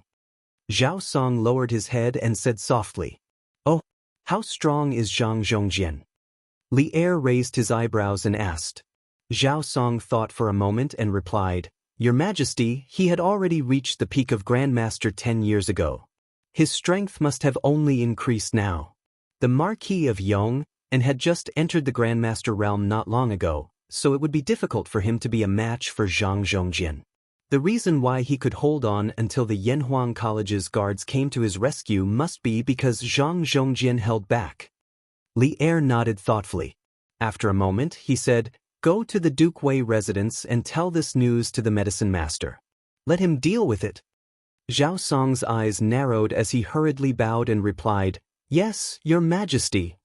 "Quick, go to the forest in the southeast. There's a show to watch. Heh, I wonder who's the one who dares to come to Cloud Mountain to cause trouble?" "You can't say that. Didn't you see the Academy's guards and the Yamacho's personal guards all moving out? This means that the person who came to cause trouble is very powerful." At 3:30 in the afternoon, an Academy guard rushed into the Academy and went straight to the student dormitory to inform the students of Li Zishuan's instructions. The students were excited to hear the news, and the entire dormitory area was in an uproar. On the other hand, Li Tai and Sun Zifan, who had just finished fetching water and were lying in the dormitory like two dead pigs, were dumbfounded. "What is it? Why is it so noisy outside?" Li Tai, who wished he could spread all the meat on his body on the bed, heard the commotion outside. His body remained motionless, but his mouth muttered. It wasn't that he didn't want to move, but he was too tired to move. In the morning, he only needed to carry 2 more buckets of water, but Sun Zifan was too slow, so he shamelessly begged him to carry 2 more buckets. In this way, he had carried a total of 12 buckets. It was good enough that he was still breathing. From what they said, it seems that there is a commotion outside the academy, and it has something to do with the Yamacho. "Qingke, should we go and take a look?" Although Sun Zifan was also very tired, he was not as tired as Li Tai. Firstly, his physique was much better than Li Tai's, and secondly, he only carried 8 buckets of water in the morning. Therefore, this fellow still had the strength to stand up and open the door to look outside. "I'm not going. What's there to look at? I want to rest." When Li Tai heard this, he refused without hesitation. Sun Zifan didn't persuade much. He went to the inner room to drink 2 mouthfuls of water and went out directly. After waiting for a long time, he didn't see him come back. Li Tai couldn't help but scold this guy for not being loyal. He said he would leave. Who knew that at this time, Sun Zifan actually came back? "Why are you back again?" Li Tai glanced sideways at Sun Zifan and snorted. In fact, the little fatty's mood was obviously much better after seeing Sun Zifan come back. What do you mean by back again? I didn't even leave, okay?" Sun Zifan looked at Li Tai strangely and then said excitedly, "Hee, Qingke, I just went out to ask an instructor for information. There is really a big commotion in the forest southeast of the academy right now. The Yamacho and Mr. Mo are working together to fight against a Jianghu master. Let's go and take a look. If we're late, we won't be able to see anything." Taiji Sword Technique 19th Move, Green Dragon Out of Waters. Taiji Sword Technique 23rd Move, Rock Spreading Wings. Dugu Sword Technique, Breaking Sword. Taishan 9 Swords First Move, Riding the Wind, riding the sword to the 9 heavens. Mahist Sword Technique, Painting Border Mo's Hodes. Mahist sword technique, regular Mo's hos. In the forest, Li Zishuan and Mo Huai were carrying out an all-round firepower suppression on the bearded man. He was mainly attacking while Mo Huai was defending. In the past, Moz had spent his entire life trying to stop wars between countries. His dream was to stop wars. Therefore, the Mahist sword technique that he created was mainly based on love and non-offense. Although its attack power was not outstanding, in terms of entanglement and harassment, there was absolutely no sword technique that could surpass it. Therefore, under Li Zishuan's entanglement, the bearded man was simply exhausted. Every time he made a move, he would be severely restricted, as if he was trapped in a swamp. This created an excellent space for Li Zishuan to attack. And Li Zishuan did not disappoint. The full attack version of Taiji sword combined with Taishin 9 swords and Dugu sword technique was frightening. Even he himself was not willing to face such an attack. In a short 15 minutes, the bearded man's clothes were torn with dozens of small holes of different sizes and shapes. There were also traces of blood on them. Obviously, he had suffered many injuries in this battle. Although they were not fatal, a half-step to great grandmaster like him had been injured on Yunshan Mountain. This was enough to shock many people. After all, in this era where great grandmasters were declining, a half-step to great grandmaster was already considered the top martial force in Jianghu. The shadow of the sword flew, and the light of the sword flashed. This was a feast for the eyes. At the same time, it was also an excellent learning opportunity for Pang Feiji and the rest. After all, the world was at peace now. Such a top martial force duel was really something that could only be encountered by chance. Stop. Stop. I am Zhang Zhongjian. Today, I am only here to test your martial arts. You can stop now. No one would have thought that the previously majestic and insufferably arrogant bearded man would actually call for a stop at this moment. He even introduced himself and the purpose of his visit. No matter how one looked at it, it seemed as if he was admitting defeat. Zhang Zhongjian? Li Zishuan was still using his sword, but his mind was spinning rapidly. He felt that the name Zhang Zhongjian was very familiar. Feng Chen 3 heroes, Zhang Zhongjian? While Li Zishuan was deep in thought, Mo Huai, who was beside him, stopped his sword and asked. Although the Mo family had been living in seclusion these years, they had always been paying attention to the major events in the world. Chapter 821. Yes, it's me. The bearded guest was on the verge of tears. To think that he, an expert of the 4 seas, the great island master, would actually be defeated in a small place like Cloud Mountain. Furthermore, he even took the initiative to admit defeat. If this happened 2 hours ago, he wouldn't have believed it even if he was beaten to death. However, he had no choice but to admit defeat. From the start of the battle until now, the more he fought, the more unbearable he felt. After all, the combination of Mo Huai and Li Zishuan, one defending and one attacking, was really a bit of a bug. He felt as if his hands and feet were tied up and he was at the mercy of others. The most frightening thing was that the more he fought, the more his vital energy depleted. On the other hand, Li Zishuan fought more ferociously as if the vital energy in his body would never dry up. It was really unimaginable. If this continued, he might really end up like what Li Zishuan said earlier. He would be beaten to the point where even his own mother wouldn't be able to recognize him. How could this be? As the island master of the 72 islands, Zhang Zhongjian also wanted his face, all right? Hence, he took the initiative to reveal his identity. Actually, the reason why Li Zishuan was getting more energetic the more he fought was mainly because of his previous breakthrough and enlightenment. More accurately, it was related to the heaven and earth spiritual energy that he had just captured. He had already named the unknown gas in his body as heaven and earth spiritual energy. Although he didn't know how to use heaven and earth spiritual energy, this thing in his body could make his limbs more flexible and full of energy. Furthermore, during the battle, every sword move he released would consume less vital energy than before. According to Li Zishuan's understanding, the so-called spiritual qi of heaven and earth was like the lubricating oil in a machine. With the lubricating oil, the friction between the various parts of the machine would be reduced. When the machine was operating, under the premise of doing the same work, the consumption of fuel would be less. Similarly, he was now in a very fuel-efficient state. His endurance time was longer than the bearded guests. This could be considered his unique trump card. It was very difficult for others to reach his level of achievement. Because no one understood the chi of heaven and earth better than him, and no one was more scientific than him. At this moment, Li Zishuan, who was in the middle of the battle, couldn't help but be shocked when he heard the conversation between the two. Zhang Zhongjian, the curly-bearded guest. This legendary hero who had left his mark on the Great Tang's history had actually been defeated by him? Oh my god, why is this so unreal? Of course, Li Zishuan had heard of the bearded man's story in his previous life. There was even a period of time when he regarded him as his idol.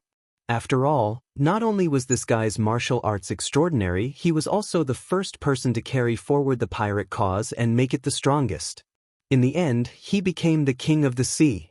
What a carefree and unrestrained life. What a carefree life. Any man would be envious. And now, his former idol was actually beaten down by him.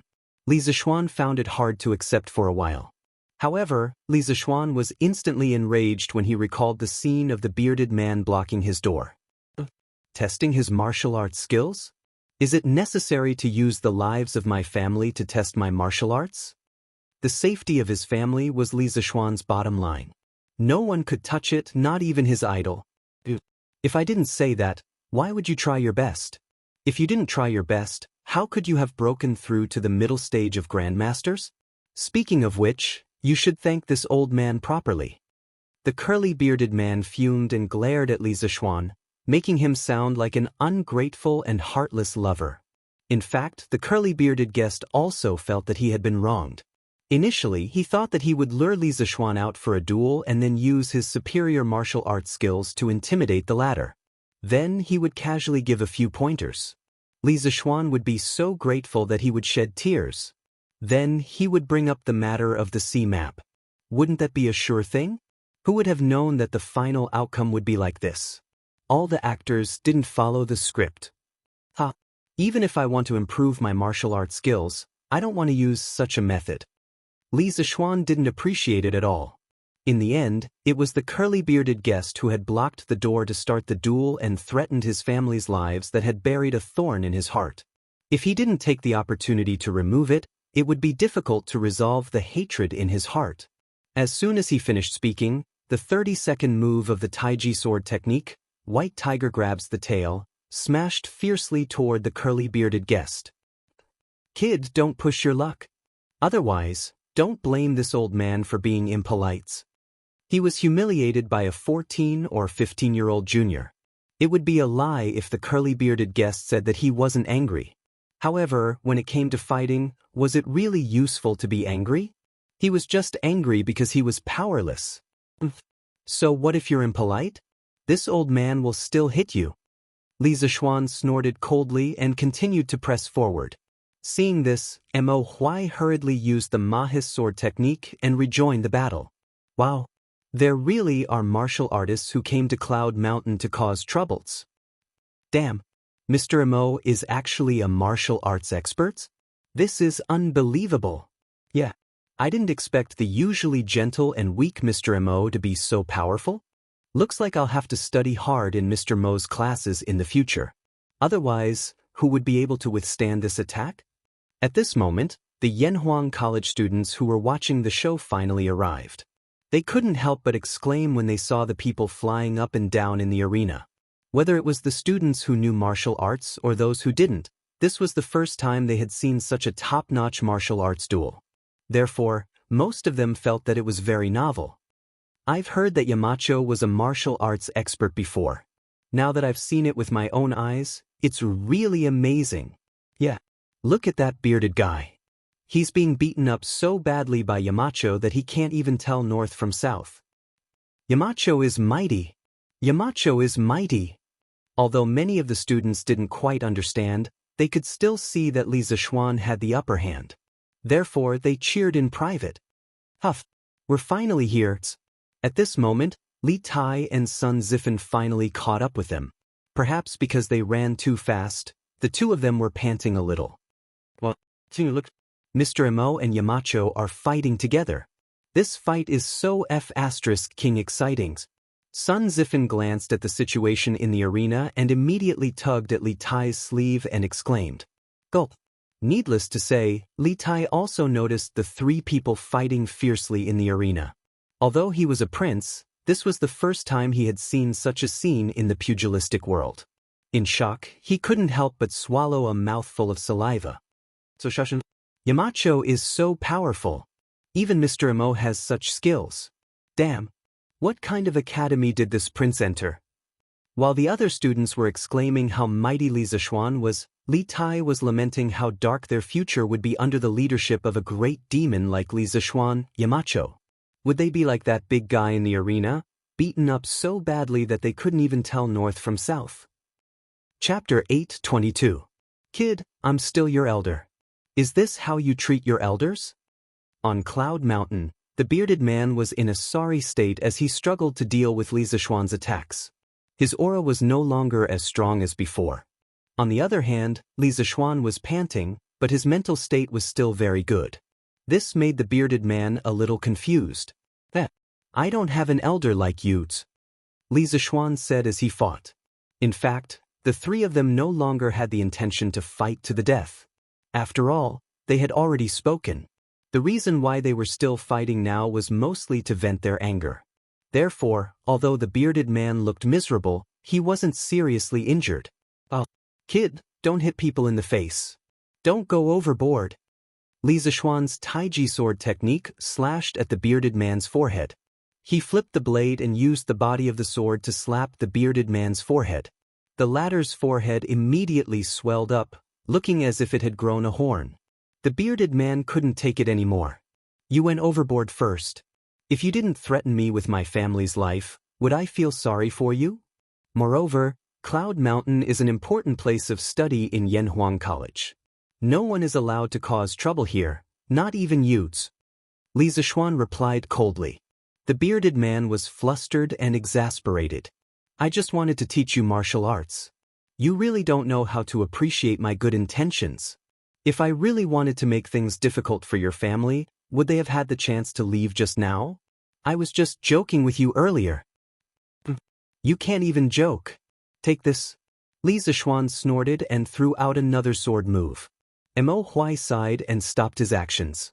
Firstly, this battle had been going on for almost an hour, and his inner force had long been exhausted. Secondly, he didn't need his help now. Li Zishuan alone could suppress the bearded man. As expected, the student has surpassed the master. Mo Huai stood at the side and lamented. While they were fighting fiercely, the academy guards, instructors, and students around them were also watching with great interest. Gui, so Marquis is actually so powerful. He can even fight with a martial arts expert who is half a step away from martial grandmaster. He's too powerful. Pang Feiji lamented. The two brothers, Mo Zhong and Mo Yun, looked at Li Zishuan with solemn expressions. At the same time, there was a trace of relief in the depths of their eyes. They recalled that when they had just arrived at the academy, they had even fought with Li Zishuan. Now that they thought about it, they were lucky, or else, Xianxia, this bearded man doesn't look very powerful. He's being beaten by Yamacho alone. Sun Zifan looked at the situation on the field and said. Li Tai pursed his lips and said crossly, What the hell do you know? Didn't you hear what the bearded man said? He was Zhang Zhongjian, one of the Feng Qin heroes. The one can be counted to 10 to be beaten one's beat. You actually said that he's not very powerful. Sun Zifan opened his mouth and said in surprise, Feng Qin 3 heroes, Xianxia, you're saying that that Yamacho is too powerful? He can actually beat. Li Tai nodded and said, Yamacho is indeed powerful, but this will be troublesome. Zhang Zhongjian has a good relationship with Duke Wei and Auntie Hong Fu. Seeing this, they will definitely find trouble with Yamacho. Sun Zifan suddenly understood. Oh, that's true. The three of them are the Feng Qin 3 heroes. Stop. Coincidentally, right at this moment, a tender voice came from outside the arena. Immediately after, the crowd felt a gust of wind blowing over their heads. Then, they saw a red shadow rushing towards Li Zishuan and the bearded man who were fighting in the arena. Just as Li Zishuan's sword was about to strike the bearded man's body, it suddenly slowed down. It was actually entangled by a section of the whip. Then, he felt someone come to his side. He turned his head and saw that it was a familiar person. After he married Han Yushi, he went to Duke Wei's mansion and saw her, Hong Funu. Andy Hong Funu. Li Zishuan saw the anger in Hong Funu's eyes and couldn't help but turn his neck and greet her. Only now did he remember the relationship between Hong Funu and the bearded man. He sighed bitterly in his heart. This was really one trouble after another. What, Andy? Call her grandmother? Brat, you have no respect for your elders. Hong Funu looked like a young girl in front of Li Jing, but once she came out, she was no different from an ordinary person. At this moment, she glared at Li Zishuan with a hint of anger in her voice. Han Tianhu's father was Li Jing's cousin, and Li Zishuan married Han Tianhu's daughter, Han Yushi. Logically speaking, he should call Hong Funu grandmother. But Li Zishuan was dumbfounded at first. He didn't know why he suddenly had a grandmother. However, when he saw Hong Funu's serious face and didn't look like she was joking, he thought about it seriously. Finally, he thought about it seriously and remembered the relationship with Han Yushi. He instantly felt a little awkward because this Hong Funu in front of him looked like a 27-year-old girl. He really couldn't call her grandmother. Emrenting mother. After hesitating for a long time, Li Zishuan stammered. Hong Funu snorted and ignored Li Zishuan. She hurriedly looked at the bearded man beside her. Hey, big brother, don't go. Little sister and brother Jing have been looking for you for a long time. The bearded man felt that his current image was too terrible and was a little embarrassed. When he saw Hong Funu coming, he immediately fled. Chuchen, live well with the apothecary. Big brother is happy to see that you are living well. Why do you insist on meeting? The bearded man covered his face and ran out of the forest as he shouted without turning back. Hong Funu stomped her feet angrily and directly used her qinggong to grab the bearded man's back. Big brother, since you are in Chang, why don't you come to the residence and have a seat? Don't you care about little sister and brother Jing? The bearded man's current strength was less than 10%. How could he outrun the energetic Hong Funu? In just a few breaths' time, he was caught.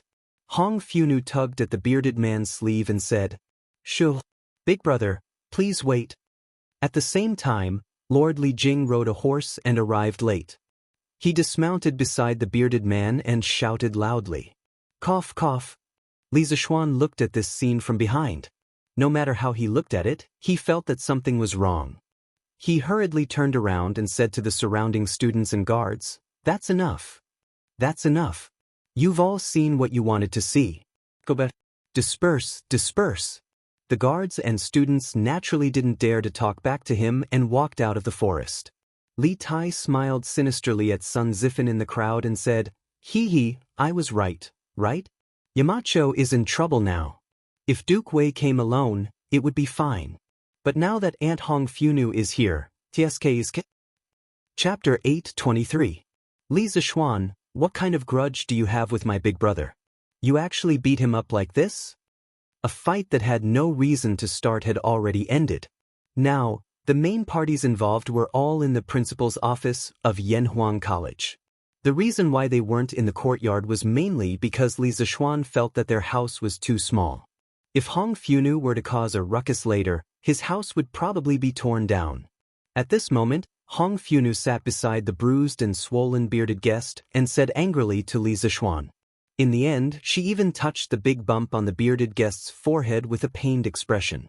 Li Zishuan was still worrying about how to deal with this troublesome lady, but when he saw this scene, his heart burned with the flames of gossip for no reason. He couldn't help but glance at Li Jing beside him and vaguely felt that the latter's head was a little green.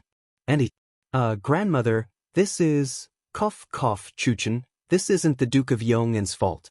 It's all a misunderstanding. Forget it. Let's go, don't disturb the Duke of Yong'an's work. Li Zishuan was about to explain when the bearded guest hurriedly said unnaturally. This was because he felt that it was a little embarrassing. This scene was just like when he fought with other kids when his parents went to their house to ask for an explanation. I can't just let it go like this. Big brother, you gave in to him and didn't want to hurt him. Instead, he repaid your kindness with enmity and beat you up so heavily. I must teach him a good lesson today. Hong Funu dragged the bearded guest who was about to get up back to the sofa and said unyieldingly. When she said that, the bearded guest was even more embarrassed. If there was a crack in the ground here, he really wanted to crawl into it. Because at the beginning, he did deliberately suppress his realm and gave in to Li Zishuan. However, he didn't expect Li Zishuan to be able to fuse 3 types of sword intent. If he hadn't forcefully broken through his acupoints, he would have been seriously injured by Li Zishuan. After that, he didn't dare to give in anymore. In the end, he still didn't win. This was too embarrassing. In the words of modern people, he failed to act cool and was beaten up by Toxistomia girl. Don't forget it, Chuchen. This injury has nothing to do with the Duke of Yong. Did that mean the Mo family's big son could beat him? I'm going to settle the score with him right now. Hong Funu glared and was about to go out to settle the score with Mo Huai downstairs. The corner of Li Zishuan's eyes twitched, and he couldn't help but observe a moment of silence for old man Mo. If Hong Funu really wanted to make a scene, there was nothing he could do. After all, women were unreasonable when they made a scene. Moreover, this woman in front of him was his grandaunt. Fortunately, the bearded man pulled her back. Don't, Chuchen. This has nothing to do with Mo Juzi. Let's go back first. Big brother wants to see how you and Apothecary have been doing all these years. The way they pulled each other made them look even more like a couple. Li Zishuan couldn't help but look at Li Jing worriedly. In his heart, he thought that if he wanted to live a good life, he had to be cuckolded. Even the great Tang army's god of war was no exception. In the records of later generations, when Li Jing brought Hong Funu out of the city from Yang Su's house, they met the bearded man. At that time, the bearded man was shocked when he saw Hong Funu and fell in love with her. Later on, when he found out that Hong Funu was married to Li Jing, he could only become siblings with the two of them and give all his assets to Li Jing and his wife to help Li Shimin unify the world. He then left quietly. Sigh, I wonder if the actual situation is like this? Li Zishuan thought nosily in his heart. Cuff. All right, Chuchen, Big Brother is injured now. Let's quickly bring Big Brother back to recuperate. Let's not delay here. Li Jing, who had been silent for a long time, finally spoke. The bearded man heaved a sigh of relief and hurriedly said, Yes. Medicine Master is right. Let's go out first. Although Hong Funu was unwilling, after thinking about it, she still obeyed and helped the bearded man up. She said, All right, Big Brother, let's go back to the residence. I will personally apply the medicine for you. After saying that, she glared at Li Zishuan and helped the bearded man out. Li Zishuan wiped the sweat off his forehead. He didn't know if it was because of his own dirty thoughts or because of something else, but when Hong Funu said that she would personally help him apply the medicine, it made some bad images appear in his heart. Little Xian, I have understood the cause of the matter. My big brother is used to being free on the sea. Just now when he was here, he offended you. I apologize on his behalf. And Hong Funu's attitude just now. When Li Jing saw that Hong Funu had left with the bearded man, he came to Li Zishuan and said. Li Zishuan hurriedly waved his hand and said, Uncle Li, granduncle, please don't say that. I know that grandmother doesn't have any ill intentions. To be honest, Li Zishuan wasn't used to calling Li Jing and Hong Funu granduncle and grandmother. But what could he do? Seniority was there to control it. That was how helpless he was. In his previous life, he had seen a young man in his 20s or 30s call a child of a few years old grandfather. China was a country that emphasized clan and seniority. It had been so since ancient times. Hong Funu was just joking with you just now. You can address me like how you address Jijia and the rest. We will talk about seniority on our own terms. Seeing that Li Zishuan's expression was very unnatural, Li Jing understood after thinking for a while. He stroked his beard and laughed. All right, I will go back first. Don't take today's matter to heart. Big Brother might have done things the wrong way, but he didn't have any ill intentions. Li Zishuan nodded and said, Yes, Uncle Li, take care. Li Jing and Hong Funu came to pick them up. There was no reason for him to not let them go. His relationship with Li Jing's family had always been good. There was no reason for them to become enemies because of this. Besides, other than the cheap mouth of the curly-bearded guest, everything else was fine. No matter whether he admitted it or not, the reason why he could break through today had a lot to do with the curly-bearded guest. Li Jing smiled with relief and turned to leave. Li Zishuan looked at Li Jing's back. In his heart, he was still wondering if Great Tang's god of war had been cuckolded. Yamacho, the academy's dormitory manager, just said that His Highness King Wei had already finished carrying 20 buckets of water in the morning. Just as Li Zishuan was thinking, Mo Zhong came in from outside and bowed. When Li Zishuan heard this, he just remembered that there was such a thing. He straightened his body and said in surprise, "So fast? Did Qin Ke ask his guards for help?" "No, but I heard from the dormitory manager that Sun Zifan helped His Highness King Wei carry 8 buckets. Mo Zhong hurriedly replied. If it were someone else, they might hesitate to tell Li Zishuan the truth. After all, Li Tai was the emperor's most favored prince. However, Mo Zhong did not have such worries. He had been in the Mo family for many years. How could he have such thoughts? Sun Zifan? When Li Zishuan heard this, he could not help but laugh. Ha, alright, he passed. Those 2 poor unlucky bastards. Chapter 8:24. After dealing with the bearded guest, Li Zishuan went home and planned to take an afternoon nap.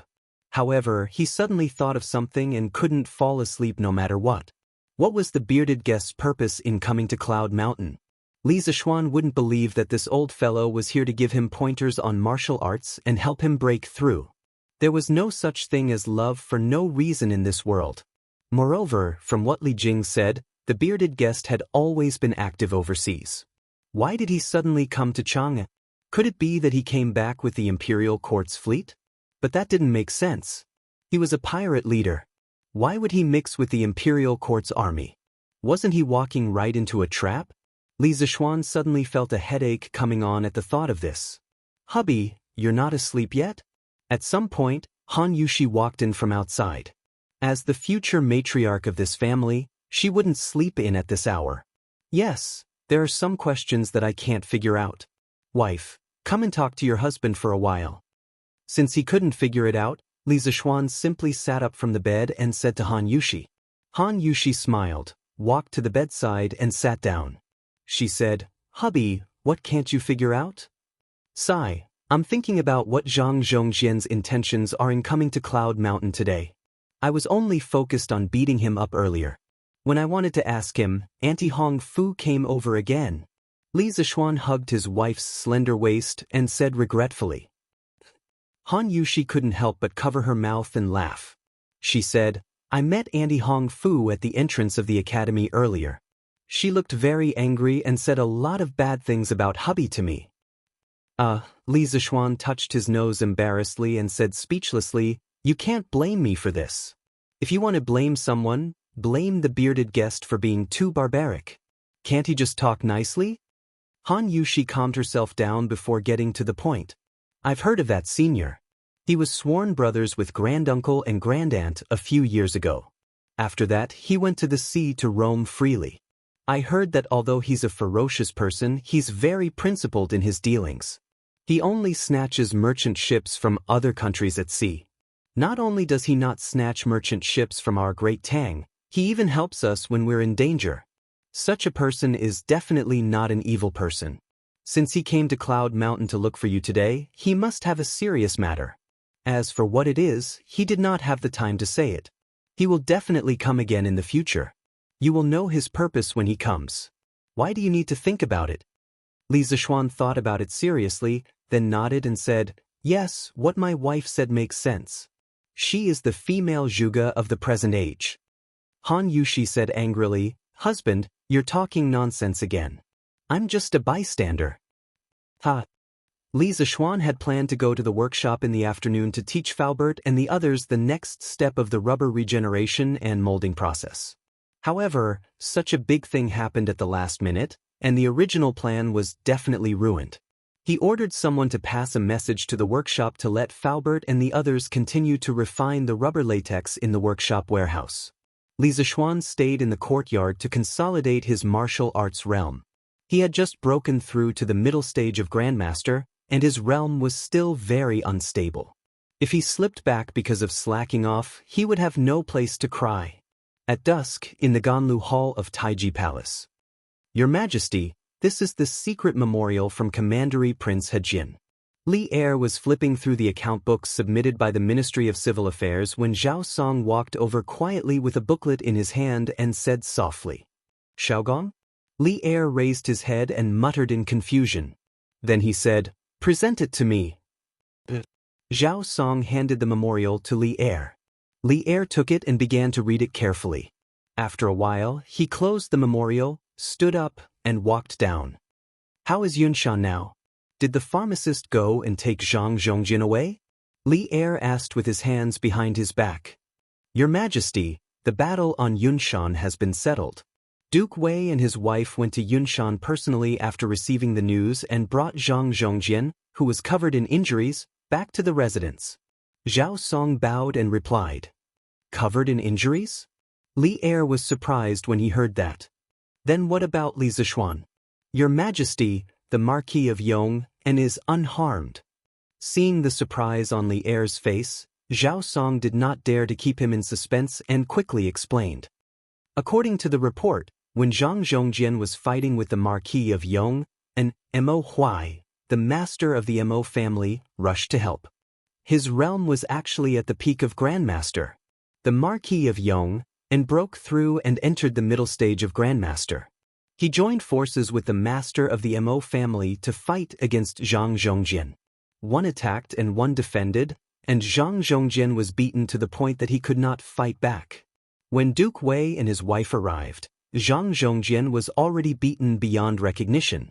Li Er, who had always been calm in the face of changes, was surprised when he heard that. He broke through again? What kind of freak is this kid? He broke through 2 realms in a year. Was he born to be a martial artist? It was no wonder that Li Er was surprised. The strength of a middle-stage grandmaster was already at the threshold of becoming a famous general. The number of generals in Great Tang who had reached this level could be counted with one's fingers. If not for Li Zishuan's young age, with this strength and his relationship with the family of generals, even if he could not become the great general of the 16 guards, he could easily become a general of 1,000 bulls. Zhao Song smiled bitterly.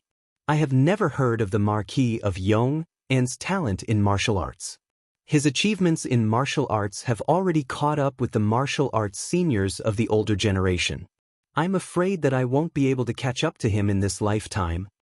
Li Er pinched his chin and said happily, "I wonder why Mount Longhu did not force this kid to stay.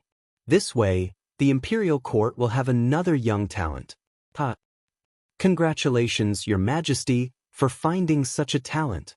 Zhao Song smiled knowingly. Li Er waved his hand. He thought for a moment and said, "Do you know why Xiao Gong sent the secret memorial?" "I don't know." "Plead for leniency."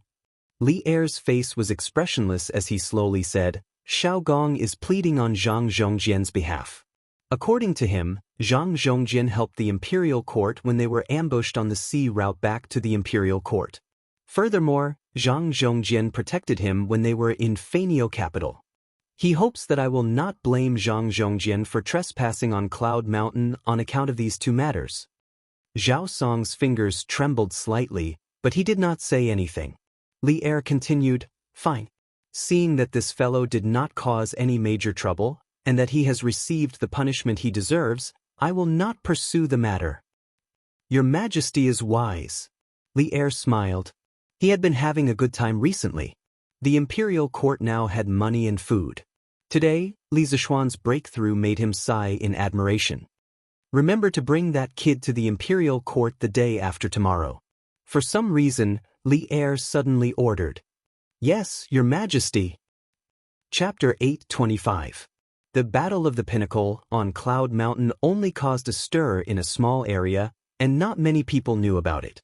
For the ordinary people, martial arts were too far away from them. What they cared about on a daily basis was clothing, food, shelter, and transportation. Xuexian restaurant was the food vein of the entire Chang and city. As soon as the century eggs were launched, its special taste immediately conquered a large number of diners and caused a very enthusiastic response in a small circle. The next day, as expected, there was an advertisement about century eggs on De Tong Daily. The words, fresh taste, refreshing feeling, and fragrant but not greasy, refreshing the mind, made many people curious about this new food. Coupled with the word of mouth of those who ate century eggs at Xuexian restaurant yesterday, the sales volume of century eggs exploded directly on the second day of the market. At noon, the small window of Xuexian restaurant, which specialized in century eggs and soaring prosperity, had already sold more than 2,000 century eggs. It was only a little more than 2 hours after the opening of the Western market. Not to mention that Xuexian restaurant also sold a lot of century eggs, such as century egg tofu, century egg and lean meat porridge. Hey, it seems that the consumption power of the people is indeed huge. Now, you don't have to worry that we can't sell those century eggs that we saved a while ago, right? In the courtyard, Li Zishuan couldn't help but laugh after hearing Han Yushi talk about the sales volume of century eggs. Now, Han Yushi had begun to learn to take over the business in the mansion. There was no phenomenon of evil servants bullying their masters. After all, Han Yushi was not stupid and knew a lot of new arithmetic. Besides, Li Zishuan was now marquis and had a great reputation. Which blind servant would deceive his wife? Han Yushi rolled her pretty eyes. She was already used to the strange words that often came out of her husband's mouth. Husband, I'm not worried that we can't sell the century eggs in the stock. Now, I'm worried that our stock is not enough to sell. According to the speed in the morning, we'll sell at least 5,000 century eggs today. Besides, the flaming yellow chamber of commerce that you set up last time, except for the East Palace and the Wang family, all the other families are asking if they can distribute century eggs. Li Zishuan rubbed his chin and thought for a while. This is a good thing. This was the only way to quickly solve the problem of the farmers not being able to sell their eggs. Since the supply could not meet the demand, then expand the scope of the purchase of eggs. Now that your husband has many more fiefs, he can purchase all the eggs in the fiefs and transport them to the mansion in Chang and city, so that all the servants in the mansion can participate in the production. Make sure they strictly divide the work. Each person can only do one process to avoid leaking the secret. Han Yushi's eyes lit up and she praised, Husband, this is a good idea. This concubine was worried that the formula would be leaked. Li Zishuan patted Han Yushi's shoulder and said with a smile, As for the other members of the Chamber of Commerce who want to distribute, of course we have to agree. This is a benefit they deserve. We can even sell all the century eggs to them. Wife, you can just hand it over to Uncle Wang to make the arrangements. Give them the corresponding number of century eggs at 80% of the market price according to the proportion of shares they subscribed. Yes, I understand. Han Yushi replied sweetly. Young master, the eldest son of the Cheng family is here. At this moment, Xiao He came over and said, Didn't this guy return to Chang and city yesterday? Why is he here now? Li Zishuan muttered softly. Although he said so, he still went downstairs. Ha, Xiaoxian, you're good. I heard that you beat up that person yesterday and even had a breakthrough. What kind of medicine did you take? Why are you so fierce? As soon as Li Zishuan came to the living room on the first floor, Cheng Chumo came up to him, grabbed his arm, and said excitedly. Li Zishuan was not used to this kind of intimacy between the same sex. He quickly shook off someone's hand and said angrily, I took an aphrodisiac. Why, do you want to take it too, Chonyo? Cheng Chumo was stunned. An aphrodisiac has such an effect? Why didn't I know about it? This idiot. Li Zishuan was really speechless. Tell me, why didn't you stay in Chang and city? Why did you come back to Yunshan? Cheng Chumo hesitated for a moment, scratched his head, and said, Hee, because you caused too much of a commotion here yesterday. My father was worried and asked me to come over and take a look. Sigh, it's a pity that I wasn't here yesterday. That's it? Well, you've learned how to hide things now? Li Zishuan glanced at Cheng Chumo and said meaningfully, He could tell at a glance that Cheng Chumo was hiding something, which was why he said so. Xiaoxian, you can tell? Cheng Chumo was a little dumbfounded. Li Zishuan rolled his eyes and didn't say anything. What he meant was, aren't you talking nonsense? It's like this. My parents want me to come over and ask you if you can bring along the 5 farms of my family when you collect eggs next time. My farm has a lot of eggs that can't be sold. Cheng Chumo explained the purpose of his visit embarrassedly. Li Zishuan came to a sudden realization. Back when he had been promoting the idea of raising chickens, the Cheng family had been his staunchest supporters. As a result, they had raised the most chickens among the court officials. No wonder there had been a situation where they couldn't sell their eggs. That's it? No problem, but it's too troublesome. Moreover, I have limited manpower here. Why don't I teach you the method of making century eggs? Your family will provide the manpower, material, and financial resources. Just don't spread the recipe. Li Zishuan thought about it and decided to rope the Cheng family in.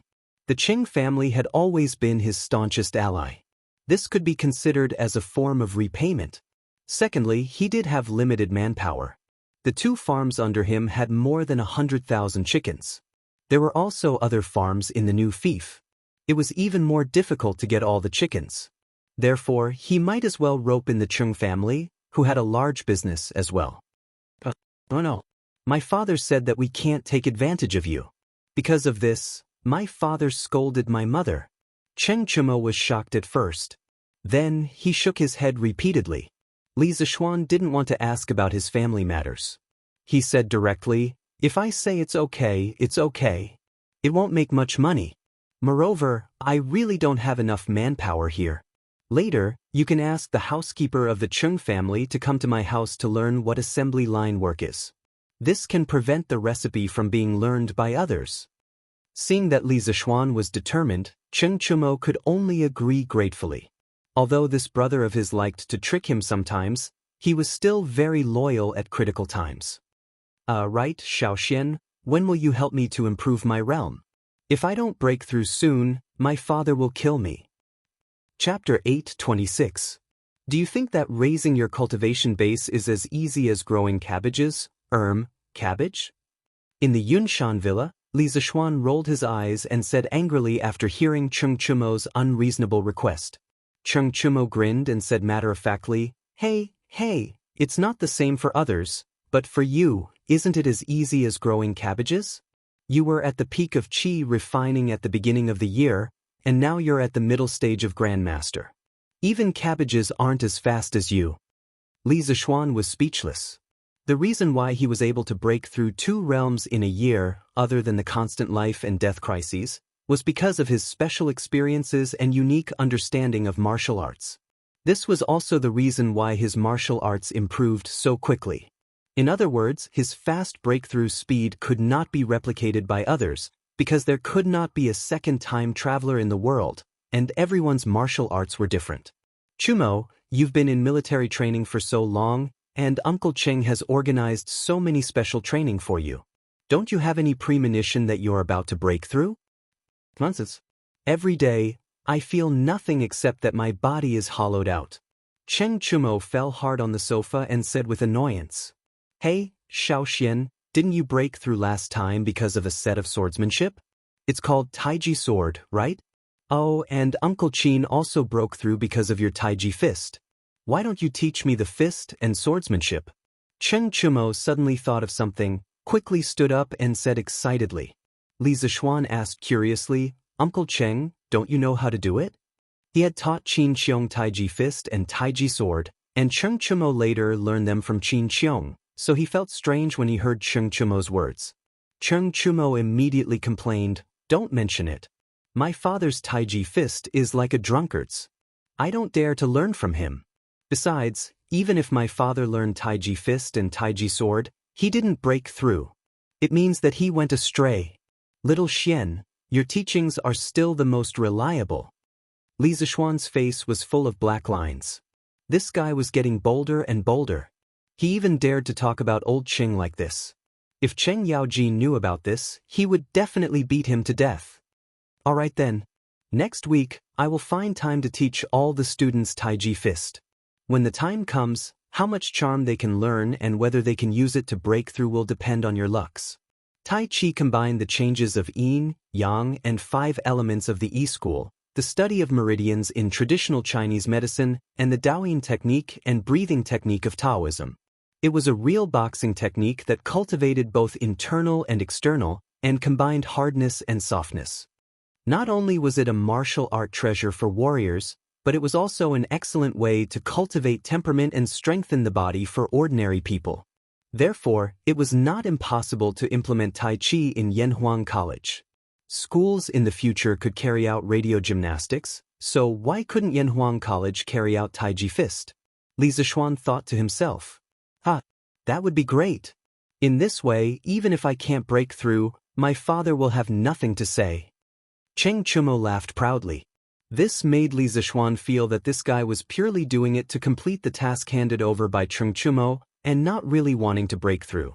In the afternoon, around 3:45 p.m., Li Zishuan brought a few blueprints to the new workshop by the Ba River. At this time, in the open space of the workshop, sheets of raw rubber could be seen drying everywhere. They looked like freshly crushed white paper, and it was a spectacular sight. "Faubert, you're still busy." When Li Zishuan arrived at the original paper workshop, he saw Faubert instructing people to work. He quickly walked forward and greeted him. "Hey, young master, you're here." Faubert wiped the sweat off his forehead and replied, "Young master, you brought back too much rubber before.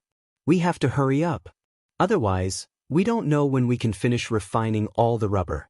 Now, the 3 paper machines in the workshop have all been modified into machines for crushing rubber. Fortunately, there was a lot of stock before, or else Chitsu culture would be anxious for paper again. Faubert's words were more or less complaining. It was really because Li Zishuan bought too much rubber latex from the Wang family this time. It was more than 500 tons.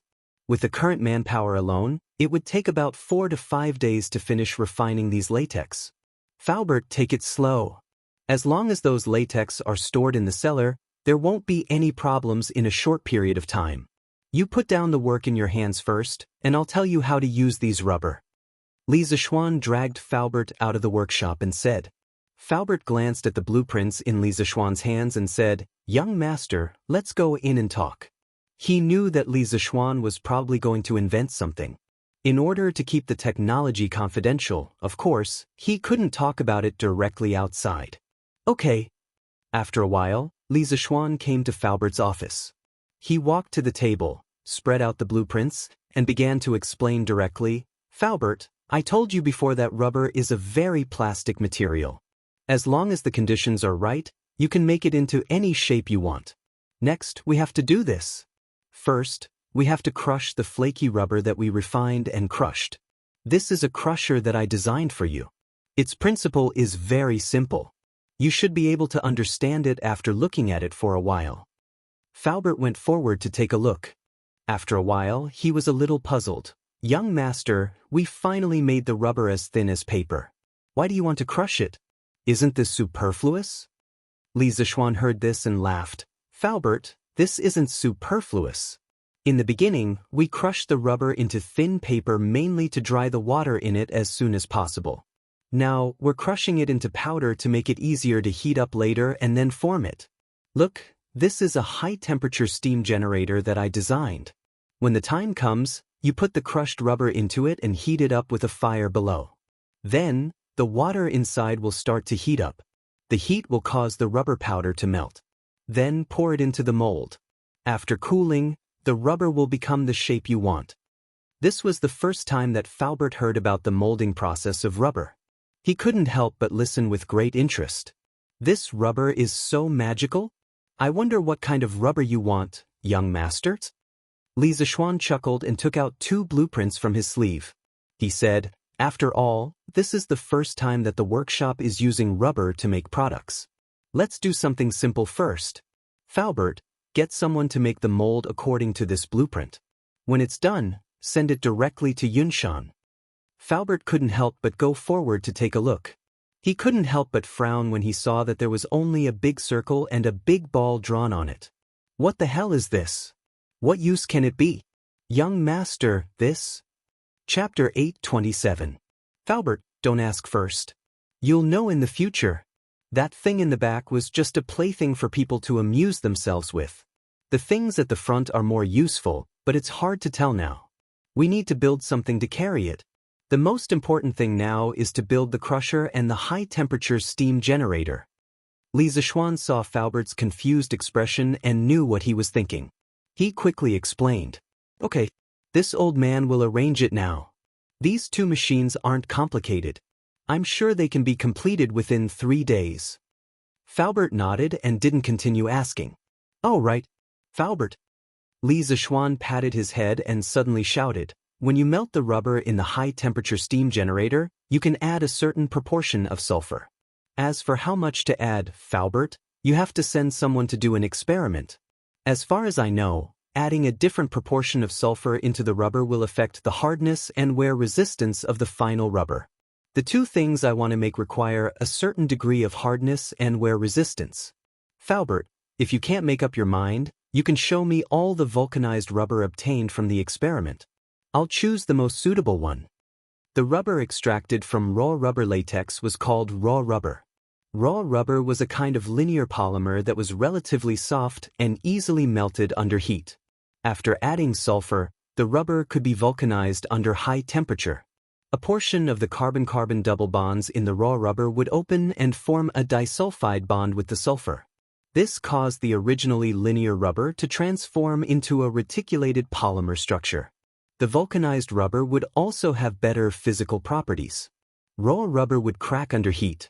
Its mechanical properties were poor, its wear resistance was weak, and its texture was soft. After vulcanization, due to the cross-linking between the molecules, the melting point and strength of the vulcanized rubber would increase.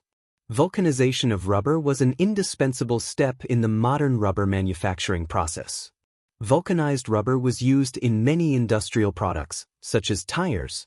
Faubert didn't ask where Li Zishuan got all this information from, because he knew it would be a waste of time. His young master seemed to have been born with knowledge. He had too many secrets. Young master, will all the rubber in the future be processed like this?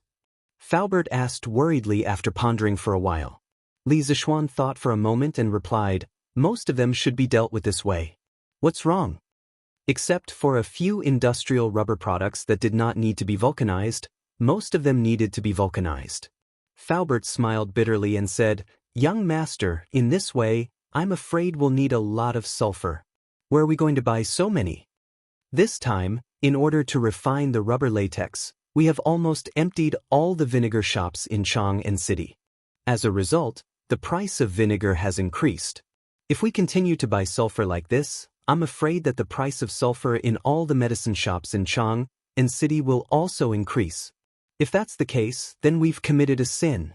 In ancient times, sulfur was mainly used for medicinal purposes. The sulfur that Li Zishuan had used to make explosives to blow up the Snake Spirit Mountain was bought from a pharmacy. Sulfur was first used for medicinal purposes in Xin Nong's Materia Medica. In this book, sulfur was used as a traditional Chinese medicine. It was listed as the third medicine in the medium-grade medicine, and it could cure more than 10 diseases. Faubert was afraid that the large-scale purchase of sulfur by the workshop would cause the price of sulfur to increase. After all, the sulfur in the medicine shops was used to treat diseases. How could they prepare so much in stock? If the patients who needed sulfur for treatment could not afford it, it would be a sin. After listening to Faubert's words, Li Zishuan could not help but feel a little strange. He never thought that refining rubber would cause the price of vinegar in Chang'an City. Of course, he also did not expect that the necessary industrial raw material for the practical use of rubber, sulfur, would be so difficult to obtain. Then let's produce it on a small scale first. Anyway, the two rubber products that I drew for you, Faubert, are not in a hurry to be mass-produced. Faubert, do you have any trustworthy people who are willing to work hard? At this moment, Li Zishuan realized that even if he had a belly full of good ideas, without resources, he would still have to give up. The Don't Touch Me carriage from before had not been mass-produced until now. But it was not because the workshop lacked manpower or technology, but because they lacked iron. Also, The horseshoes that he made before had not been promoted to the imperial court because of the lack of iron. According to historical records, during the Jingguan period, the annual steel production of the Tang dynasty was only a few hundred tons. That's right, it was just a few hundred tons. What could a few hundred tons of steel do? It would probably be difficult to arm an army of 10,000 people. Therefore, steel was an extremely important strategic resource for the country. Most of it flowed to the imperial court, and only a small portion was left to the common people. Therefore, no matter how advanced Li Zishuan's workshop was, and no matter how high the production efficiency was, it was impossible to produce a few hundred to 1,000 "don't touch me" carriages in a month. In the end, it was because he did not have a mine. Li Zishuan thought helplessly. "Young master, what are you planning to do?" Faubert asked with a strange expression. "Look for ores, mine ores," Li Zishuan said fiercely. In his previous life, he was a poor loser. In this life, he was a rich second generation. He wanted to be a mine owner. As the saying goes, with a mine at home, one's heart would not panic. That was the logic. "Look for ores?" Faubert muttered and then asked, "Young master, the world is so big, where should we look for ores? Even the most hard-working people would not be able to bear it." Li Zishuan's expression had returned to normal. He smiled and said, "This is not a big problem. I know the specific locations of a few ores. We just need to send people to look around there." He had just recalled the geography books in his previous life. He knew that there were a few large pyrite ores in the Xianxia area. The so-called pyrite ores were mainly the sulfide of iron. When the time came, he would find a way to refine it. Not only would he be able to obtain iron, but he would also be able to obtain sulfur. Wouldn't that be killing two birds with one stone? Faubert's heart shook again. He thought that his young master really knew everything. He seriously thought about it, and his face revealed a rare embarrassed expression. He said, "Young master wants to find someone to help find ores. This old man would like to recommend someone." "Faubert, quickly say it." Faubert coughed twice and said, "Cough, cough. Young master, this old man has a nephew called Fubin. His parents passed away early, and this old man raised him. Although he is usually a little playful, as long as it is a serious matter, he will definitely treat it seriously." "Young master?" "Ah, that's fine. Tomorrow afternoon, Faubert, bring that kid to Yunshan to find me. I will also tell him the general location of these ores." Without waiting for Faubert to finish, Li Zishuan directly interrupted with a smile. Faubert said in surprise, "Young master, you this? No need to say more. Faubert, I still trust the person recommended by you." "Oh, right, Faubert, if you have a way to directly buy the sulfur ores in other people's hands, as long as the price is not too outrageous, just tell me. I will buy it." Chapter 828. After confirming the candidates for the mine exploration, Li Zishuan suddenly thought of two new things. Thus, he walked to the side of the table, picked up a brush, and quickly drew a simple blueprint. He said, "Uncle Fu, I have two more things here. When the time comes, please help me get them out. The first one is to use latex as a pillow. Make a mold like this first, then directly inject latex into it, then heat it up in a high-temperature steam generator, pull it out, and wash it." And this guy wants to make a latex pillow. After all, the reason he came to this world was to improve his living conditions. Now that he has the materials and technology, how can he not make something good for himself to enjoy? The pillows of the ancient people at the beginning were made with stones and bundles of grass. Bamboo pillows and rattan pillows appeared in the spring and autumn period, and in the Qin and Han dynasties, people started to use soft pillows like silk pillows. The Tang dynasty was a bit more ruthless. Porcelain pillows were popular in this era. That's right, made with porcelain, it was really hard.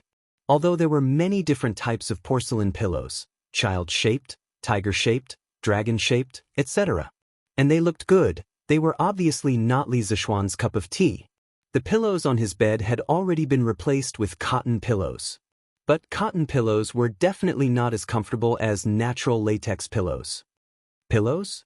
When Faubert heard this, he couldn't help but frown. He knew that the rubber in the workshop was brought back from Nanyang by the Wang family. It was very precious, but Li Zishuan used his position, to abuse his position for personal gain. This made him want to criticize him.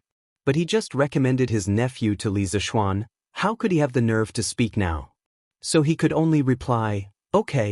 Young master, how many do you want to make?" Li Zishuan thought for a while and said, 5. Oh no, make 8 first. One of them is slightly smaller, it's for Lan Air. Counting the number of people, his father, mother, wife, sister, Xiao Shi, and his father-in-law, wouldn't there be 8 of them in total? As for his brother-in-law, this brat had thick skin and flesh, and most of the time he lived in the dormitory.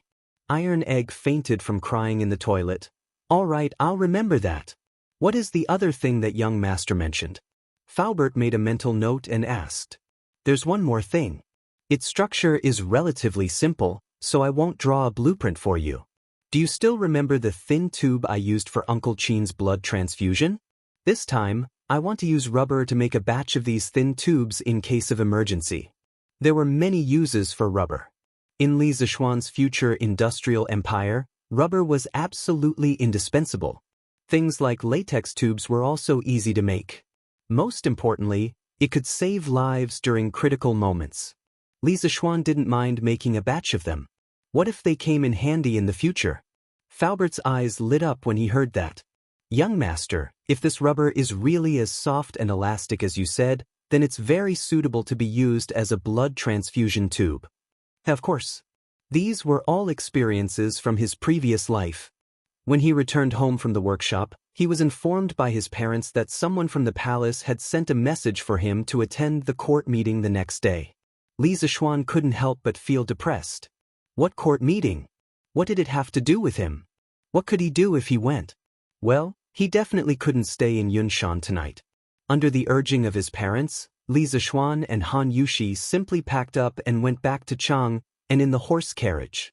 Lan, the little cutie, was used to living in the modern-style house in Yunshan.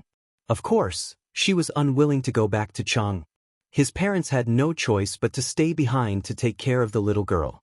Of course, to be honest, the living environment in Yunshan was really better than in Chang and city. In the evening, Li Zishuan and Han Yushi finally made it back to Chang and city before the sky turned dark. Young master, you're back. San Bao missed you so much. After not seeing Li Zishuan for so many days, San Bao and Ah Fu, who were standing at the porch, were about to cry when they saw him. The entire Li family moved to Yunshan. Other than Xiao and Xiao Shi, they didn't bring any other servants. The main reason was that when the Yunshan residence was initially designed, it was only designed as a mini manor. San Bao and the rest wouldn't have a place to stay even if they went there. They couldn't possibly stay with the owner like Xiao and Xiao Shi, right? Speaking of which, Pang Feiji and the rest were still living in the academy. It seemed like he had to get the academy's construction team to expand the Yunshan residence. He could even soak in the hot spring there during winter. Go away. You're not a young lady. Why are you thinking of me? Li Zishuan stopped San Bao, who was about to pounce on him, and said angrily. However, it was this somewhat inappropriate words that provoked the beautiful lady beside him. Husband, what nonsense are you talking about? Nothing. San Bao, ask the kitchen to boil some hot water. I'll take a bath first and ask Aunt Zhao to start cooking while I'm at it. Li Zishuan laughed and then led his wife into the residence. I'll go now. Young master, young mistress, please wait for a moment. San Bao answered with a grin and then ran off into the distance. Let's go, my wife. Let's go back to the room and take a bath together later. Seeing that the servants were happy for a while and then went back to their own things, Li Zishuan suddenly leaned over to Han Yushi's ear and laughed mischievously. Stinky husband, you're being indecent again. Han Yushi's ears immediately turned red. We're already an old couple. My wife, why are you still shy? Li Zishuan said shamelessly. Speaking of which, it wasn't the first time that the two of them had taken a bath together under his urging. The next day, after the bell and drum had been struck 4 times, the Li residence was already lit up. The servants were busy lighting the fire and boiling water, preparing to wash their master and make breakfast. The coachman washed Big White clean and prepared a saddle. Li Zishuan was going to ride a horse for today's court assembly. There was no reason for him to take a carriage. Big White, who understood human nature, seemed to know that it was about to be put to good use. It shook its head excitedly and snorted. The Li residence's personal guards were still serving as instructors at Yun Mountain. However, Pang Feiji, the head of the personal guards, personally brought 2 people back before the city gates closed after receiving the news yesterday evening. Li Zishuan in the west courtyard finally got out of bed after Han Yushi's repeated urging.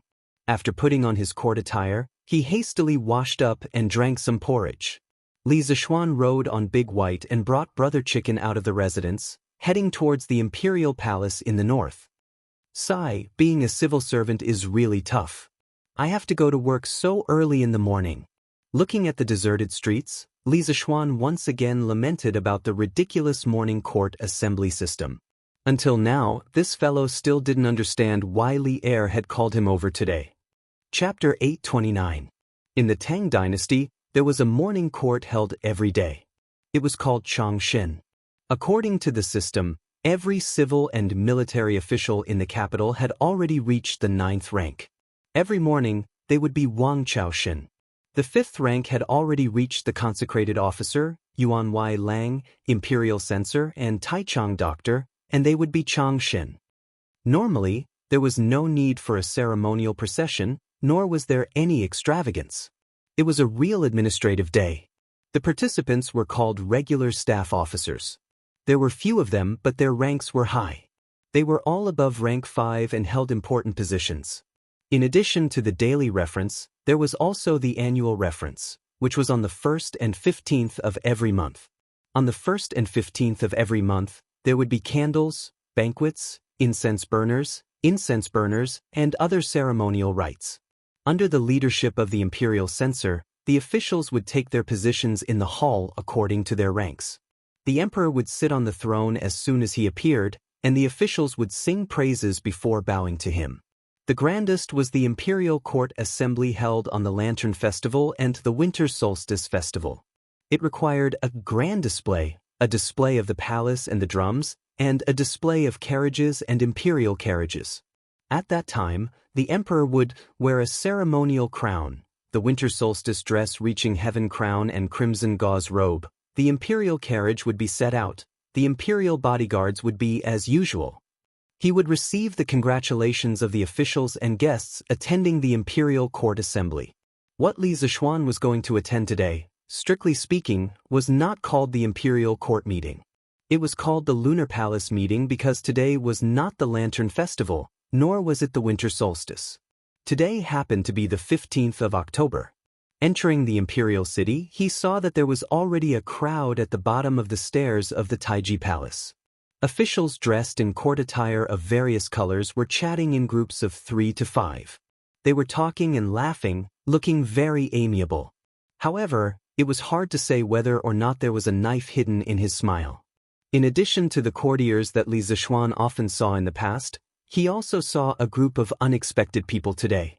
A group of brown-skinned people.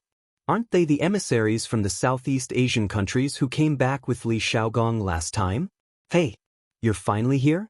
Out of everyone in the imperial court, you're probably the one who hates attending the imperial court the most. While Li Zishuan was still in a daze, Li Xiaogong walked over from the side and pointed at Li Zishuan with a smile.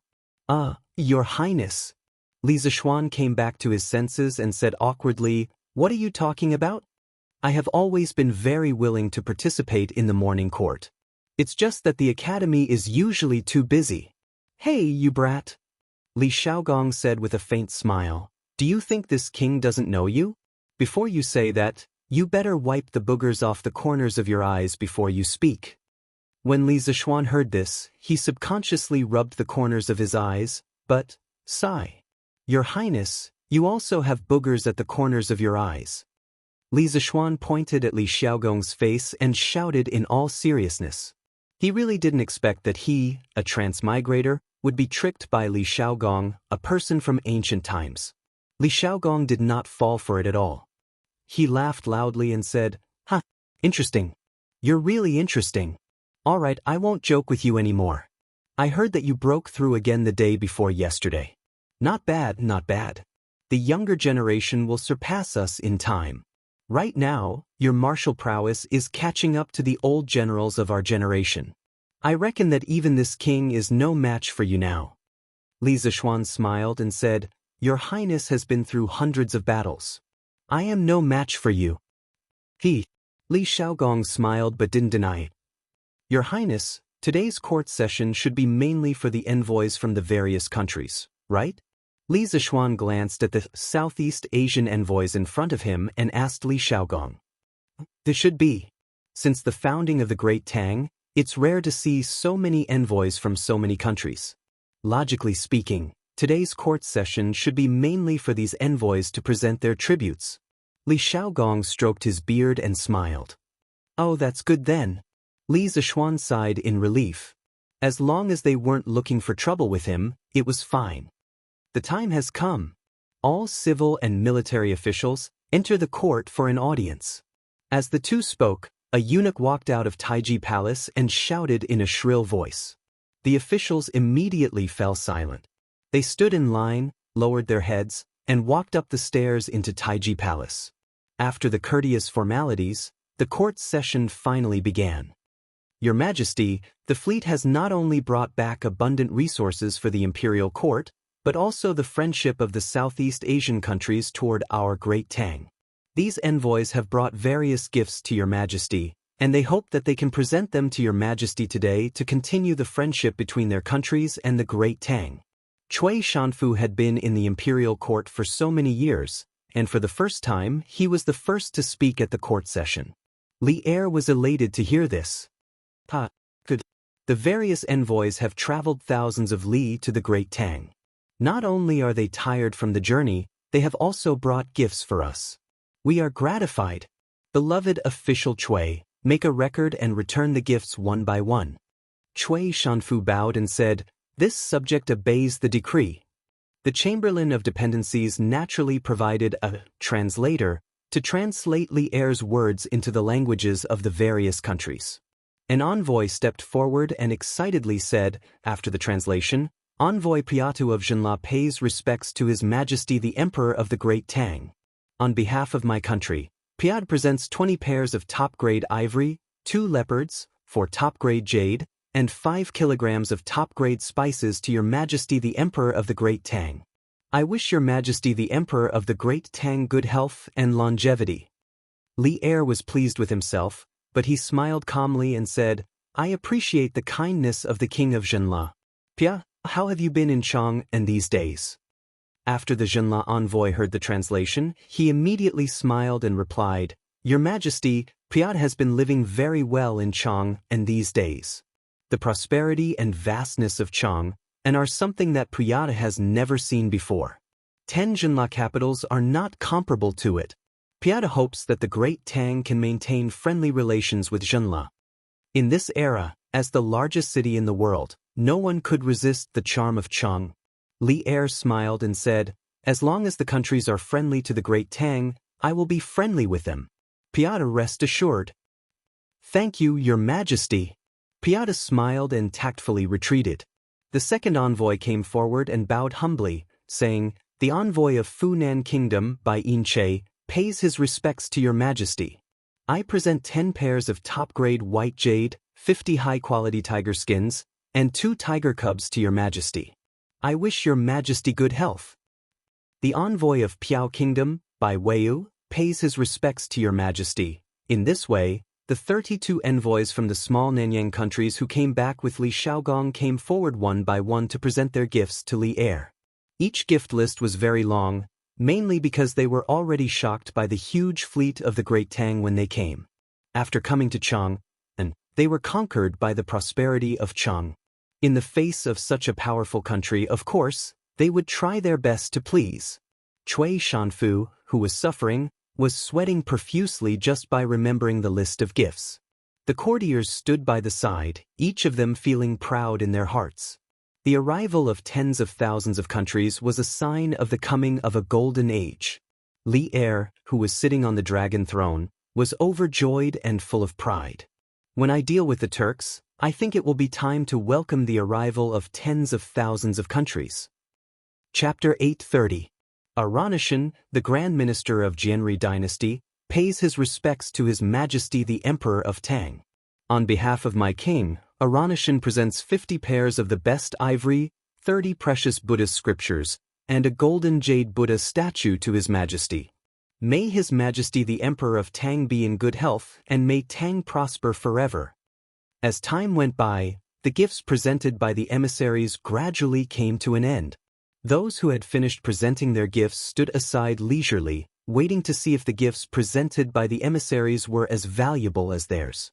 For a moment, their faces alternated between joy and annoyance. It was a wonderful sight. What surprised many people was that the last person to present the gifts turned out to be the Prime Minister of a country. Other countries had sent emissaries.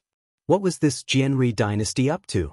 They had even sent the Prime Minister of a country. Sitting above, Li Er could not help but feel shocked. He straightened up and looked at the middle-aged man who wore a white turban and was as black as a charcoal ball. He said in a low voice, "King Jianri has troubled you. Aranishan, when you return, please express my gratitude to King Jianri on my behalf." Putting aside political factors, the Buddhist scriptures and Buddha statues brought by Aranishan were very much to Li Ernyen's liking. When Li Ernyen was young, he had formed an indissoluble bond with Buddhism because of his physical condition. Moreover, starting from Li Yuan, the entire Li family respected Buddhism very much.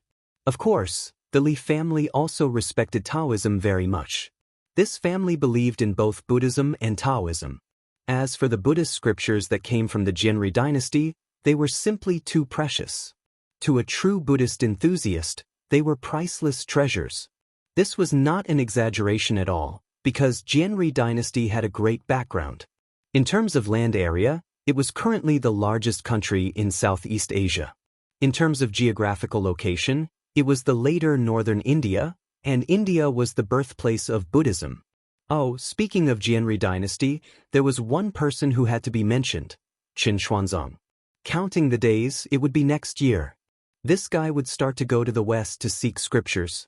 This was not journey to the west, but a real trip to the sacred land of Buddhism to seek the true scriptures. In fact, this year, Xuanzang had written to Li Er that he wanted to travel west to seek Dharma. However, Li Er did not approve of it. However, Xuanzang had already made up his mind.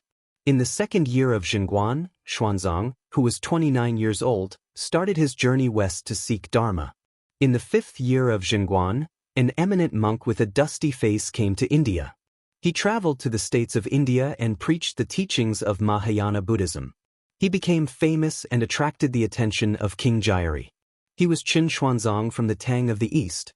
King Jiari specially held an open meeting for Xuanzang in Kan City, the capital.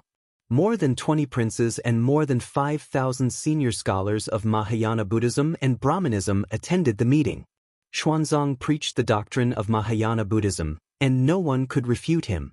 Therefore, he was given the title of Mahayana Heaven. After the meeting, King Jiari invited Xuanzang to ride an elephant around the world and preach.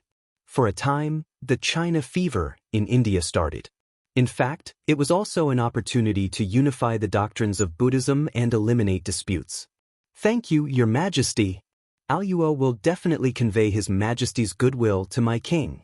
In addition, my king has entrusted you with a task, and I hope Your Majesty can agree to it." Aluo Nazhun bowed to Li Er and said with a smile. After hearing the translation from the translator of Honglu Temple, Li Er raised his eyebrows and said, "Please speak." Aluo Nazhun pursed his lips. Under the gaze of everyone in the hall, he slowly explained the purpose of his visit. "Your Majesty, my king admires the culture of the Tang Empire very much and is willing to build a good relationship with the Tang Empire for 100 years. I heard that Your Majesty has a virtuous princess, so my king sent me to propose a marriage to Your Majesty to build a friendship between the two countries." Silence. As soon as the translator of Honglu Temple translated Aluo Nashuan's words, the hall immediately fell into silence. The officials and envoys in the hall were all shocked. It was clear that they had not expected this. Li Qingqian, who was standing in front of the officials, was stunned for a moment and suddenly became anxious. No! There was one person who was faster than Li Qingqian, And that was Li Zishuan. This fellow was originally taking advantage of the time when the envoys were paying tribute and was secretly sleeping with his eyes closed. Who knew that someone actually dared to cause trouble and set their sights on Chang'e? How could he sit idly by and do nothing? God had mercy on him. Chang'e was only a 7 or 8-year-old girl. Although he did not know much about the bullshit King Jairi, he should be at least 30 or 40 years old. Bah! Even if they were close in age, Li Zishuan did not want the princess of the Tang Empire to marry a foreigner. Don't be rude. In front of the envoys, don't be impulsive and ruin the friendship between the Tang Empire and the other countries. Cui Shanfu rolled his eyes and immediately jumped out and said in a sarcastic tone, "Impulsive your mother! Get out of this marquis's way." For some reason, Li Zishuan, who had never lost his composure in court, felt a ball of fire burning in his heart at this moment. When he saw that Cui Shanfu still didn't forget to dig a hole for him to jump into, Li Zishuan was instantly enraged. He slapped Cui Shanfu to the side, and before that old thing could complain, he fiercely looked at the translator of the Chamberlain of Dependencies standing to the side and said, "You are not allowed to translate what this marquis is about to say, or else you will be betraying the Great Tang. Do you understand?" Li Zishuan had been made a marquis at a young age and was skilled in both the pen and the sword. He was extremely famous in Cheng.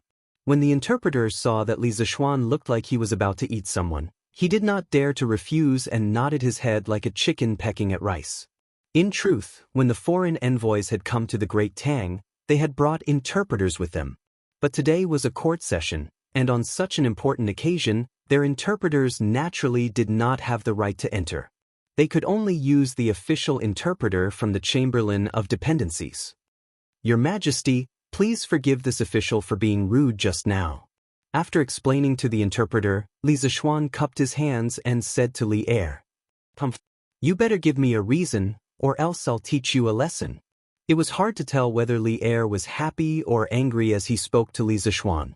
After hearing Li Er's words, Cui Shanfu, who had climbed up from the ground, temporarily gave up on the idea of suing Li Zishuan. Li Zishuan raised his head and said firmly, "Your Majesty, the princess is still young and should not be married off to another country. Furthermore, this official believes that the Great Tang does not need to be married off to another country. Even if there is a marriage, it should be the other country marrying the princess to the Great Tang, not the Great Tang." Today, he had only wanted to be a bystander. But after encountering such a situation, he could no longer be a bystander. In the history books of his previous life, the Great Tang was the pride of all the descendants of the Yellow Emperor. However, there was a flaw in this otherwise perfect situation, and that was that the Great Tang's princess Wenqing was married to Tubo. As powerful as the Great Tang was, it also accepted the marriage policy. Now, Li Zishuan would definitely not allow such a thing to happen again. Chapter 831. According to the history books, King Jairi only began to send envoys to visit the Tang dynasty in the 15th year of Zhengguan, and he had never asked for the Tang princess's hand in marriage. Now things had developed like this because of Li Zishuan, the butterfly, who had flapped his little wings and caused the trajectory of history to deviate a little. If he had not urged the imperial court to organize a fleet to trade with the south, King Jairi, who was thousands of miles away and was racking his brains to unify the entire Indian peninsula, would not have seen the powerful fleet of the Tang Empire and would not have sent a minister to Chang'an to ask for a marriage. In the end, he wanted to get on Li Er's ship and quickly unify the whole of India. Ridiculous! What a load of nonsense! During the Western Han dynasty, Zhao Jun went out of the frontier and created the eternal story of the Han people and the Xiongnu. Why can't the Tang dynasty marry the princess to the Jairi dynasty and repair the friendship between the two countries for 100 years? Cui Shanfu flicked his sleeves and pointed at Li Zishuan, scolding angrily. Li Zishuan glared and raised his hand to beat him. Seeing this, Cui Shanfu immediately took 3 steps back and kept a safe distance from Li Zishuan. T. Zhao Jun going out of the frontier is the greatest shame of the Han people for thousands of years, but you said it as if it was glorious. Li Zishuan resisted the urge to beat Cui Shanfu up. He pointed at the latter and scolded angrily, You only know that Wang Zhaojun brought 60 or 70 years of peace to the Western Han Dynasty and the Xiongnu, but you haven't heard the Song of Sorrow at the Five Watch, composed by Wang Zhaojun on his way out of the frontier, full of hidden bitterness and infinite sadness, right? The great Han Dynasty actually needs to use women to exchange for peace, and you scoundrels are not ashamed but proud of it. It's disgusting. You don't deserve to be in the imperial court. Preposterous. Preposterous. You've actually turned this beautiful story into a great humiliation. Marquiongan, you're talking nonsense. Cui Shanfu's old face was red with anger, and he pointed at Li Zishuan and trembled. Eternal story? Bullsh**t. You shameless scholars are just using it to cover up the cowardice in your hearts. When the Zhaojun left the fortress, the Xiongnu people had experienced the internal strife of the five Chanyu, and their national strength had long been declining day by day. Emperor Yuan of the Han Dynasty was enjoying the fruits of the Zhaojuan's resurgence.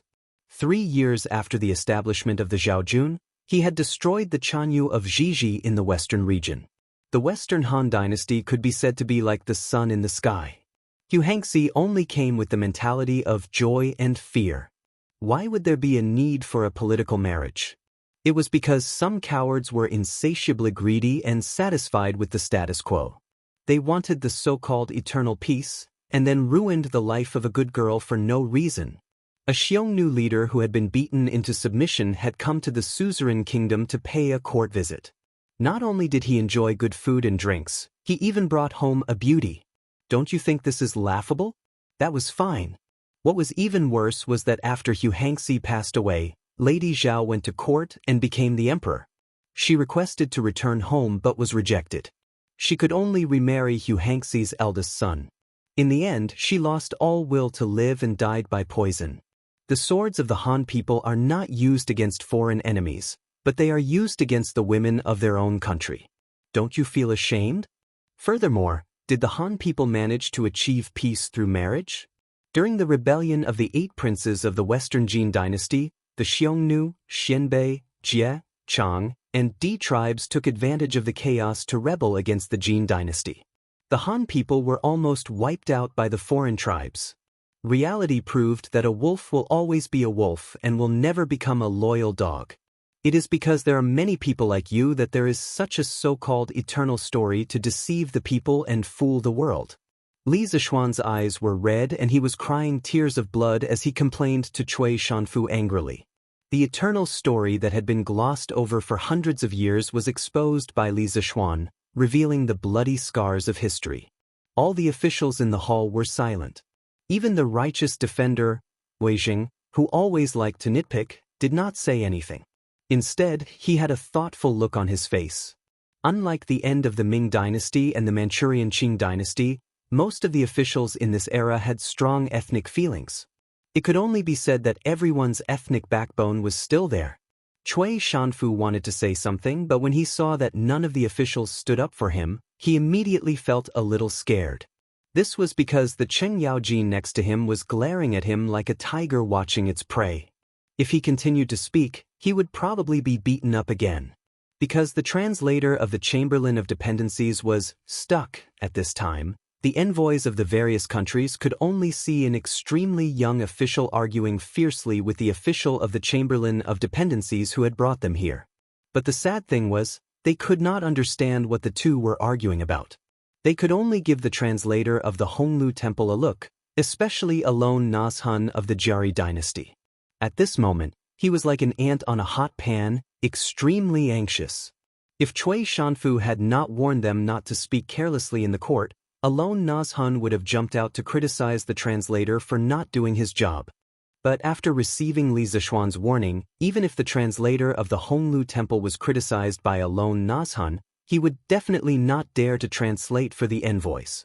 As the saying goes, spoilers may feel good for a while, but the whole family will feel bad. In order to preserve his life, he did not dare to spoil Alone Nazhun and the others. I, Old Cheng, have not read many books and do not understand many principles. But I, Old Cheng, only know that those who use women to exchange for peace are definitely cowards without balls. Our great Tang does not need to use women to exchange for peace. The princess cannot marry. Little Xian is right. If anyone is to marry, it should be the princess of the Jiari dynasty who marries into the great Tang.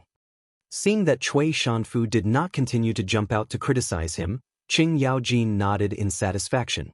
Then he stood out to support Li Zishuan. This old official agrees. Although the Marquis of Yong'an's words contain a lot of personal feelings, the current Great Tang does not need a political marriage. Besides, Her Highness is still young and her body is delicate. It is not suitable for her to marry outside. From the civil officials' camp, a slightly hunched old man walked out. He was the decisive Du Ruhui. If nothing went wrong, Du Ruhui would replace Li Jing as the Minister of War next year. For a civil official to be able to become the Minister of War, it was enough to show that old Du was a very courageous man. This old official agrees as well. Not to mention that the Jiari dynasty has no enmity with our Great Tang. Rejecting the political marriage will not cause the two countries to fall out. Even if they fall out, our Great Tang is not afraid. If they want to fight, then let's fight. The men of Great Tang are never afraid of war. Furthermore, Her Highness is of noble birth. How can she marry into a barren land?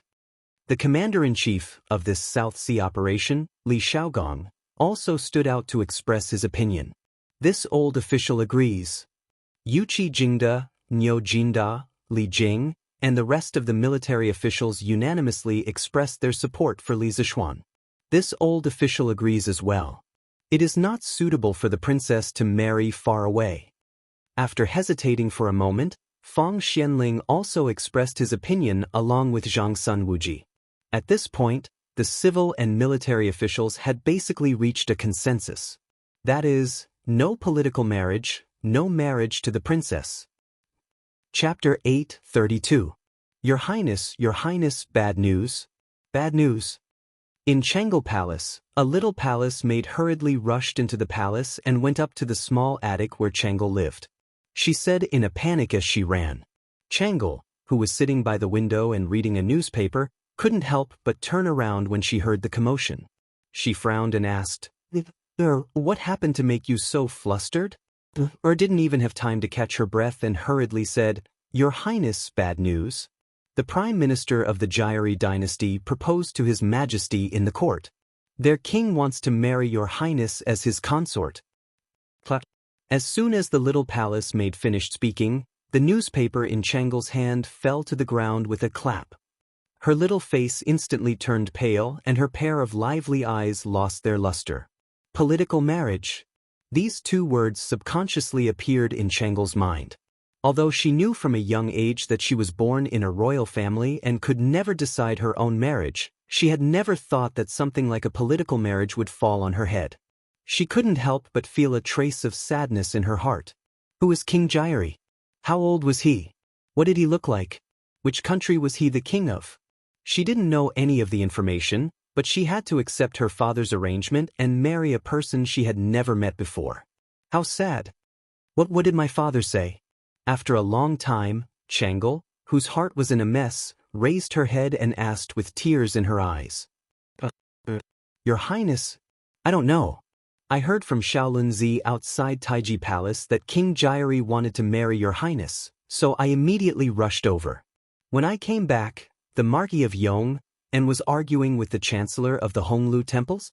Hearing Changel's question, Li frowned and said with a bitter expression, "Marquis of Yong'an? Li, you're saying that Brother Xiao Xian also went to court today?" Changel, who had just felt that the sky was falling and the earth was collapsing, heard the words Marquis of Yong'an from Li and immediately seemed to have found a faint light in the darkness. Her tone was not as desperate as before and seemed to have a trace of vitality. Yes, Your Highness. It is said that His Majesty personally issued a decree for the Duke of Yong'an to attend today's court conference. Leah wanted to say that even if Empress Zhang Sun came, she might not be able to help in such a big matter as the political marriage. Li Zishuan, the Marquis of Yong'an, had even less hope. However, when she saw Changel's expectant expression, she buried these words in her heart. A glimmer of hope rose in Changel's heart. She hurriedly said, "Then, Li, quickly go and find out what my father has decided. I don't believe. Father would be so heartless. I don't believe that big brother little Xian would watch with folded arms and remain indifferent." Of course, the last sentence was only said to herself in her heart. "Yes, Your Highness, please wait here. This servant will go right away." Leah responded and immediately ran down the pavilion. Changle walked to the window. A pair of magpies happened to fly over from the branches outside the window. They were playing with each other on the branches, chirping noisily. Seeing this, Changle thought with some sadness. Bird, if only I could be like you and find the one I like, and live with him freely all my life." Taiji Palace. All the civil and military officials in the court had basically expressed their opinions. Now that things had developed to this point, they only needed to wait for Li Er's judgment. "Great Minister Aluo Nazhun, my beloved daughter is still young and sickly. It is not suitable for her to marry far away. I have already felt the desire of King Jieri and the Tang Empire to build a harmonious relationship for 100 years. However, the political marriage still needs to be discussed at length." Li Er looked at Aluo Nazhun, who was as anxious as an ant on a hot pan, and the other envoys who were watching the fun and didn't mind blowing things up. Hearing Li Er speak in person, the bitter official translator of Honglu Temple knew that he could finally return to normal work. He quickly translated Li Er's words to Aluo Nazhun and the other envoys. Boom! After the Southeast Asian envoys understood Li Er's decision, they couldn't help but whisper to each other. Some were surprised, some were angry, and some were gloating. Of course, most of them were gloating, especially the envoys from the neighboring countries of Gouda, Mud, and Wallaby. None of the envoys sent to the Tang Empire were fools. Anyone with a little common sense could guess the reason why King Jieri wanted to marry the princess of the Tang Empire. If King Jieri really got his way, then the small countries around the Jieri dynasty would be in danger of being wiped out at any time. Therefore, when they heard that Li Er had rejected Aluo Nazhun's request, they heaved a sigh of relief and couldn't help but feel happy. "Your Majesty, if Princess Changle's body is inconvenient, the other princesses can do it. My king is very sincere in building a harmonious relationship with the Tang Empire." Aluo Nazhun's face was red. He paused for a moment and still spoke unwillingly. "This old bastard, is there no end to it?" At the side, Li Zishuan couldn't help but frown. If it weren't for the fact that this was not the right place, he really wanted to beat this guy up and then throw him out. We have said that the matter of the marriage alliance will be discussed at a later time. Aluo Nazhun, if there is nothing else, please take your leave." Li Er frowned. To be honest, he was also a little irritated at the moment. "Yes, thank you, Your Majesty." Aluo Nazhun was the prime minister of a country. Although the translator of the Chamberlain of Dependencies had translated Li Er's words very smoothly and naturally, he could still hear the displeasure in Li Er's words. Therefore, he decisively retreated to the side and no longer spoke. After all, he had only come to propose marriage, not to make enemies. Moreover, the Tang Empire was a colossus. Their Jieri dynasty couldn't afford to make enemies with it. We are very pleased with the gifts that the envoys have brought us. Apart from the marriage alliance, if you have any other requests for the Tang Empire, you can speak freely here. After discussing with the officials of the court, we will take appropriate measures to resolve them."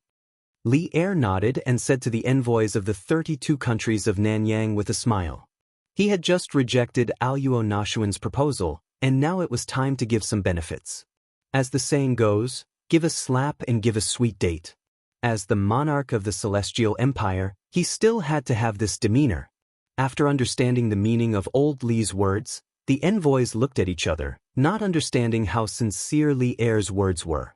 While the envoys were hesitating, a brown-skinned short man walked out and slightly cupped his hands to Li Er. "Envoys of the Lini Kingdom reporting to His Majesty the Emperor of the Tang Empire, our monarch hopes to exchange trade and goods with the Tang Empire. The Tang Empire has vast territory and abundant resources, and its army is good at war. Our monarch also hopes that His Majesty the Emperor of the Tang Empire can send troops to ensure the safety of the sea route. We hope that His Majesty the Emperor of the Tang Empire can reconsider.